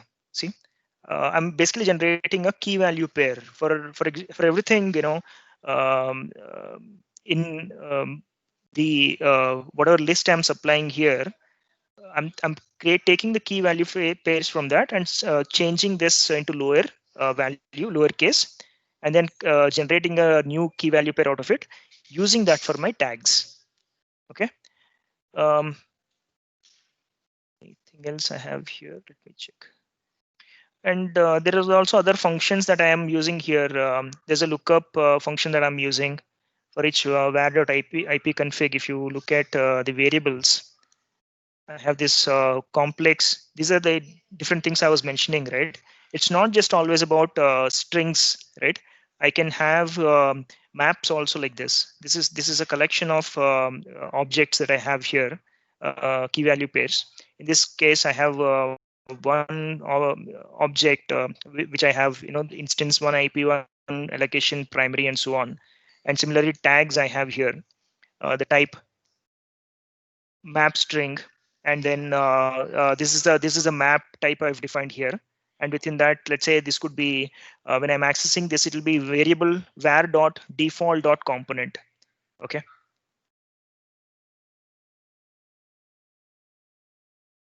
So yeah, you are splitting that files, right? Is there any order we need to keep? There's nothing, no order as such. Okay. It'll generally combine all TF files in the same folder, use that as a single configuration. Okay. Okay.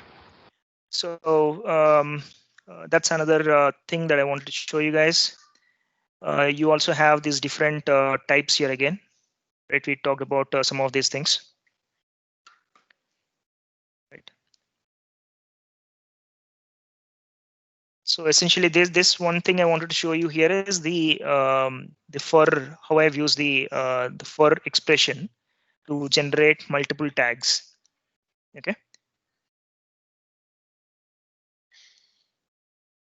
What it is essentially doing is it is merging name instance one with whatever is coming from the project tags, and then taking that and converting the value into lowercase and generating another object out of it that can be used with tags. So that's all we are doing here using the for expression. I'm not going to execute that. That'll take a longer time. Sorry, something.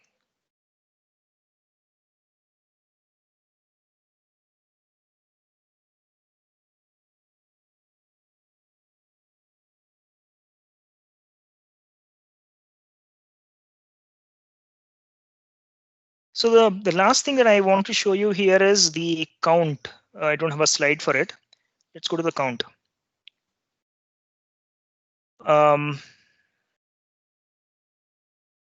If you look at this, again, I have 3 different files. One is for the main resources, second one is for outputs, and I have variables also here. What this configuration is doing, it is actually creating a bunch of virtual machines behind a load balancer. Okay, so let's walk through each of them. I have a provider resource group. This is all known. This is a storage account I'm creating. And then the availability set and a public IP.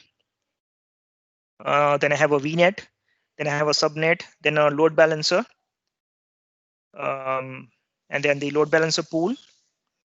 And then the NAT rules for the load balancer, so that I can hit the load balancer and then RDP to any of the instances I want behind that load balancer.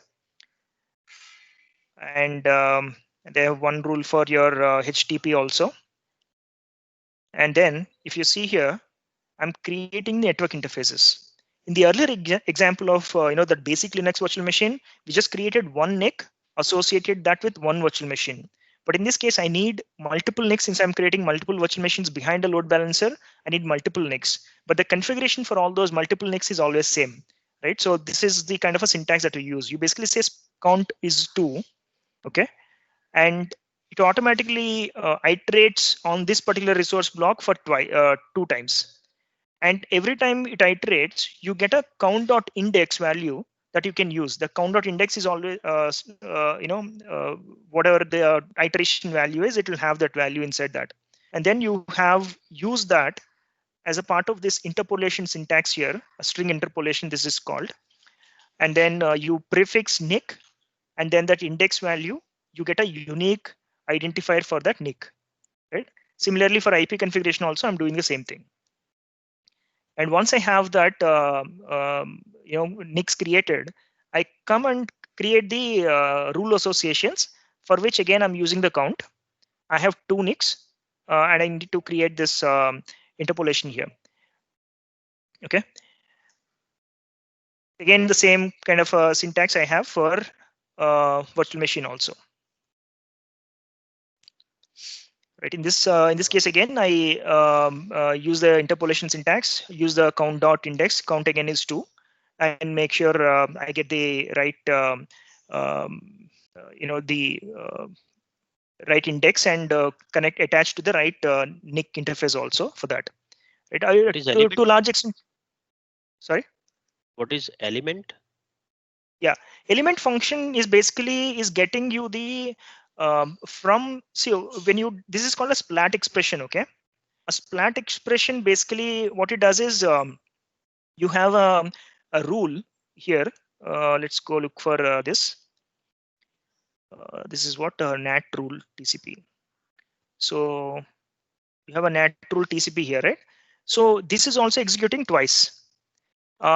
This is generating once it is created, there will be an ID associated with it, right? A kind of a resource ID. Now, what this expression here does initially is this basically looks for all those TCP rules, NAT rules, and the asterisk basically means that, and get the ID out of it, and then get the count.index. I mean, if count.index is 0, I get the 0th element from that list. If it is 1, I get the first element at index 1 from this particular list. So this could be, let's say, n number of IDs that I have retrieved as a part of my configuration. Now I'm specifying, give me the second or third element, or based on whatever the count.index value is, I'm getting that element out of it. It's like a array, and then from array you got that correct value from based on index. Okay. Correct. What you really need to understand, that element thing is straightforward, but what you need to understand is this syntax here. The star.id basically says that it, correct, it's supposed to be a list. Yes. Okay. The same thing is repeated multiple times. Earlier, you know, within I think Terraform 12, there was this syntax requirement. You had to use it like this. Okay. Now, when you have this is still applicable, you can still use it with 13 also, but it will throw a warning saying that this is not anymore supported. It's a deprecated syntax. You don't have to really enclose that in double quotes like that. Okay. And earlier, you'll also see in many configurations that people use this like this. This is again a interpolation syntax used for expanding variables and all that. So that is no more needed. You can simply do a var location that will work with Terraform 13 onwards. Now, one of the things I have not probably mentioned is the dependencies, right? Now, when you have something like this, let me try to find out the right. Okay, so this particular storage account depends on the resource group.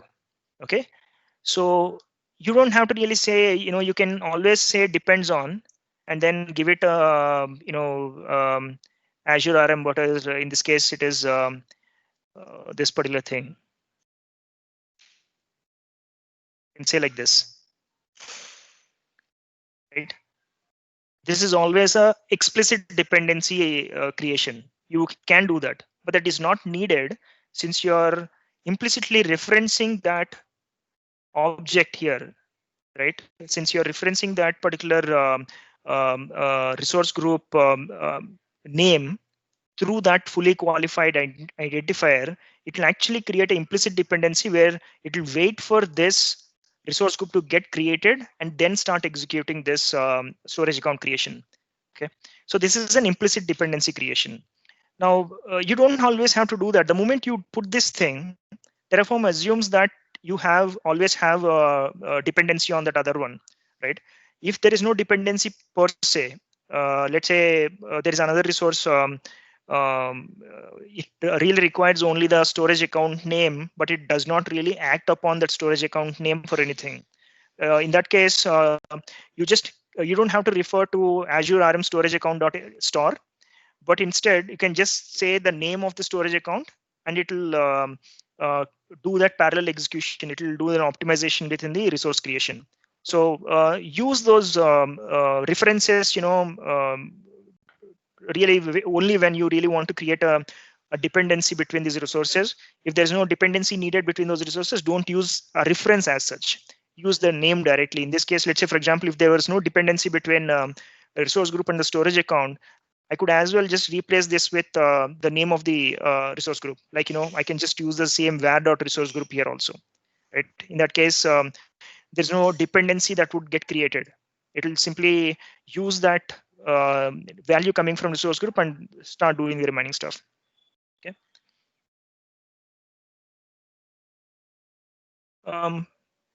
We can execute this, but this is what two virtual machines. These are what Linux, right? It's gonna take time. Do you guys want to try this exercise?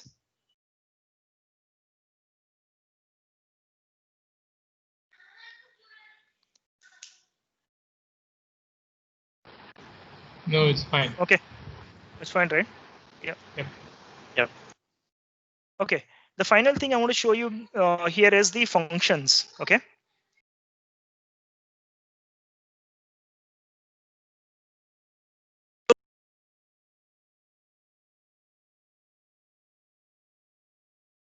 All right. So the next thing that I have here is the functions. Some examples here. I'm not going to walk through everything, but I'll show you one important or interesting aspect here. Terraform command line has something called console. Okay. So when you do a Terraform console, you see you enter into a REPL kind of console here, like a Python console or whatever, right? Prompt, interactive prompt. What I can do is it has the context of your entire configuration. You want to evaluate an expression. What will be the result of that expression when you really run this configuration? You don't have to really do a plan or apply, etc. You can come to the console and just check this expression, right? If I just copy paste this thing here.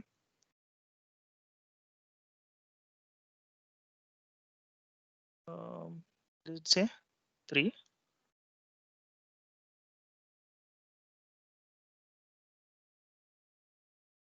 We have to declare, we have to execute the entire one by one, right?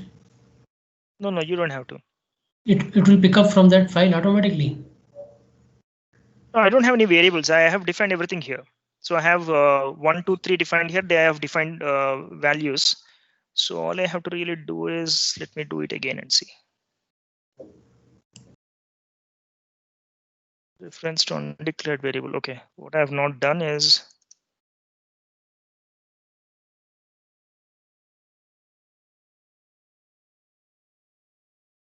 initialize in an empty directory. You're not in that numeric functions. See, that is the problem. Thanks. Now when I do Terraform console, it loads that into the context. Okay, and this is the error I was telling, right? This is an older interpolation syntax that is not needed anymore. I can simply replace that with this. And that should work as well. Okay, let's do a Terraform console. In this case, I can just take max. It has the context of variables. It'll tell me the result of it. Okay, so this is one very useful way. When you're actually creating a very complex configuration, you can simply load that entire configuration, provided you have the variable set through some tf-vars or something like that, variable values, right? And then go into the console and evaluate that expression before you can actually plan or apply the configuration. So make sure that expression is a valid one, especially when it comes to functions, etc. For example, we had that element thing, but element thing had a requirement in terms of the IDs, etc. But if there is data that you can retrieve from existing configuration parameters or other variables, etc., and then constructing a different string or a different object using any of these functions, you can directly evaluate all that. Okay, see, for example, something like this. Let's go to this folder.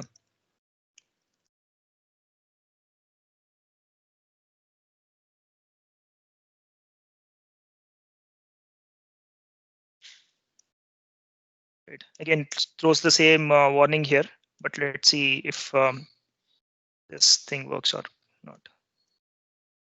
Exists, right? A file.txt exists.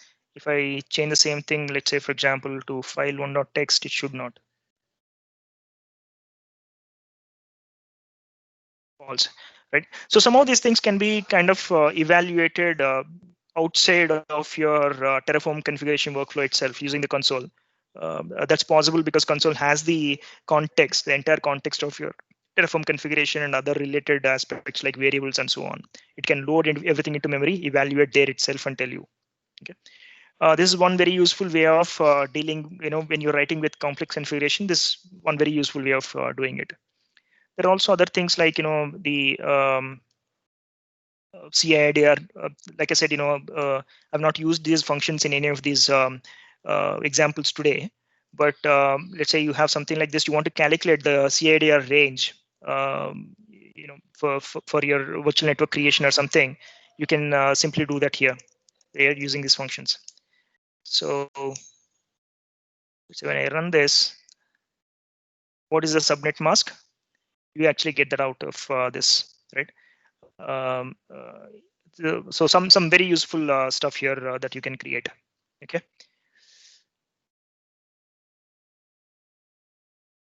Anything specific that you want to see? One of the most useful thing is, you'll sometimes you'll end up using this a lot when you have some string to be encoded, like a JSON, etc., for using within a custom virtual machine extension or something like that.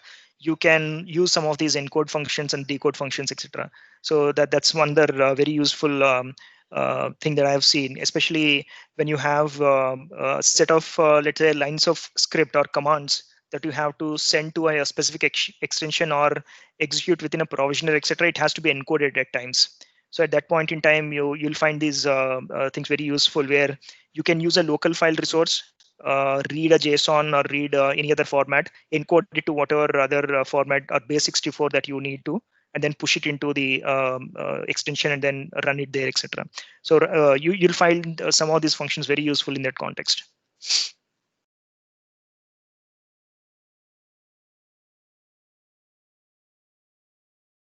Again, some of these other things like converting type conversions, etc. Again, these are mostly used when you're dealing with complex objects as a part of your variables or output, right? In fact, there is a there are tools. I forgot the name. It's on GitHub. I'll try to find that and send it to you guys. There's a tool that basically takes your Terraform state file and then creates a graph out of that Terraform state file, and using that you can now, let's say, regenerate. Someone was asking this morning that question, right? Can I use a Terraform state file to generate this configuration? There are external tools, but nothing within this. So there, when you're actually taking the Terraform configuration, I mean Terraform state, the existing state, and converting that into a configuration, they kind of implement some of these functions within the configuration that is generated, so that you take the complex objects from the Terraform state output and then convert that into what is relevant for the source configuration.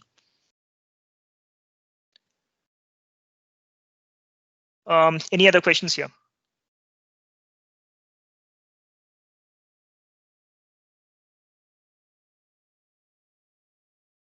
No? No. All right. So we'll do one thing. We'll complete the next module and take a break for 15 minutes. Or maybe 10 minutes, not 15 minutes also. Right. So this module is about modules. Okay, modules is the reusable blocks we talked about. Right. We saw that one example of the Terraform registry. We went to that Azure RM virtual network module. Right. These are the things that you could publish as well to the Terraform registry, which is a reusable chunk of configuration that you want to share with others. Very useful and a typical scenario that you would see in a configuration management system, right? Or even within any kind of an automation. Sunil was talking about the modules, PowerShell modules way of doing things. A module is basically in the context of PowerShell. It could be a bunch of functions you kind of packaged into a single module that can be imported any number of times and reused, right? Very similar to that, the Terraform modules are also reusable chunks, each having input and output parameters, and then calling and then using that within any of these functions or other configurations that you want to create. Let's take a look at this. So let's go back to Azure RM. Let's take this. So like I said, this has multiple modules, multiple input parameters. Sorry, right? So you have, these are the input parameters, a resource group name, which is a required input, and rest of the things are optional inputs, address space, DNS servers, there are default values defined, etc. Okay. Now there's a way I can go to source. Yeah, let's go to the source of this. All of this is open source. You can see it on GitHub. So if you go look at this, they have a very similar composition here, right? They have main.tf, outputs.tf, variables.tf. Variables.tf is what defines all your input variables. There are 7 parameters that it listed. So there are 7 here, right? In which resource group name does not have a default value. Rest everything has a default value. That's why they are not mandatory parameters. Only this without a default value is the mandatory parameter. And then if I go to outputs, or go to main.tf first. If you go to main.tf, you see that it combines basically a bunch of resources. There is a data block. See, this is how, Sunil, to your question, right? If you want to use a resource group that's existing already, this is how you do it. You take that as a data and then use that information within the other resources. So in this case, Terraform does not attempt to create this because it's an existing data source. It uses that the objects coming from there and then uses that data in the other resource configurations, right? So in this, I have a second resource called, or a first resource called virtual network. I'm defining the values based on the variables that I'm getting or the data that I've received from the data source, creating a Azure RM subnet out after that, which uses some information coming from the virtual network, and then it completes the subnet configuration here. Now, when I use this particular module, I don't have to really specify anything, right? It has a bunch of default values. If I'm okay with using any of these default values, all I have to really specify is import this module like it is shown here. Like it's shown here, all I have to do is just use this configuration block, module network, and then Azure RM. There was one required parameter, which is the resource group name, right? Just specify that resource group name. That's good enough. Okay. So let's take an example. Take a look at this. I'll copy this. You can try while I'm typing. This does not exist in your, I think, the content which I shared. I'm going to create another one.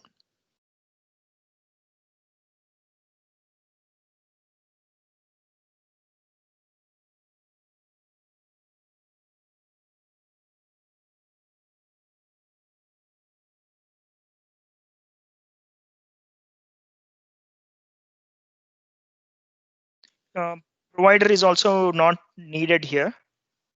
Okay, let's try without providing anything here. Okay, let's directly go to module. And the module name is, just copy paste stuff, network. Source is this. What is that is needed? Resource group underscore name. Is that the thing? Yeah. Give it some random name, which probably does not exist. This is November demo. Okay. This is really it. Okay. I'm not going to do anything else. So exit out of this. Where I'm in.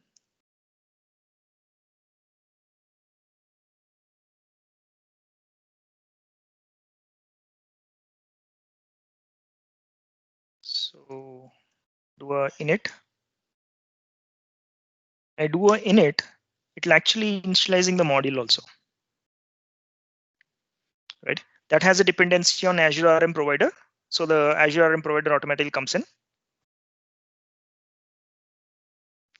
Now, if you go here to Terraform folder that is created, you'll see that it downloaded my network module. Okay.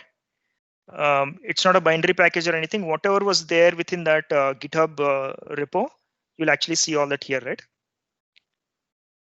So all those files like main.tf, outputs.tf, variables.tf, everything is here. Okay. So now when I do a Terraform plan or apply, let's do apply directly. This creates that features. See, this is the thing. The provider here is actually not using the latest one. So that's why I need to specify this Azure RM.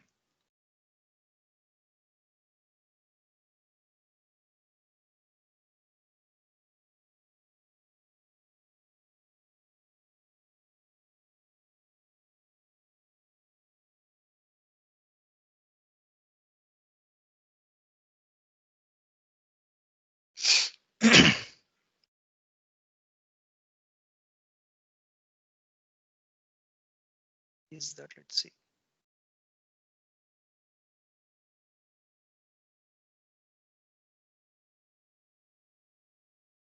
Yeah, it's assuming the default provider thing. What's the error?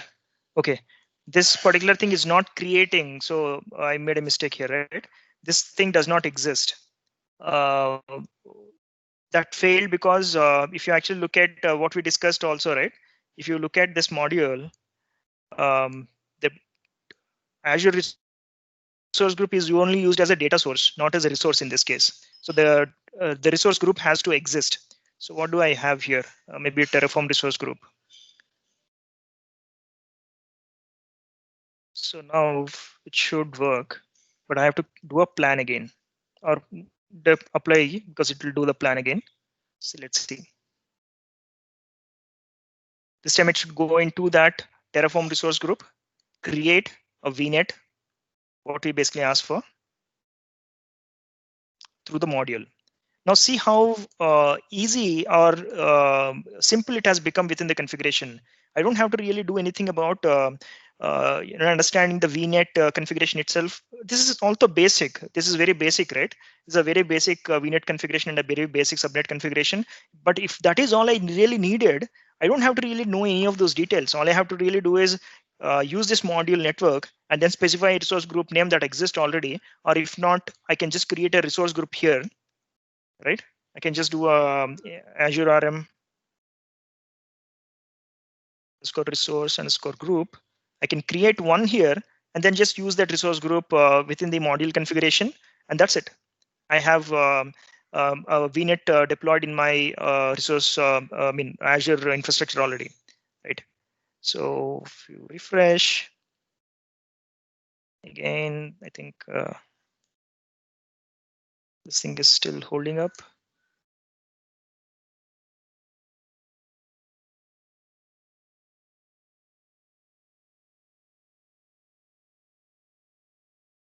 Yeah, it's created just now. Right. So that's it. So modules basically enable this, reuse, enable easily, creating these configurations in a simple manner. When you're actually collaborating with many others within your team, creating these reusable chunks will actually help your team members also. Let's say if there is a very constant or a fixed way of deploying, like what we have seen just now, virtual networks or subnets or storage accounts, etc., you can create a module out of it, put it in your local Terraform registry or your or just a folder also. That's the next example that we will see. You can put it in a local folder also, and then these people can keep using the same module over and over, and it does the same job every time, right? So your folks who are not really familiar with, let's say, network provisioning, etc., they don't have to really worry about anything. They just have to import this module, specify what is needed for it, and then their job is done. Okay. So let's go back to the slides and see what we have. Like I said, module basically is a container for multiple resources that are used together. In the example that we have seen now, we have Azure VNet and Azure Subnet, right? That associates with the VNet, etc. There are multiple modules within multiple resources within a single module. So it's a container for that. And every Terraform configuration has at least one module, and it's called root module. By default, there is always a root module. Okay, if I, for example, on my system, here you might have seen, let me move to a different folder. I know it's not appearing now, but yeah, you see this? No root module found for so and so thing, right? This is essentially because I've not done the init yet. But if I do a Terraform init, this main.tf becomes a root module for me. So there is always a root module within your Terraform configuration, which is at the root of your directory. Okay. Module can call other modules. You can nest it the way you want. Any number of modules can be nested together and called together, right? And the same module can be used multiple times, similar to a resource configuration or what we have seen here. If you go back to this VNet example, I can call this module network any number of times, not this. I can call this module network multiple times. I can have one more as long as I change this identifier, network 1 and network 2. I can use it any number of times, like any other resource, very similar to that.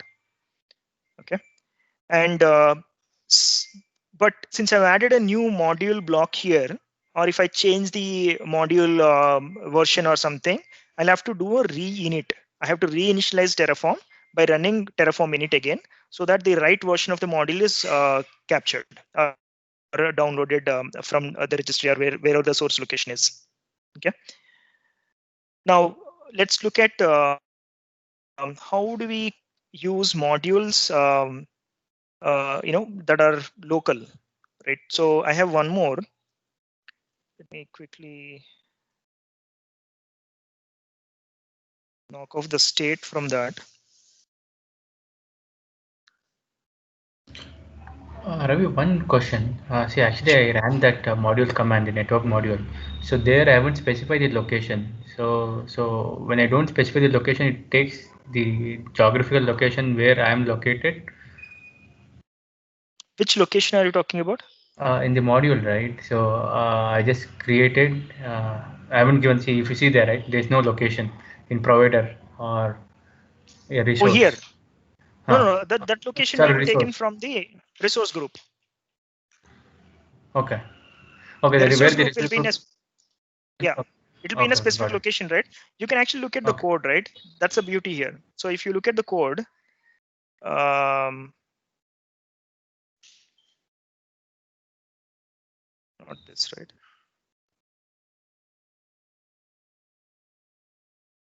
So if you go to look network and then look at the main.tf, the location is set to the resource group location.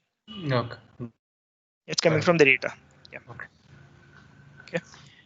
Okay, let's go back to this.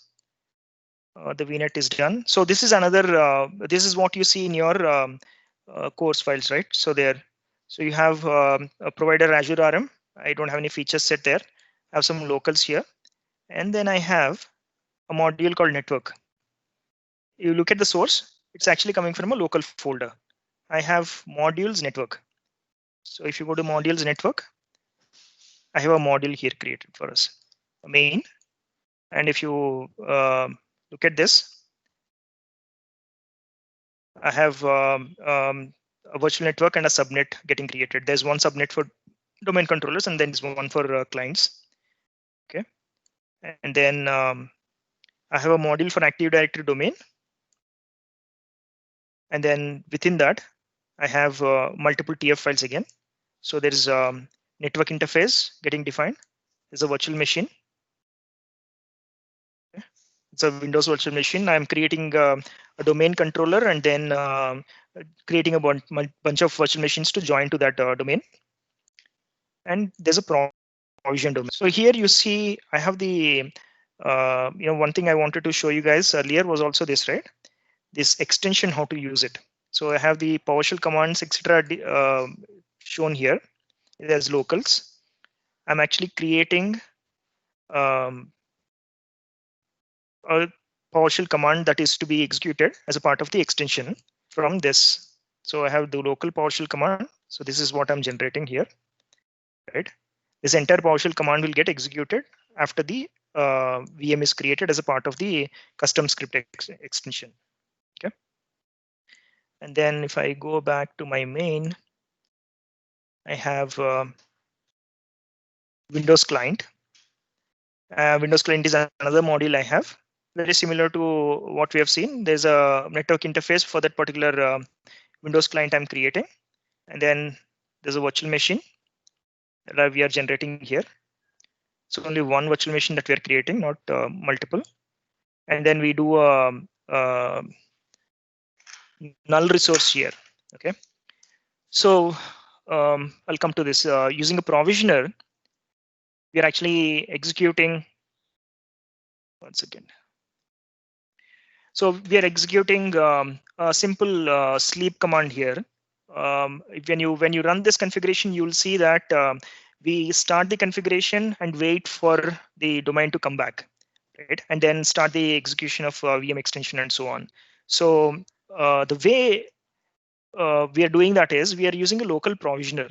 I said, the local provisioner can be used to, local exec can be used to execute some local commands. What I'm trying to do is the command is start sleep 720 seconds it will sleep. The interpreter for that is PowerShell. The argument to that interpreter is hyphen command. Okay. So this is how you basically use local exec provisioner in this case.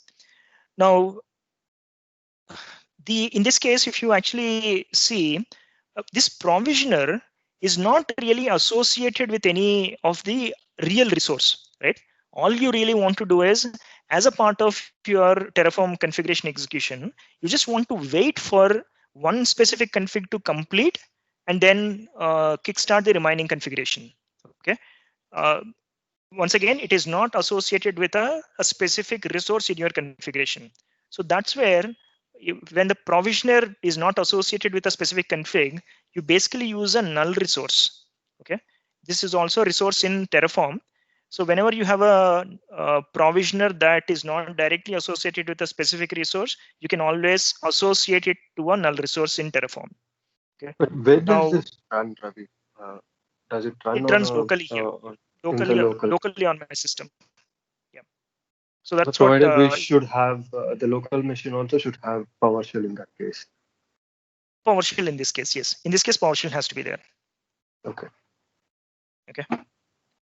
So a null resource basically is used in the case, where I'm kind of bringing provisioner into this, because provisioner always has to be a part of a null resource, actually resource configuration. It cannot stand on its own. So that's why in this case, I'm actually associating that with a null resource. Okay, null resource does not do anything except for whatever is within that. It will just execute that.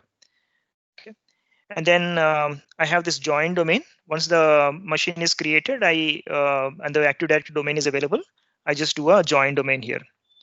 That's where I'm actually saying, wait for this null resource to complete. This is how I'm creating a dependency. You see, this is an explicit dependency I'm creating here. Okay, so earlier we all seen the implicit dependencies where by using references to a specific property in a resource or resource object properties, etc., we are creating an implicit dependency. Here there is an explicit dependency where I'm saying when this configuration has to execute, I need to wait for this thing to complete, which is my null resource, which is basically sleeping. It does nothing but sleeping here, waiting task for the domain to provision completely, and then come and join the domain here. Okay, so this is how you kind of create dependencies and wait for your resources to come online or come into a desired state and then take an action on top of that. Okay, and what else we have in the main.tf? And then we just have a client IP address so that I can basically RDP into that. So this is coming from a module, right? Now you see here, this is the Windows client module I have. Now, like any other property in Terraform configurations, we always reference it using a fully qualified name, which is module first, module, the name of the configuration block, in this case, Windows client, and the property that is coming out of this configuration block. In this case, the module Windows client is actually doing what? It is actually implementing a virtual machine, joining it to a domain. And in that process, it also has a public IP address. If you look at network interface, I think, yeah, it has a public IP address, right? So what we are basically saying is, it should be the output. No, it is defined in the outputs here. But this output is coming from this public IP resource, right? That's what I was trying to show. Azure RM public IP static and IP address. This is coming from here actually. IP_address is the output of this particular resource configuration. So module returns that, and that is getting returned as public IP address. And within the main.tf, when I'm accessing, I access it using the module output. Module, Windows client, public IP address. Are you able to connect the dots here? Yeah. Okay, that's Yes. not okay. Okay. All right. Hope this is clear. We can execute this, or you can maybe do it later also. This takes, I think, close to 8 or 9 minutes to complete. Okay. So I really don't want to. I can probably execute it in a different session. Let me check.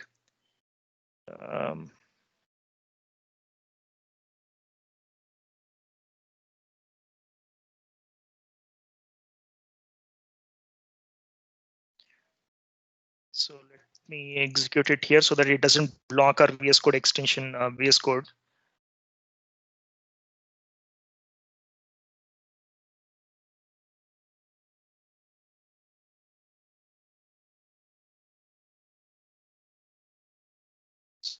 So main.tf is here. Let me just do a Terraform init.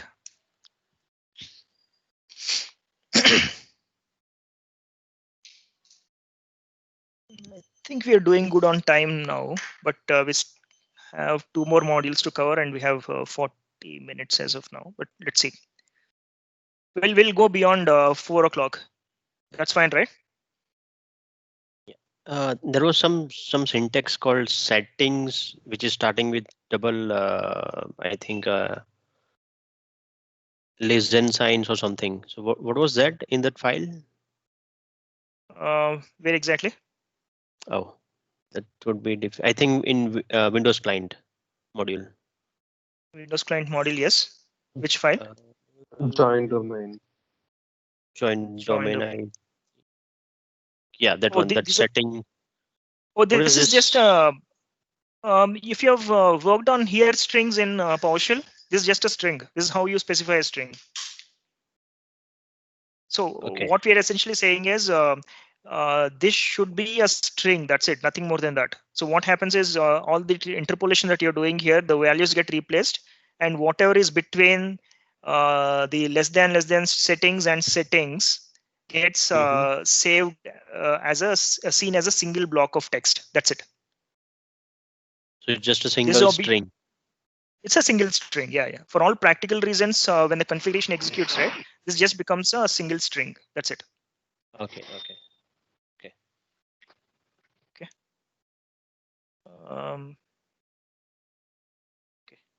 Apply here, and we'll go back. Sorry.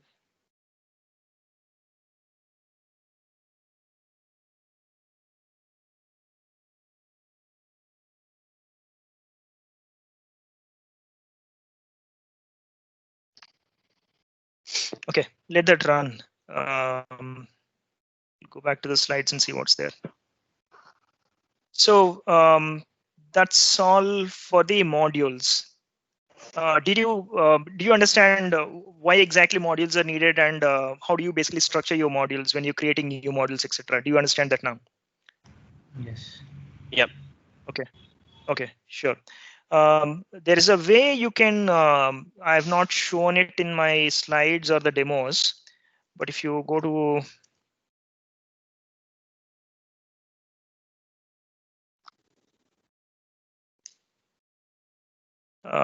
you can actually push your modules into the registry. This is a private module registry, not this.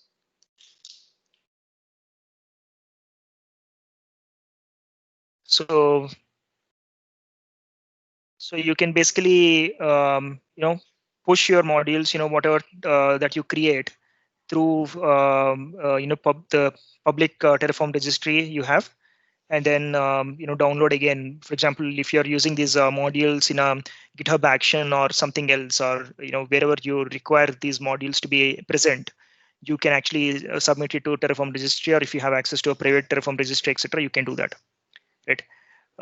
It's a easy process. all you have to really do is authenticate with GitHub. You have the module like what we have seen the Azure Terraform here, right? So the module was what you've seen here, for example. So this is all you need really. This is the kind of a folder structure that you would need. And then the publishing process can actually pick up this file, this whole module from there, and then push it to the registry directly. That's as simple as that. You basically are selecting a GitHub repository here and then doing a publish module. That's it. As long as the tests etc. run, so you have a bunch of tests that you have to create etc. So as long as that run without any issues, that gets published onto Terraform registry directly. Okay, that's a bit of out of scope for us, right? Because this requires kind of a bit of Golang knowledge also.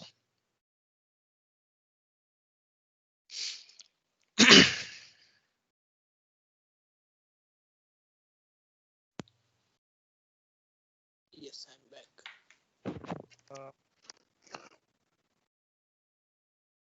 Give some time to folks. Ravi, the recording will be shared later, right? Yes. I have to get on some other calls now. So many. Okay. Balancing work and training. I know. I have to log in after this.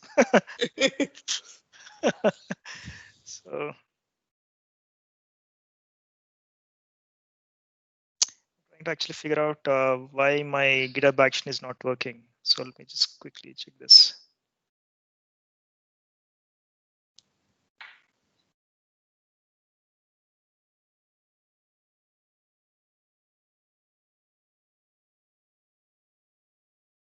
So with your experience, Ravi, it's, when you compare to ARM, I think this is the first time I'm looking at, it just started.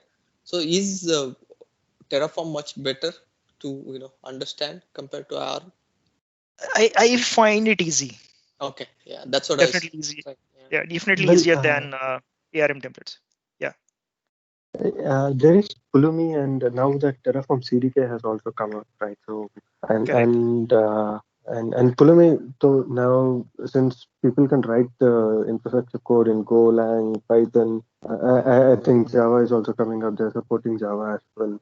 So I mean, if we have to compare that and this in terms of efficiency, if by chance if you have done that, what do you think about that? Pulumi, I've not worked on it really, but from what I read, it is more imperative, right? It definitely has support for multiple languages, but you need to know that language. So that's what I found online. I have not really used it myself anytime, but Terraform is kind of independent of all that. You don't, I mean, even if you're not a programmer, you still have the capability of deploying to any of these clouds that Terraform basically supports as a with the provider. So that's what I find it easy. Exactly. You don't have to, then AWS, you learn CloudFormation, Azure, you learn, this ARM templates, and then if you go for Cloud Deployment Manager, so it becomes a pain, to be honest. Correct. So we learn one. So I've been using Azure ARM. No, I think better to learn this one, Terraform. So it will solve the purpose for all clouds, at least 3 major clouds. That's what I'm thinking. Yep. All right, let's get back to our slides here. I am still figuring out why my Terraform GitHub action is not working, but let's figure that out together. Am I audible? Yes. Okay. I have one question. Like Microsoft will be coming with a new replacement with ARM with the Bicep or something. Bicep language. I think Bicep. So will it be only for Microsoft, right? Or it's only for Microsoft. Yeah. Okay. It's only for Microsoft. Only for Azure. Only for Azure. Correct. So this is how it looks actually. If you ever have you guys seen it anytime? No. Just I heard like there is something called Bicep is coming during Ignite or something. Yeah. So you can use the Bicep binary. It's a C++ binary that they kind of use to generate a template first. And behind the scenes, what they do is basically they generate ARM template from it. So some of the limitations that exist with the ARM template still exist here also. For example, if you we're digressing a bit, but if you look at sorry, this is the JSON that is generated. But if you look at the Nick bicep, this is how it is written. Okay. Now you compare this to what running out of battery. So if you compare this to what we have seen in Terraform, right? This is, I mean, in a way, this is not much different from what your ARM templates are, right? So you have very similar structure, and the parameters are now, instead of a param block like a JSON thing, now I have everything listed as a param nickname string and so on. But otherwise, this is not much different from a ARM template that we have used earlier. So I kind of find it personally not so exciting.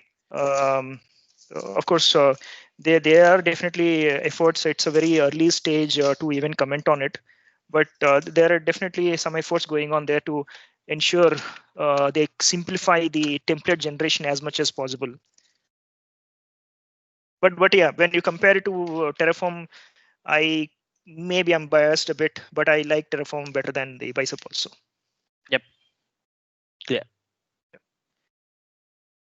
All right. So let's get back to our slides and see what we have next. So we completed modules just now, and then let's look at the backends and workspaces in this module. Okay. So now coming to Terraform backends, right? One thing you need to understand is the Terraform state itself, right? The Terraform state file basically contains what Terraform knows about your infrastructure. Okay, it is managed state of your Terraform resources that Terraform has provisioned. It is stored in a terraform.tf state file. Like I said, don't ever delete that state file. The moment you delete it, you lose the entire thing. You lose the capability of managing your infrastructure using Terraform. So local state file, whenever we ran some of these examples, there was a terraform.tf state file which got generated locally, and it was stored in the same folder. That is one way good for your local and personal projects, but when you're in a team, it's a different story altogether. You need some requirements that you run into. You basically require shared storage for state files, right? So let's say there are 3 team members that you have in the team who are working on Terraform configurations. Now they're updating the, let's say, same configuration for an application architecture that you're deploying into Azure. Now, if they don't have a shared state file, everyone is maintaining their own state, they're actually creating conflicting resources, right? Because they don't know what is the current state of the deployment is. So you always go, what we discussed in the morning, you could put that into a source control. So every time someone checks out the entire source control, or every time there's an update, they kind of fetch it from the source control, and then they get an updated TF state file. It's just a JSON file, right? Nothing more than that. So that's one way of doing it. Or maybe you can put it in a shared location. You always execute from that shared location, and then that is another way of doing it. But the problem is, you've also seen that every time you start a apply process or a plan process, there's a lock which is created. Okay. So if it is a file system, the lock file automatically gets created based on your permissions, whatever you have. But if it's a source control, none of the source control systems really support any lock files, right? So the file locking is not supported as a part of source control itself. So you have to be taking care of that in some other manner, right? So without a lock file, I mean, let's say 2 people try to do a plan or a apply at the same time, the log file cannot be obtained. I mean, a very rare chance, but the log file cannot be obtained in that case. Or if there is one person who's running the whole thing, the configuration is locked for the other person. Okay. So having a shared storage for state files when you're working in a team is very important. The second one also, we just discussed locking of state files also. When someone is actually doing an apply, you don't want anyone else to go change it. So if you put the state file in source control, The log file will be on the local system where you clone the repository. It's not in the source control system itself. The single source of truth that does not exist anymore if you put it in a source control. And also the other aspect that we discussed, any sensitive information that you have within the outputs or the configuration itself, you don't want to have that in the Terraform state file also in a shared location, right? And then the third one is the isolation of state files. Imagine a scenario being an ops team. Let's say you want to deploy kind of a staging environment for testing your application, and then you have a production environment for all the real use cases and so on. Now, in such a case, you really need to change the state file, right? Your production environment is different from your staging environment in terms of how it is configured. There could be 10 instances of web application service in your production, while there could be only 4 of them in your staging. The type of a configuration that you're using for those instances could be different from your production to staging, right? There could be multiple differences between deployments within production and staging. So for that reason, you need multiple state files also, right? Because each environment is different. Each environment deserves its own state file. You don't want to, by mistake, mess up production environment trying to push staging settings into production environment, right? So instead of having multiple configurations for one for staging, one for production, and one for QA, etc., using the concept of backends and the workspaces, you can achieve all these 3 things, right? In a more collaborative and a team kind of an environment. Now, there are local backends. Whatever we have seen is a local backend. Local backend need not be always the same working directory. Again, using the Terraform configuration itself, you can specify a local backend as a different folder within your local system also, right? That is also possible. But then comes the remote backends. Remote backends are like Azure storage can be a backend. AWS S3 can be a backend. Terraform Cloud itself can be another remote backend, and so on. Right. So by using a remote backend, we kind of solve all these issues that we just discussed. So this is how you basically define a local backend, which we just now discussed, right? A remote backend can be Azure, AWS S3, or Console, or Terraform Cloud, or anything for that matter. Now, depending on what type of a backend you choose, there could be some limitations. For example, AWS S3 does not support locking on its own. The locking has to be implemented using a DynamoDB table. Okay, we are not going there today, but Azure Storage basically supports locking. So we'll try to configure remote backend as Azure and see what happens. Okay, let's take a look at how we can do that. Is the concept clear? Why do we need backends? Yep. Okay, so I have a single main.tf file here. Now this is what I have defined here. Now again, this is a chicken and egg problem, right? You need to have this storage account created before you can use it as a backend. You cannot create a storage account and then start using it as a backend. That's not possible. So I've already created a storage account, created a container within that TF state. So let me show you that. Terraform resource group. And within that, I have this backend. And then within that, I have a container.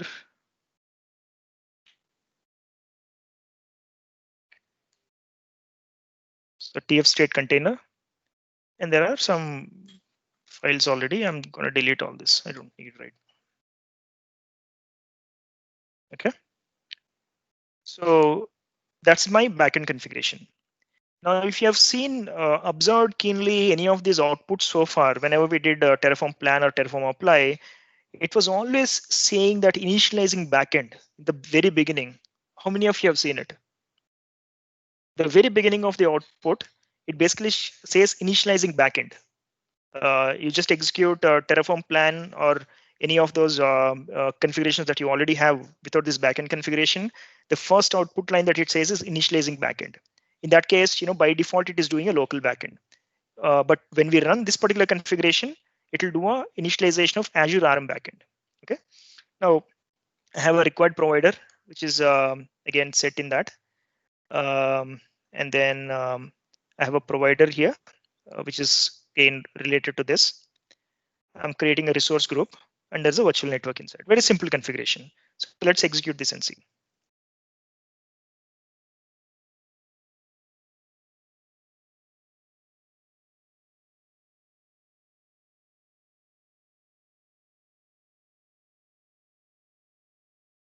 So I didn't initialize. So when I initialize, so it's initializing the backend. Right. So it's actually configured the backend Azure RM. Now, if you go back to Azure portal, refresh, there's nothing yet, right? Let it complete initialization.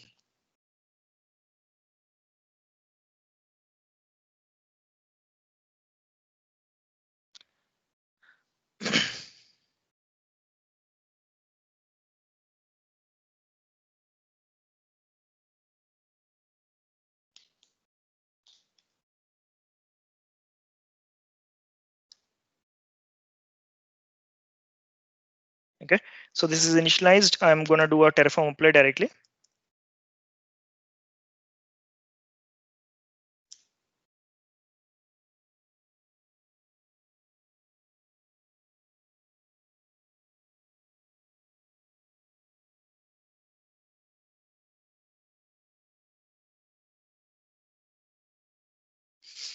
When this starts, as soon as the state is initialized, after the plan is complete, you'll see that there'll be a terraform.tf state file. Yeah, see here, it's already coming here. Right. So, and you'll also see the Terraform lock ID. Okay, this is the locking that Azure Storage automatically implements here. This is the kind of support the AWS S3 lacks, and that's why when you are using AWS S3 as a remote backend for your Terraform configurations, you need to use a DynamoDB table as a separate locking mechanism. You need to specify both as a part of your backend configuration. For Azure, that is not needed. Okay, so group already exists. Okay.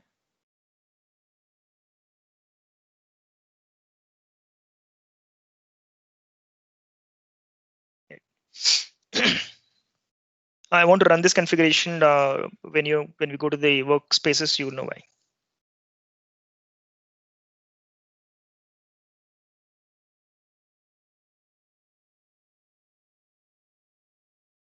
So let that run.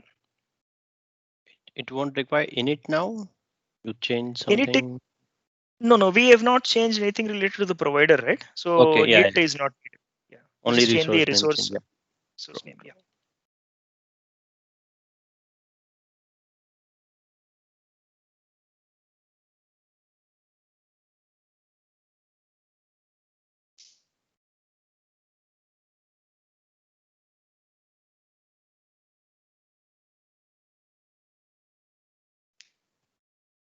Should be fast enough. Okay.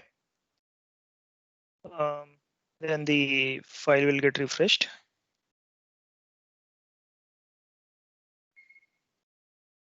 It's done. Right. So this is what we have. Now the lock is released. You don't have the lock anymore. So as long as the configuration was running, you have a lock, so that no one else actually uses that. As long as people are using this remote backend in all their configurations, the lock will be seen, and the Terraform configuration will not be applied in their case if they don't own the lock. They cannot acquire a lock in that case. So that's how you use a remote backend. Now this solves two different things that we discussed, right? Number one is the shared storage for your team for storing the state files and locking of those state files. But the third thing which we talked about is the isolation of state files. That itself is something that cannot be solved by a backend alone. So that's where we have the concept of workspaces, right? So like I said, remote backend solve the problem of locking and enable collaboration, but the state isolation will still be a problem for you. right? Even in a team kind of a collaboration kind of an environment. So, and also, especially when you have multiple environments that you want to deploy. For example, you might have, like I said, staging or QA environment or a production environment and so on. That's where the workspaces play a role. Okay. Now, let's take a look at the workspaces concept here. So if I go to my workspaces commands here, by default, your Terraform configuration always exists in a workspace. Okay, so you need to, I think you need to initialize before you can create a workspace, but we can see what is there already. So this is the default workspace. You cannot delete this workspace. The default workspace always exists. Okay, but if I do a new list, will show you everything. Let's say I want to do workspace new production. It does not work because I have not initialized a backend. Okay, in this case, I have my backend configuration already set, right? Which is the same thing as the earlier one. So I'm gonna go initialize again so that this particular Terraform configuration will start using that backend.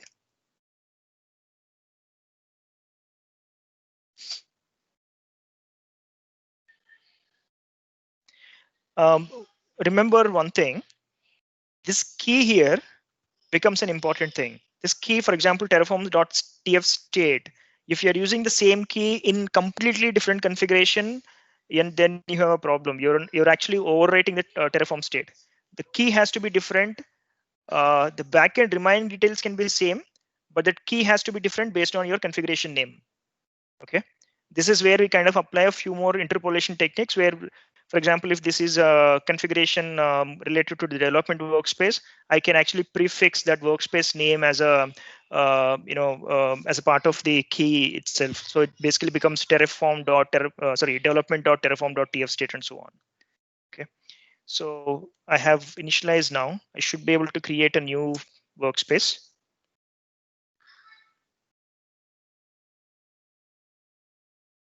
So it created a new workspace. Now, see this.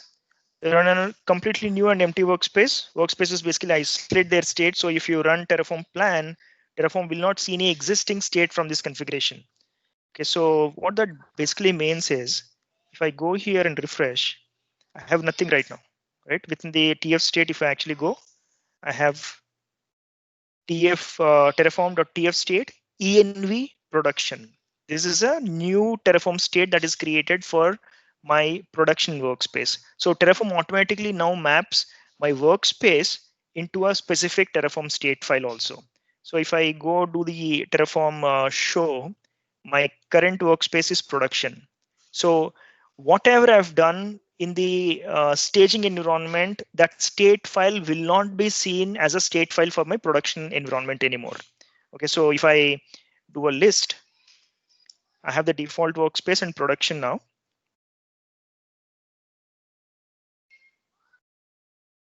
And deep production is shown with this asterisk here. So that basically means this is the current selected workspace. Or if you want to select a separate workspace, let's say I'll create one more. Let's say I create a new staging workspace now, which eventually creates a new TF state file also within the Azure remote backend. Now, if I do a list, the selected one will be staging, it's shown here. But by Ravi, simply, yeah.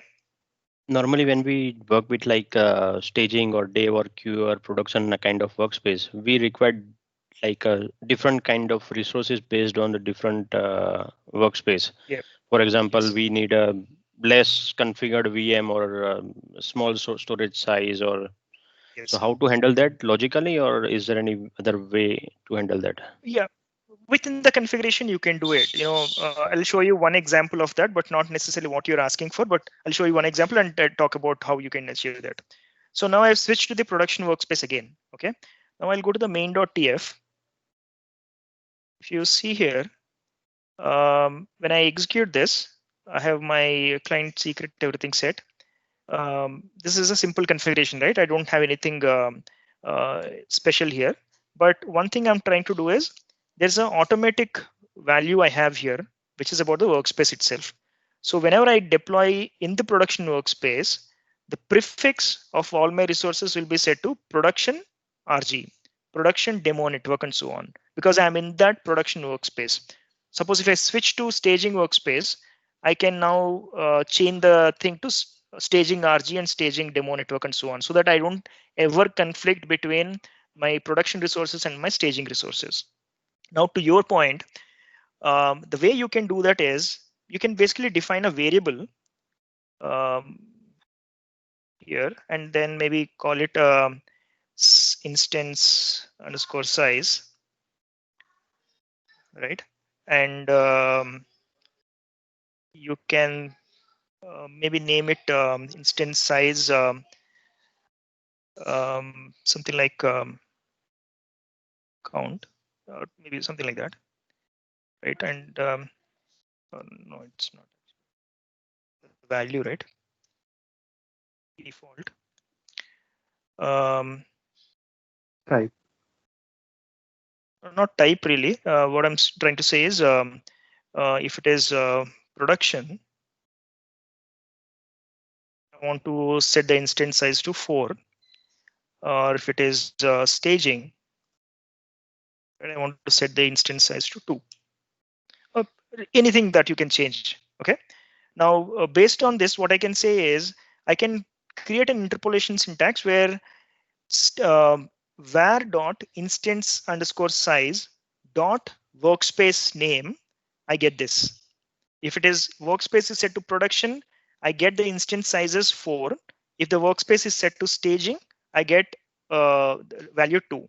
So that's how you can actually switch. I mean, based on type of a workspace that you're in, if you can create these variables and use those interpolation techniques in your configuration, you can go define differences between different environments right in the same configuration. You don't have to really write a separate configuration for that anymore. Yeah, makes sense.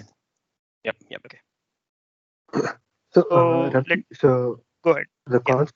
The concept of workspaces are considered like just in case if I have different subscriptions and different service principals, so I might not require workspaces, right? So for example, if I'm using one subscription for dev, another subscription for production, then I probably would not need it. So only this works only if you're trying to work on one provider, right?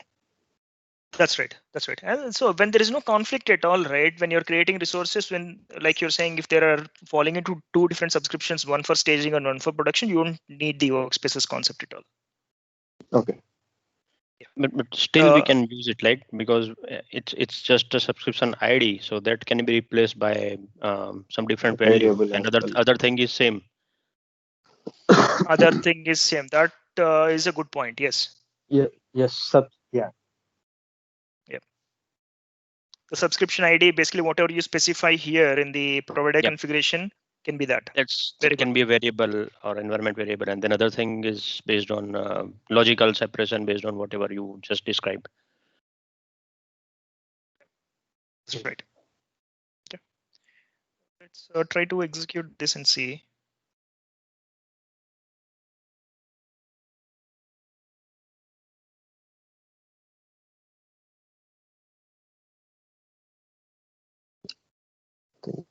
The argument has one more hyphen.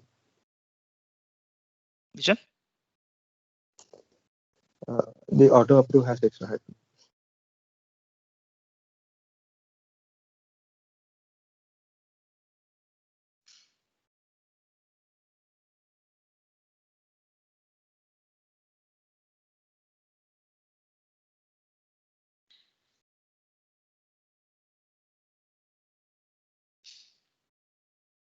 Okay, so that's created, and I'm in what production workspace, right? So you see this, the network is set to production demo network.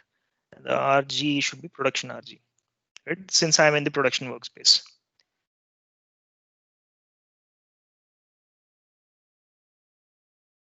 Yeah, in the production workspace. right? So based on the workspace, you can switch, like, using different techniques like interpolation and variables and locals, etc.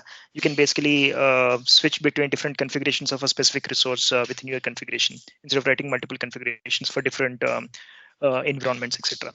At the same time, you'll also achieve the best possible state isolation, right? So your staging always has a different state altogether, and your production also has a different state altogether.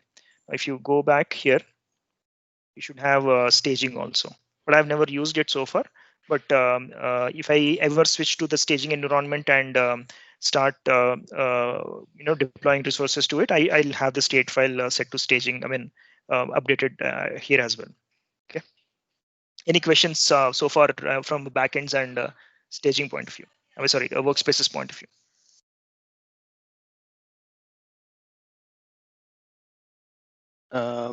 One question, like it's the only way to use is the container, or any other way we can also store these as a backend in Azure? Like No, DB or something else. Not that I know of. It's only storage container, storage account in a container. Okay. Yeah. Okay. So if there are no further questions, we'll go to the last module. This is where we need to figure out a few things together. Something is not working in my setup. I messed up my CI/CD configuration and can't really figure out now what exactly is happening. All right. So the final thing, as a part of, once you have all these configurations created, as a part of the infrastructure, life cycle, you basically create a infrastructure release pipeline kind of a thing, right? A continuous CI/CD pipeline kind of a thing. That's very important, right? So if you take a look at this, for example, when you do a PowerShell script, for example, your PowerShell script requires some sort of PowerShell script analyzer to run and tell you whether that PowerShell script is as per the standards, best practices, and it's implemented the right way or not, right? And also there are things like, basically formatting of your PowerShell scripts, whether are you using the right type of a formatting suggested for your organization coding standards and so on. These aspects are mostly fall into the linting space, where you basically use the language tokens and so on, and then basically figure out if your code is as per the standards that the organization has set for you or not. Very similar to that, Terraform can also do some sort of linting that's using the Terraform validate. But before that, let's say we go to the next one, 08. And before that, let's see, I have this main.tf file. One change I made just now is, kind of brought this in into a single line. Okay. So there's a command called Terraform format. Empty. When you run this command, it basically looks at all the .tf files in the current working directory, and then formats those files as per whatever best practices that are already defined within Terraform, right? So it found main.tf. Let's see if it has changed anything. It doesn't see a need for this, actually, need for that change to happen. So let's see if this gets fixed. Did not change anything. Interesting.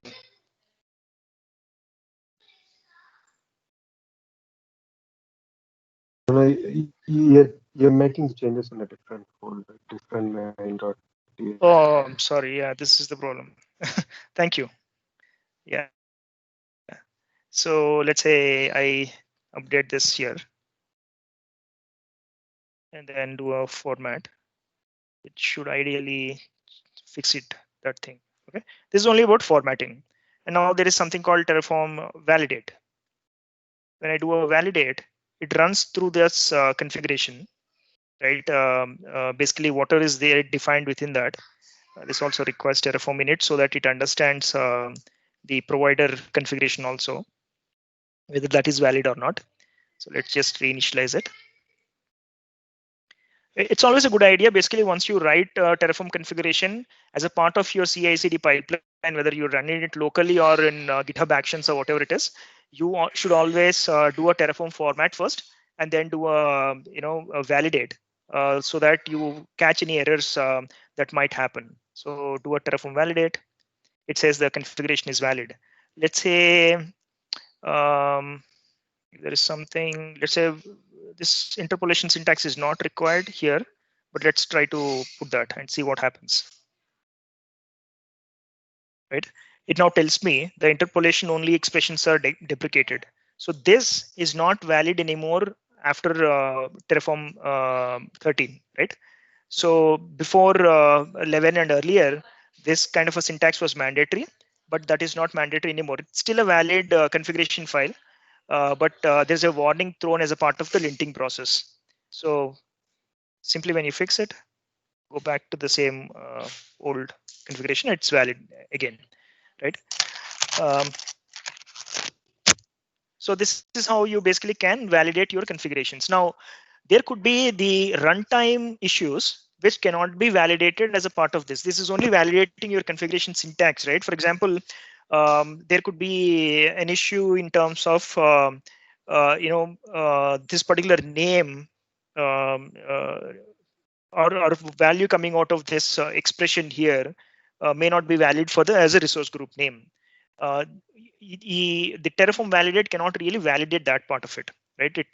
That's a runtime aspect of it, which can be validated only if you actually deploy the entire plan at least plan the entire thing and try to apply that configuration. So that's where you need to extend that CI/CD pipeline to have your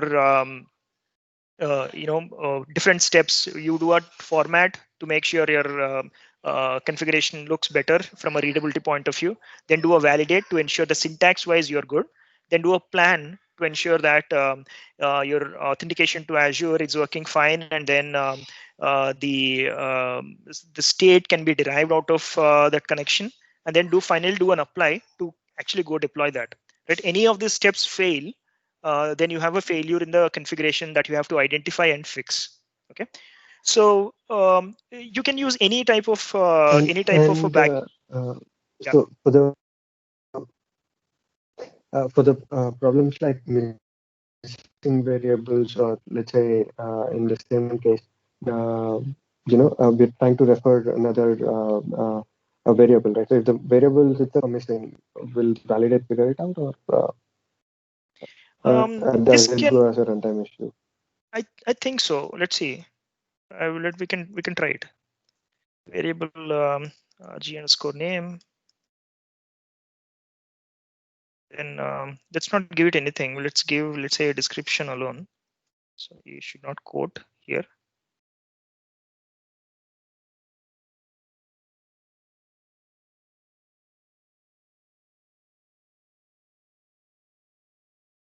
I'm not giving it a default value, and I'll just go here, and instead of this local prefix, I'll just say bad dot. Let's not provide anything and see if Terraform validate what it does. It's a valid thing. Now let's say if I do something like 1, it should ideally fail. Yeah. If there is a variable which is created, but you're referencing to a different variable, this actually figures out. Terraform validate figures out. Now what happens if I don't use that variable? Does it really still say anything? No, it doesn't say anything about it. So yeah, there are certain things, for example, unlike other programming languages, for example, PowerShell and Go, etc. Right? If as a part of linting, if there is a variable defined but not used, they actually flag that. But in Terraform case, Terraform validate does not really push that. But if you're using a variable that is not defined at all, then it actually is complaining about it. Okay. All right. Now, like I was saying, there could be many ways of implementing your CI/CD pipelines. You can use GitHub Actions, or Travis CI or Jenkins or anything for that matter, anything that supports basically a way to download Terraform binary and then execute all these things. So one of the things I was trying was to use GitHub Actions. Okay. Now let's go for that. What you need is first of all a repository. So I'll create one more repository. So let's do this.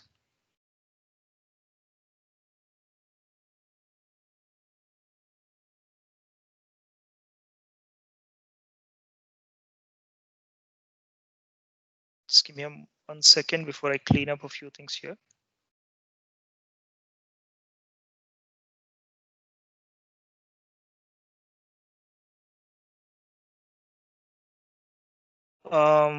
And then just go to GitHub.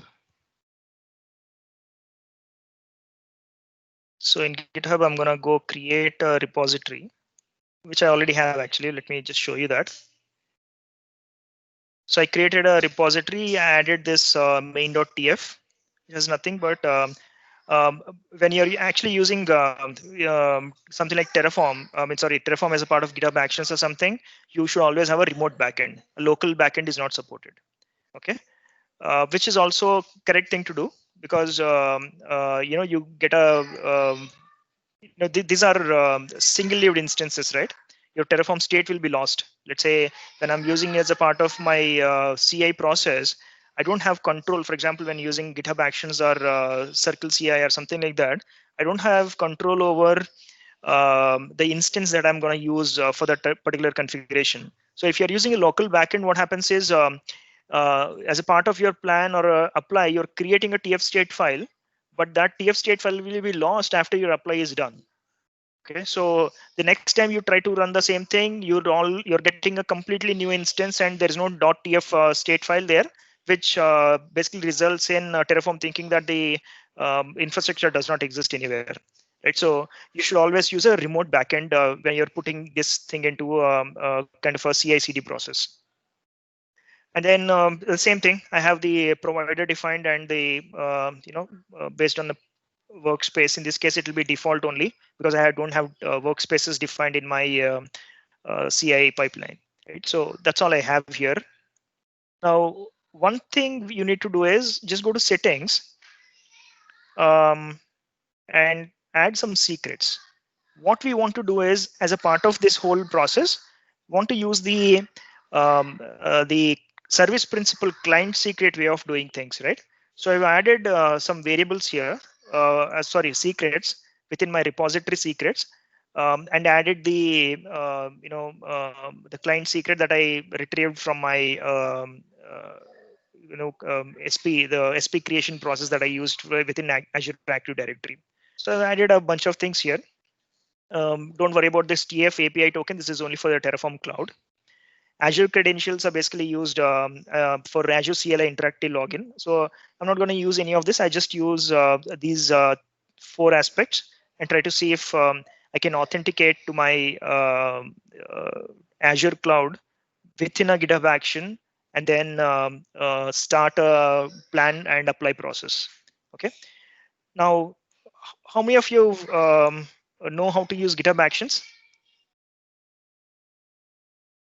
Anyone has experience with this? With Terraform, no. Not Terraform, but in general, GitHub Actions. Yeah.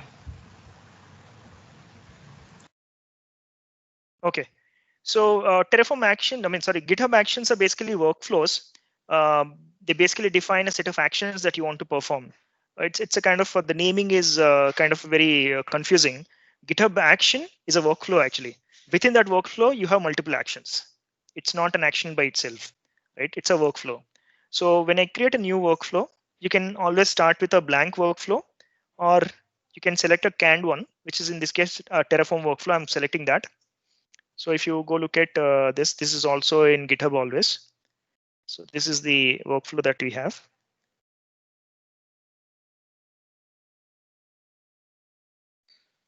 Right, so this is basically defines how it has to be used and so on.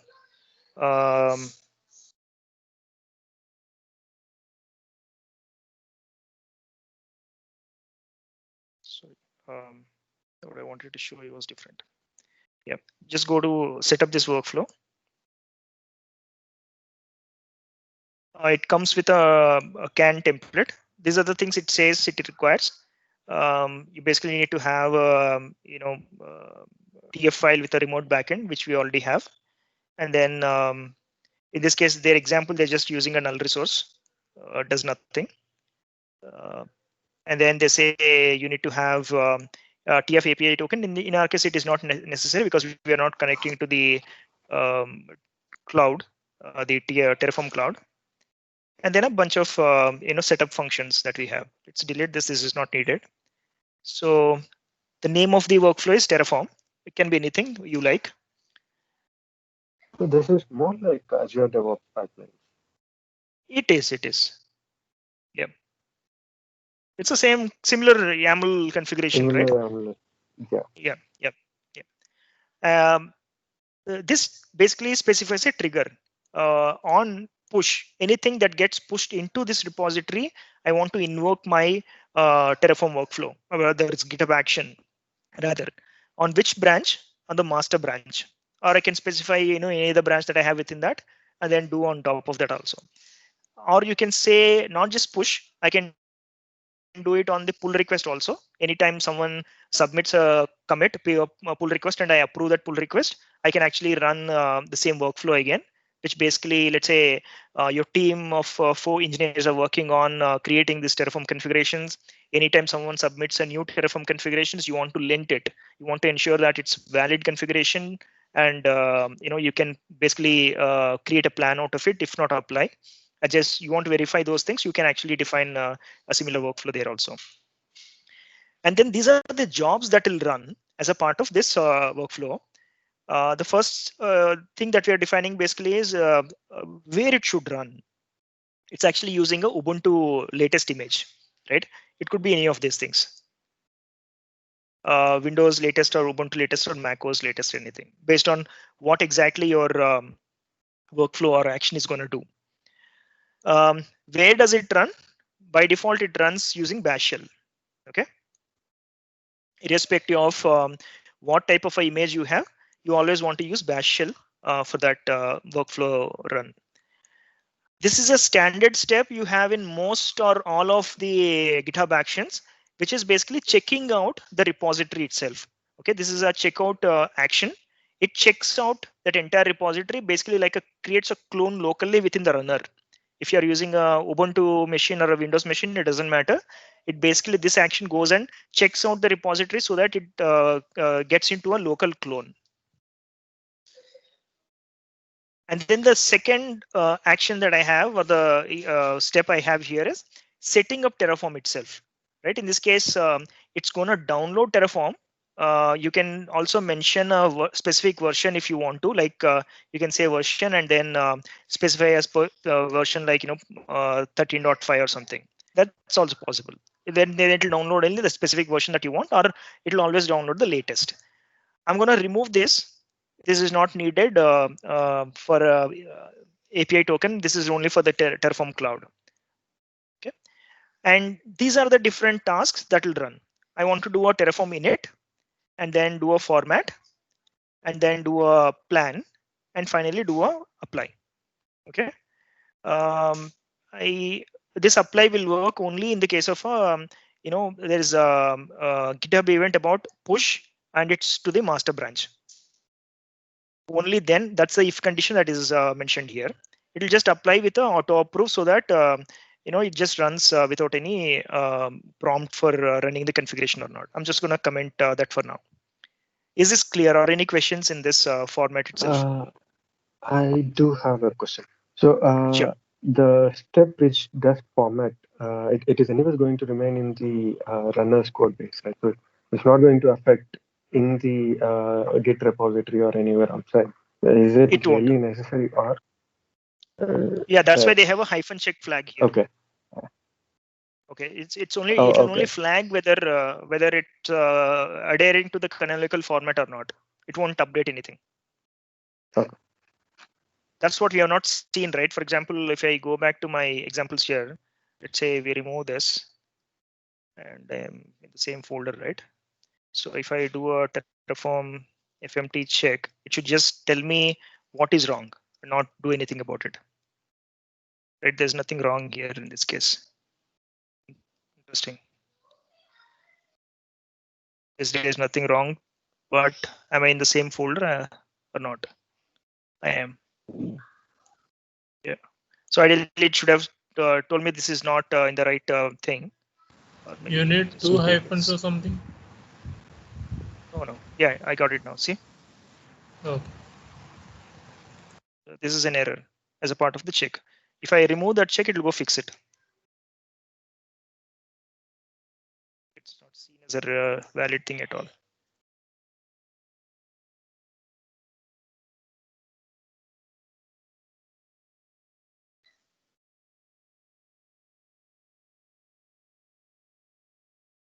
This is interesting.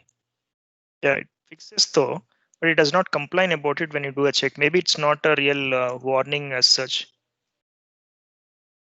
Yeah, it's not a big warning. I think not having that. It fixes that though.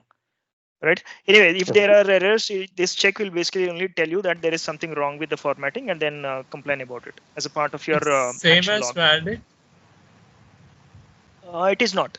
Validate validates the syntax, whereas format is only checking for the canonical formatting here, whether it is adhering to where the how the attributes should be aligned and so on with respect to, let's say, the hierarchical thing, right? So Yeah. are they aligned properly or not? It will only check for that formatting, nothing else. Okay. All right. So this is what I have. But now one thing that we have not done here is how are we authenticating to the Terraform thing, right? And Terraform with Azure. So we looked at multiple ways. Azure CLI is definitely one thing. You can do an Azure CLI login and then use that further, or you can set up a service principal based login also. So let's try this. Now, when we are talking about service principal based login, we said we can set those parameters, different parameters as environmental variables. Now, one way to do that is you have something called env. As a part of each step, you get this env sets environmental variables steps to use in the virtual environment, right? Now, instead of doing it here, I don't know if that could be one of the reason. So let's do it here. Env. One thing I have is ARM underscore subscription underscore ID. Should come from the secrets I have. I already kept these secrets in my repository secrets. So it should be ARM subscription underscore ID. Right? Is the spelling correct? Okay. And then I need a bunch of other things. Let me just copy paste this stuff. There's something else called client ID, right?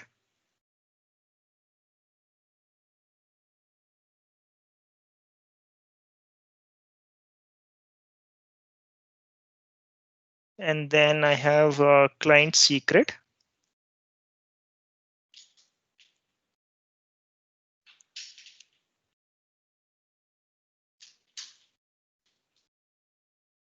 And then I have, what else we have? Tenant ID, right?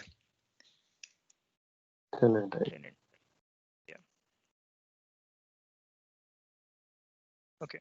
So these are the things. I'm setting up the environmental variable. So whenever Terraform comes up, it will basically go look for these variables and then do something. Basically use that to connect to the Azure cloud. Let's commit and see if this works. When I commit this file itself, the action will get kicked in because I'm pushing something into the repository and then the master branch. So if I go to actions, I should see this running. I have tried multiple times in the afternoon, but this thing not worked. So let's see.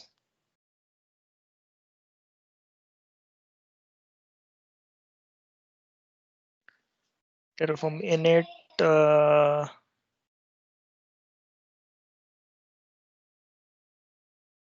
Terraform minute worked. Okay. So one way to work around this is to just replicate. Looks like the environment variables are indeed specific to a task only, right? Here's my GitHub thing. Okay. Let me just fetch this.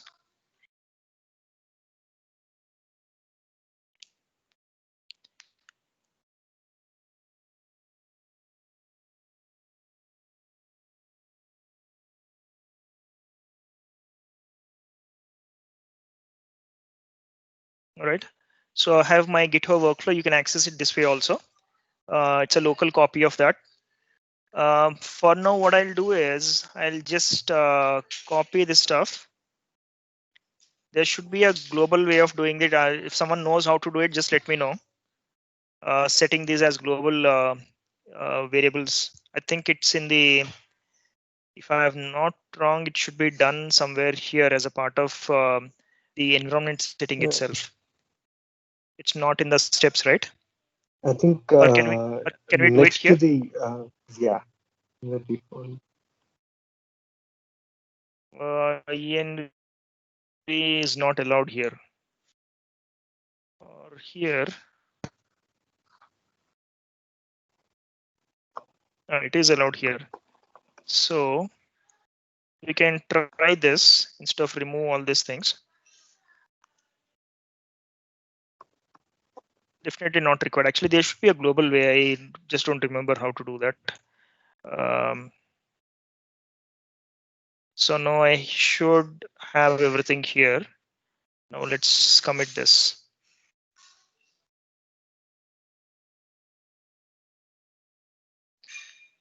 Right, update, pushing it.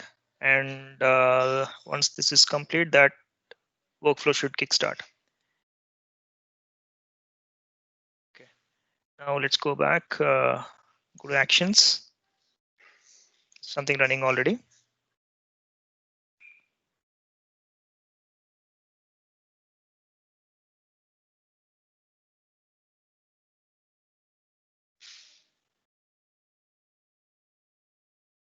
Yeah.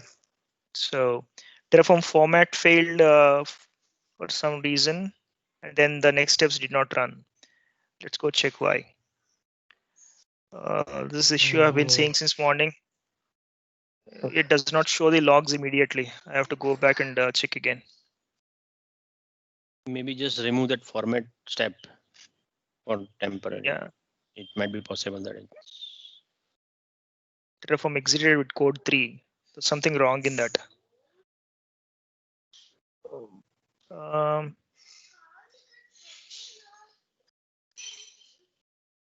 It is actually getting, if you see, it's actually getting all the necessary variables, right? The init, let's see what's the input output from init.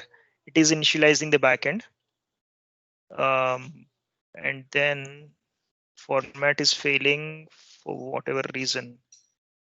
I don't know. And then let's go. Okay, let's do one thing. Let's remove the step, format step. But locally, it's not telling us anything, right? no, I think not from here, right? It's somewhere else because I don't see here your other change. No. So what I'm saying is the main.tf here. This is the one I have there also. So I don't think there's an issue here in this. So let me just run Terraform. -check. So this is not returning anything wrong. So maybe in the workflow itself, it has some problem. So let's remove that. Maybe commit again, commit it.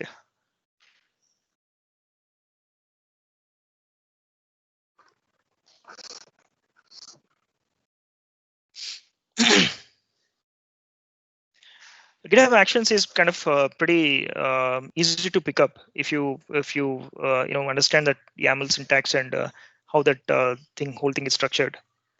I find it very easy compared to other CI/CD pipelines.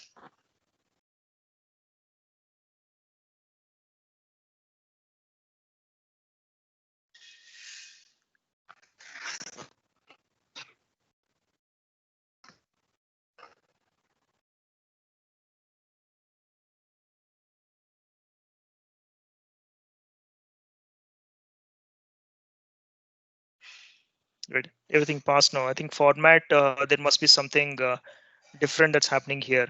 Could be the file encoding, or it could be anything. Let me just go back. So if you look at the plan, this is the output that you have from plan. It's going to create it's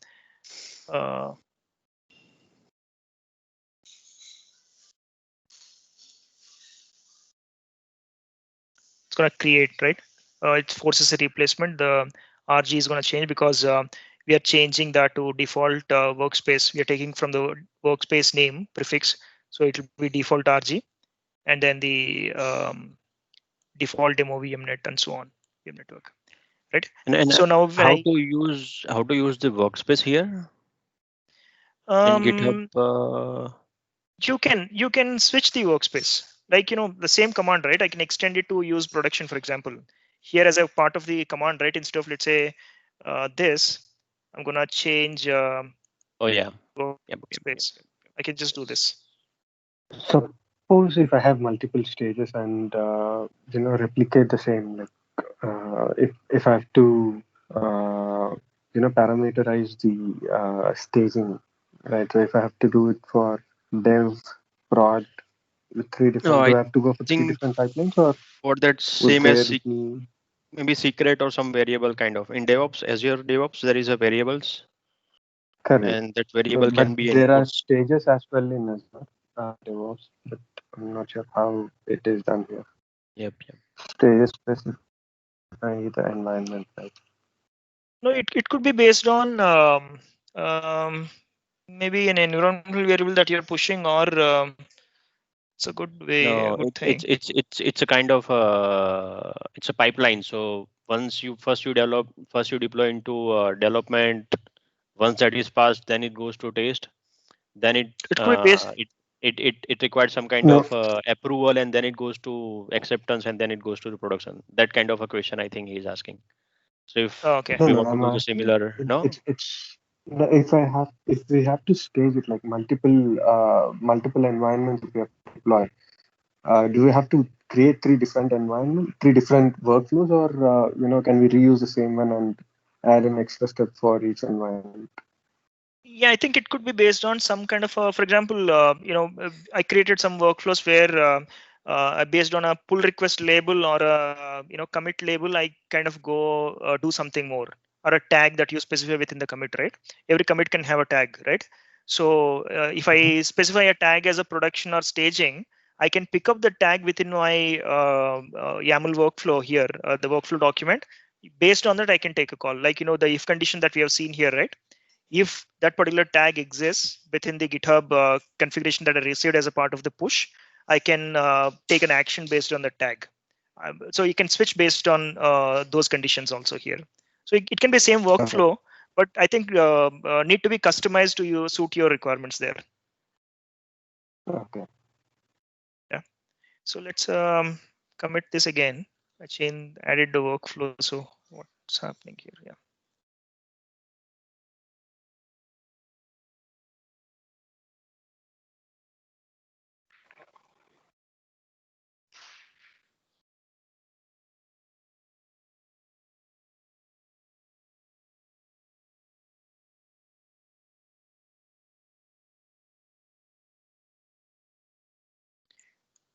So let's see if it should not complain or create a plan where it replaces the existing, because I'm switching the workspace.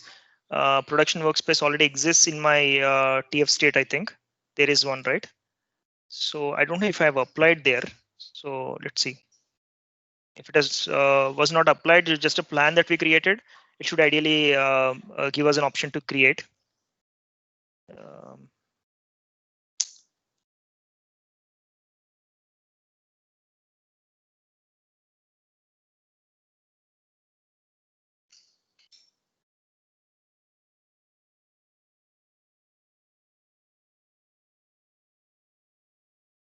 So what does it say? It's gonna replace. It did not switch the workspace, right? Oh, I did not do a select. I'm sorry. I just did a. Okay, that's my mistake. I just did a workspace production. I didn't have to do a select works production. So yeah, this should work. All right. So that's all I wanted to show you as a part of the CI/CD. I'll run this while we're talking about it. But any questions you have here?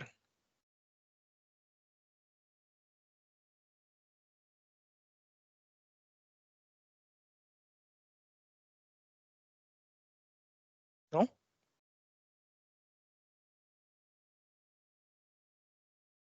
No. Yes. Am I audible or?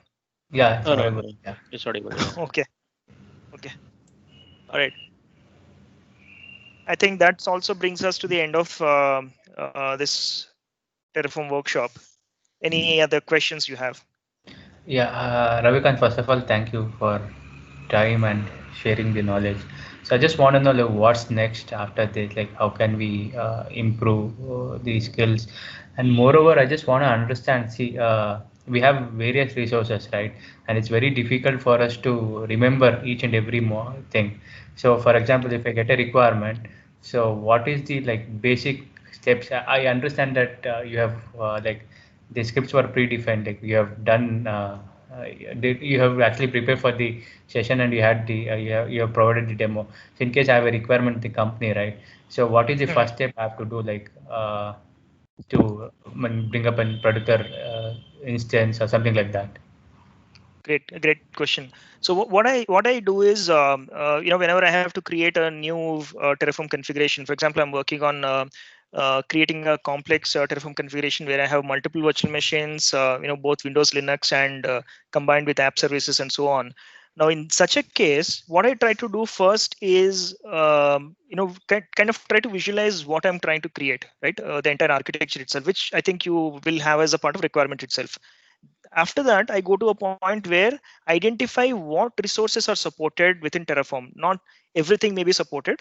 Okay, that's also something that you have to watch out for, because they work in a different cadence than the ARM templates team, right? And Pulumi is now generating their resource providers basically dynamically from a schema directly.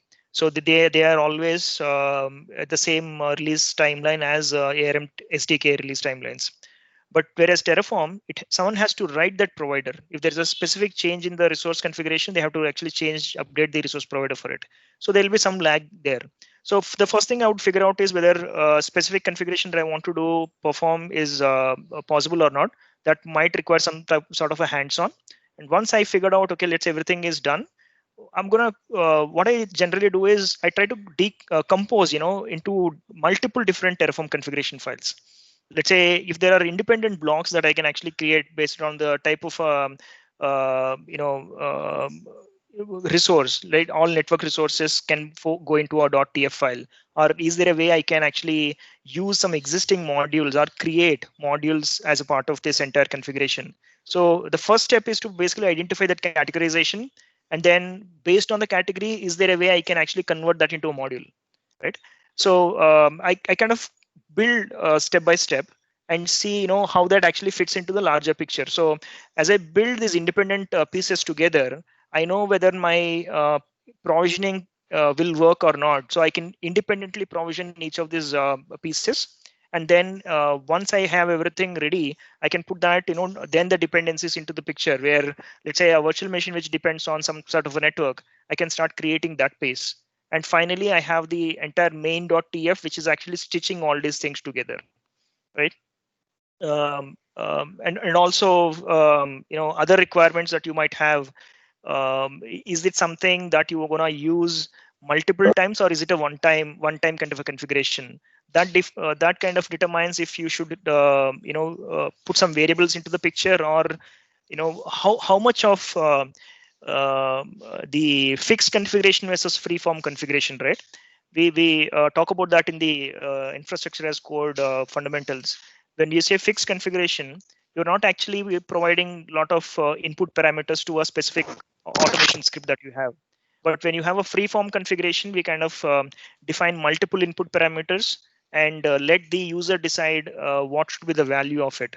So you basically define between free-form versus fixed configuration, and then start writing your configuration files according to that. Does it answer your question? Yeah, thanks, Ravi. One last question. I just want to know, do you have something like dry run? I think, or the I believe plan is something like which actually does in validation, right? Or is it like dry run?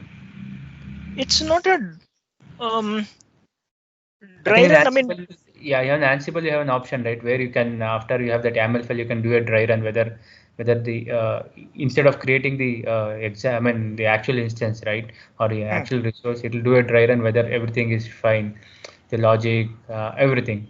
So basically, the script is that's good enough. that's what the plan execution plan is really for, right? Okay. It basically tells you whether the specific configuration can be executed or not.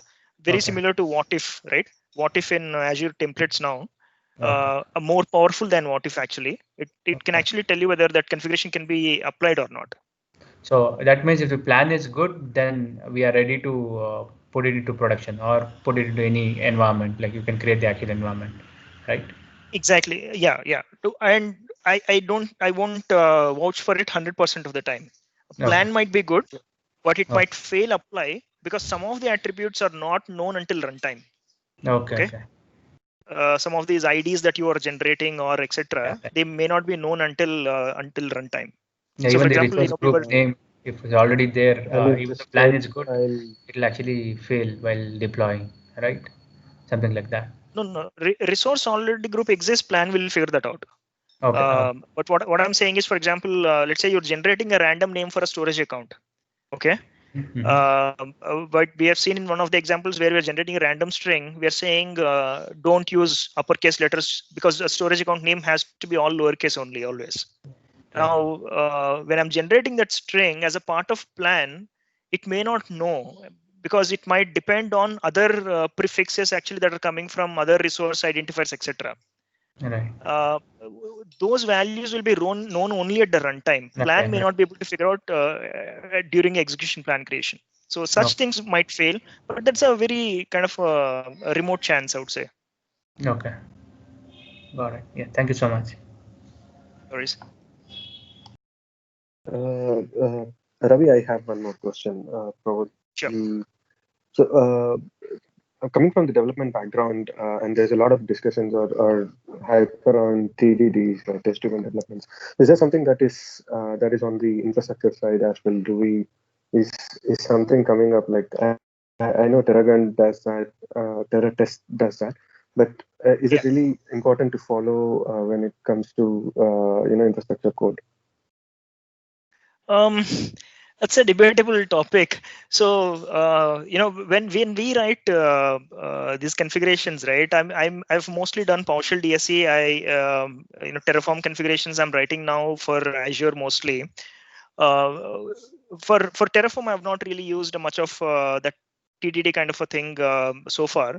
But for PowerShell, when I have written this PowerShell DSC configurations for my infrastructure, I have written my pester test first. The pester is the PowerShell unit testing framework in PowerShell. I've written the test to ensure, I basically run everything and check whether my configuration exists or not, and then slowly bring in my integration components into it, the PowerShell DSC configuration resources and so on. And then at the end of it, all my tests pass. That's the kind of a release timeline for me. When all my integration and the unit tests pass, that's when I'm ready to actually release my DSC resources into production. So we follow that for PowerShell DSC. I've done it, but for Terraform, I've not really used that methodology so far. Okay. But there are things like libraries? Go ahead, Ravi. For ARM templates, there is something called TTK, ARM TTK, I think. But for Terraform, I don't know. TerraTest is available. TerraTest is available. We'll have to depend on Golang for that. I think when you have downloaded that Microsoft Azure Network module, it has something, but I don't know what it was. Test as well. It has something. It also has something called rake test. Yeah, it was using some kind of a. It was using internally some Docker file and the other stuff. I saw. No, the Docker file is only for the testing within that CI/CD pipeline. Okay. But what let's bring it up. What it has is really the Golang script. Actually, it's a Golang program. It's written in Probably Golang. Terra So test is what I'm assuming. let me check. It was in modules, right? Yeah. Under VNet. VNet, yeah. Yeah. If you go to the test here, yeah. so this is the fixture. So you have the it's a Golang test actually. So Right, what are they using? Yeah. They're using test structure, yeah, Terra test. Yes. So grunt work, IO guys, these guys have done a lot of good work around Terraform basically. So this is basically that test. So okay. yeah, you so need to understand. These are You the need to people who has understand. Go for developed this. Right. And these are the people who has developed the Terra Grunt as well, I believe, and that sort of maintains it, right? Yes, yes. They have some bunch of pretty good tools actually. Terraform CLI has a few limitations. A Gruntwork team, they have tools that extend Terraform CLI itself. Okay. And they have these set of libraries also. If you these are more like modules, but beyond that actually. Yeah. And in fact, the book Terraform Up and Running was written by the founder of Gruntwork, a co-founder of Gruntwork. That's a good book but the problem is, if you're an Azure focused guy, that thing only talks about AWS. But concepts can be applied anywhere. But getting examples of AWS, Azure providers, and using that in the Terraform configurations, that becomes a bit tricky.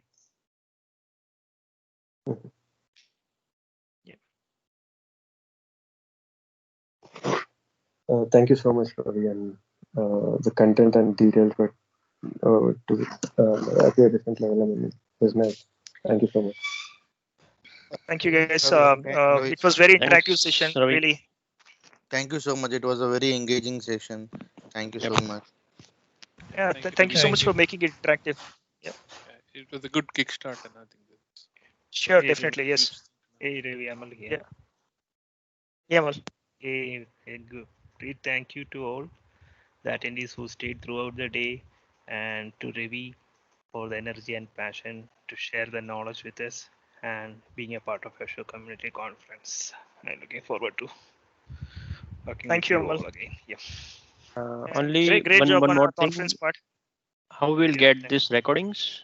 Yeah, for recordings, we will. I think it's around 6-7 hour recording. I will pull that from the cloud and remove the blank parts where we have breaks and all, and we'll upload maybe in a couple of weeks. I will be sharing this via email, the link for the recordings. I'm not going to post that in YouTube. Because since it's being a paid, we find it's not right to post it public. So I will share the link for you all once we have the recording ready. The last 2 days sessions also will be available on demand. Last 2 days sessions will be available on YouTube, YouTube channel of the conference organizers, and it will be free to view. All the sessions will be there. Again, it will take time. We need to get those and trim it and upload it there. So in couple of weeks, these recordings will be available. So Amal, one of the questions a few folks have is if they can use these Azure credentials until weekend. First our plan was to have valid for 24 hours after the workshop. So what kind of resources or how much cost it can take if we extend that to the weekend? That's what I want to know. So I mean, it's mostly the bunch of virtual machines that they could create, Windows and Linux, and then the virtual networks and storage. Nothing more than that, actually. Yeah, maybe they can create the virtual machines and put that into a deallocated mode after they try it out. I will be good. In that way, I can extend that up to weekend. Otherwise, the cost will run too high. Exactly. I mean, so guys, as long as you kind of destroy the infrastructure as soon as you complete the exercise, right? I think that should be good. Yeah, I think that's best practice to just delete it, destroy Terraform destroy command. Yep. Correct. Correct.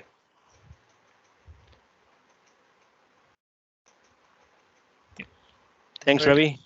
It was a very good session. Just to kickstart for everybody, I think.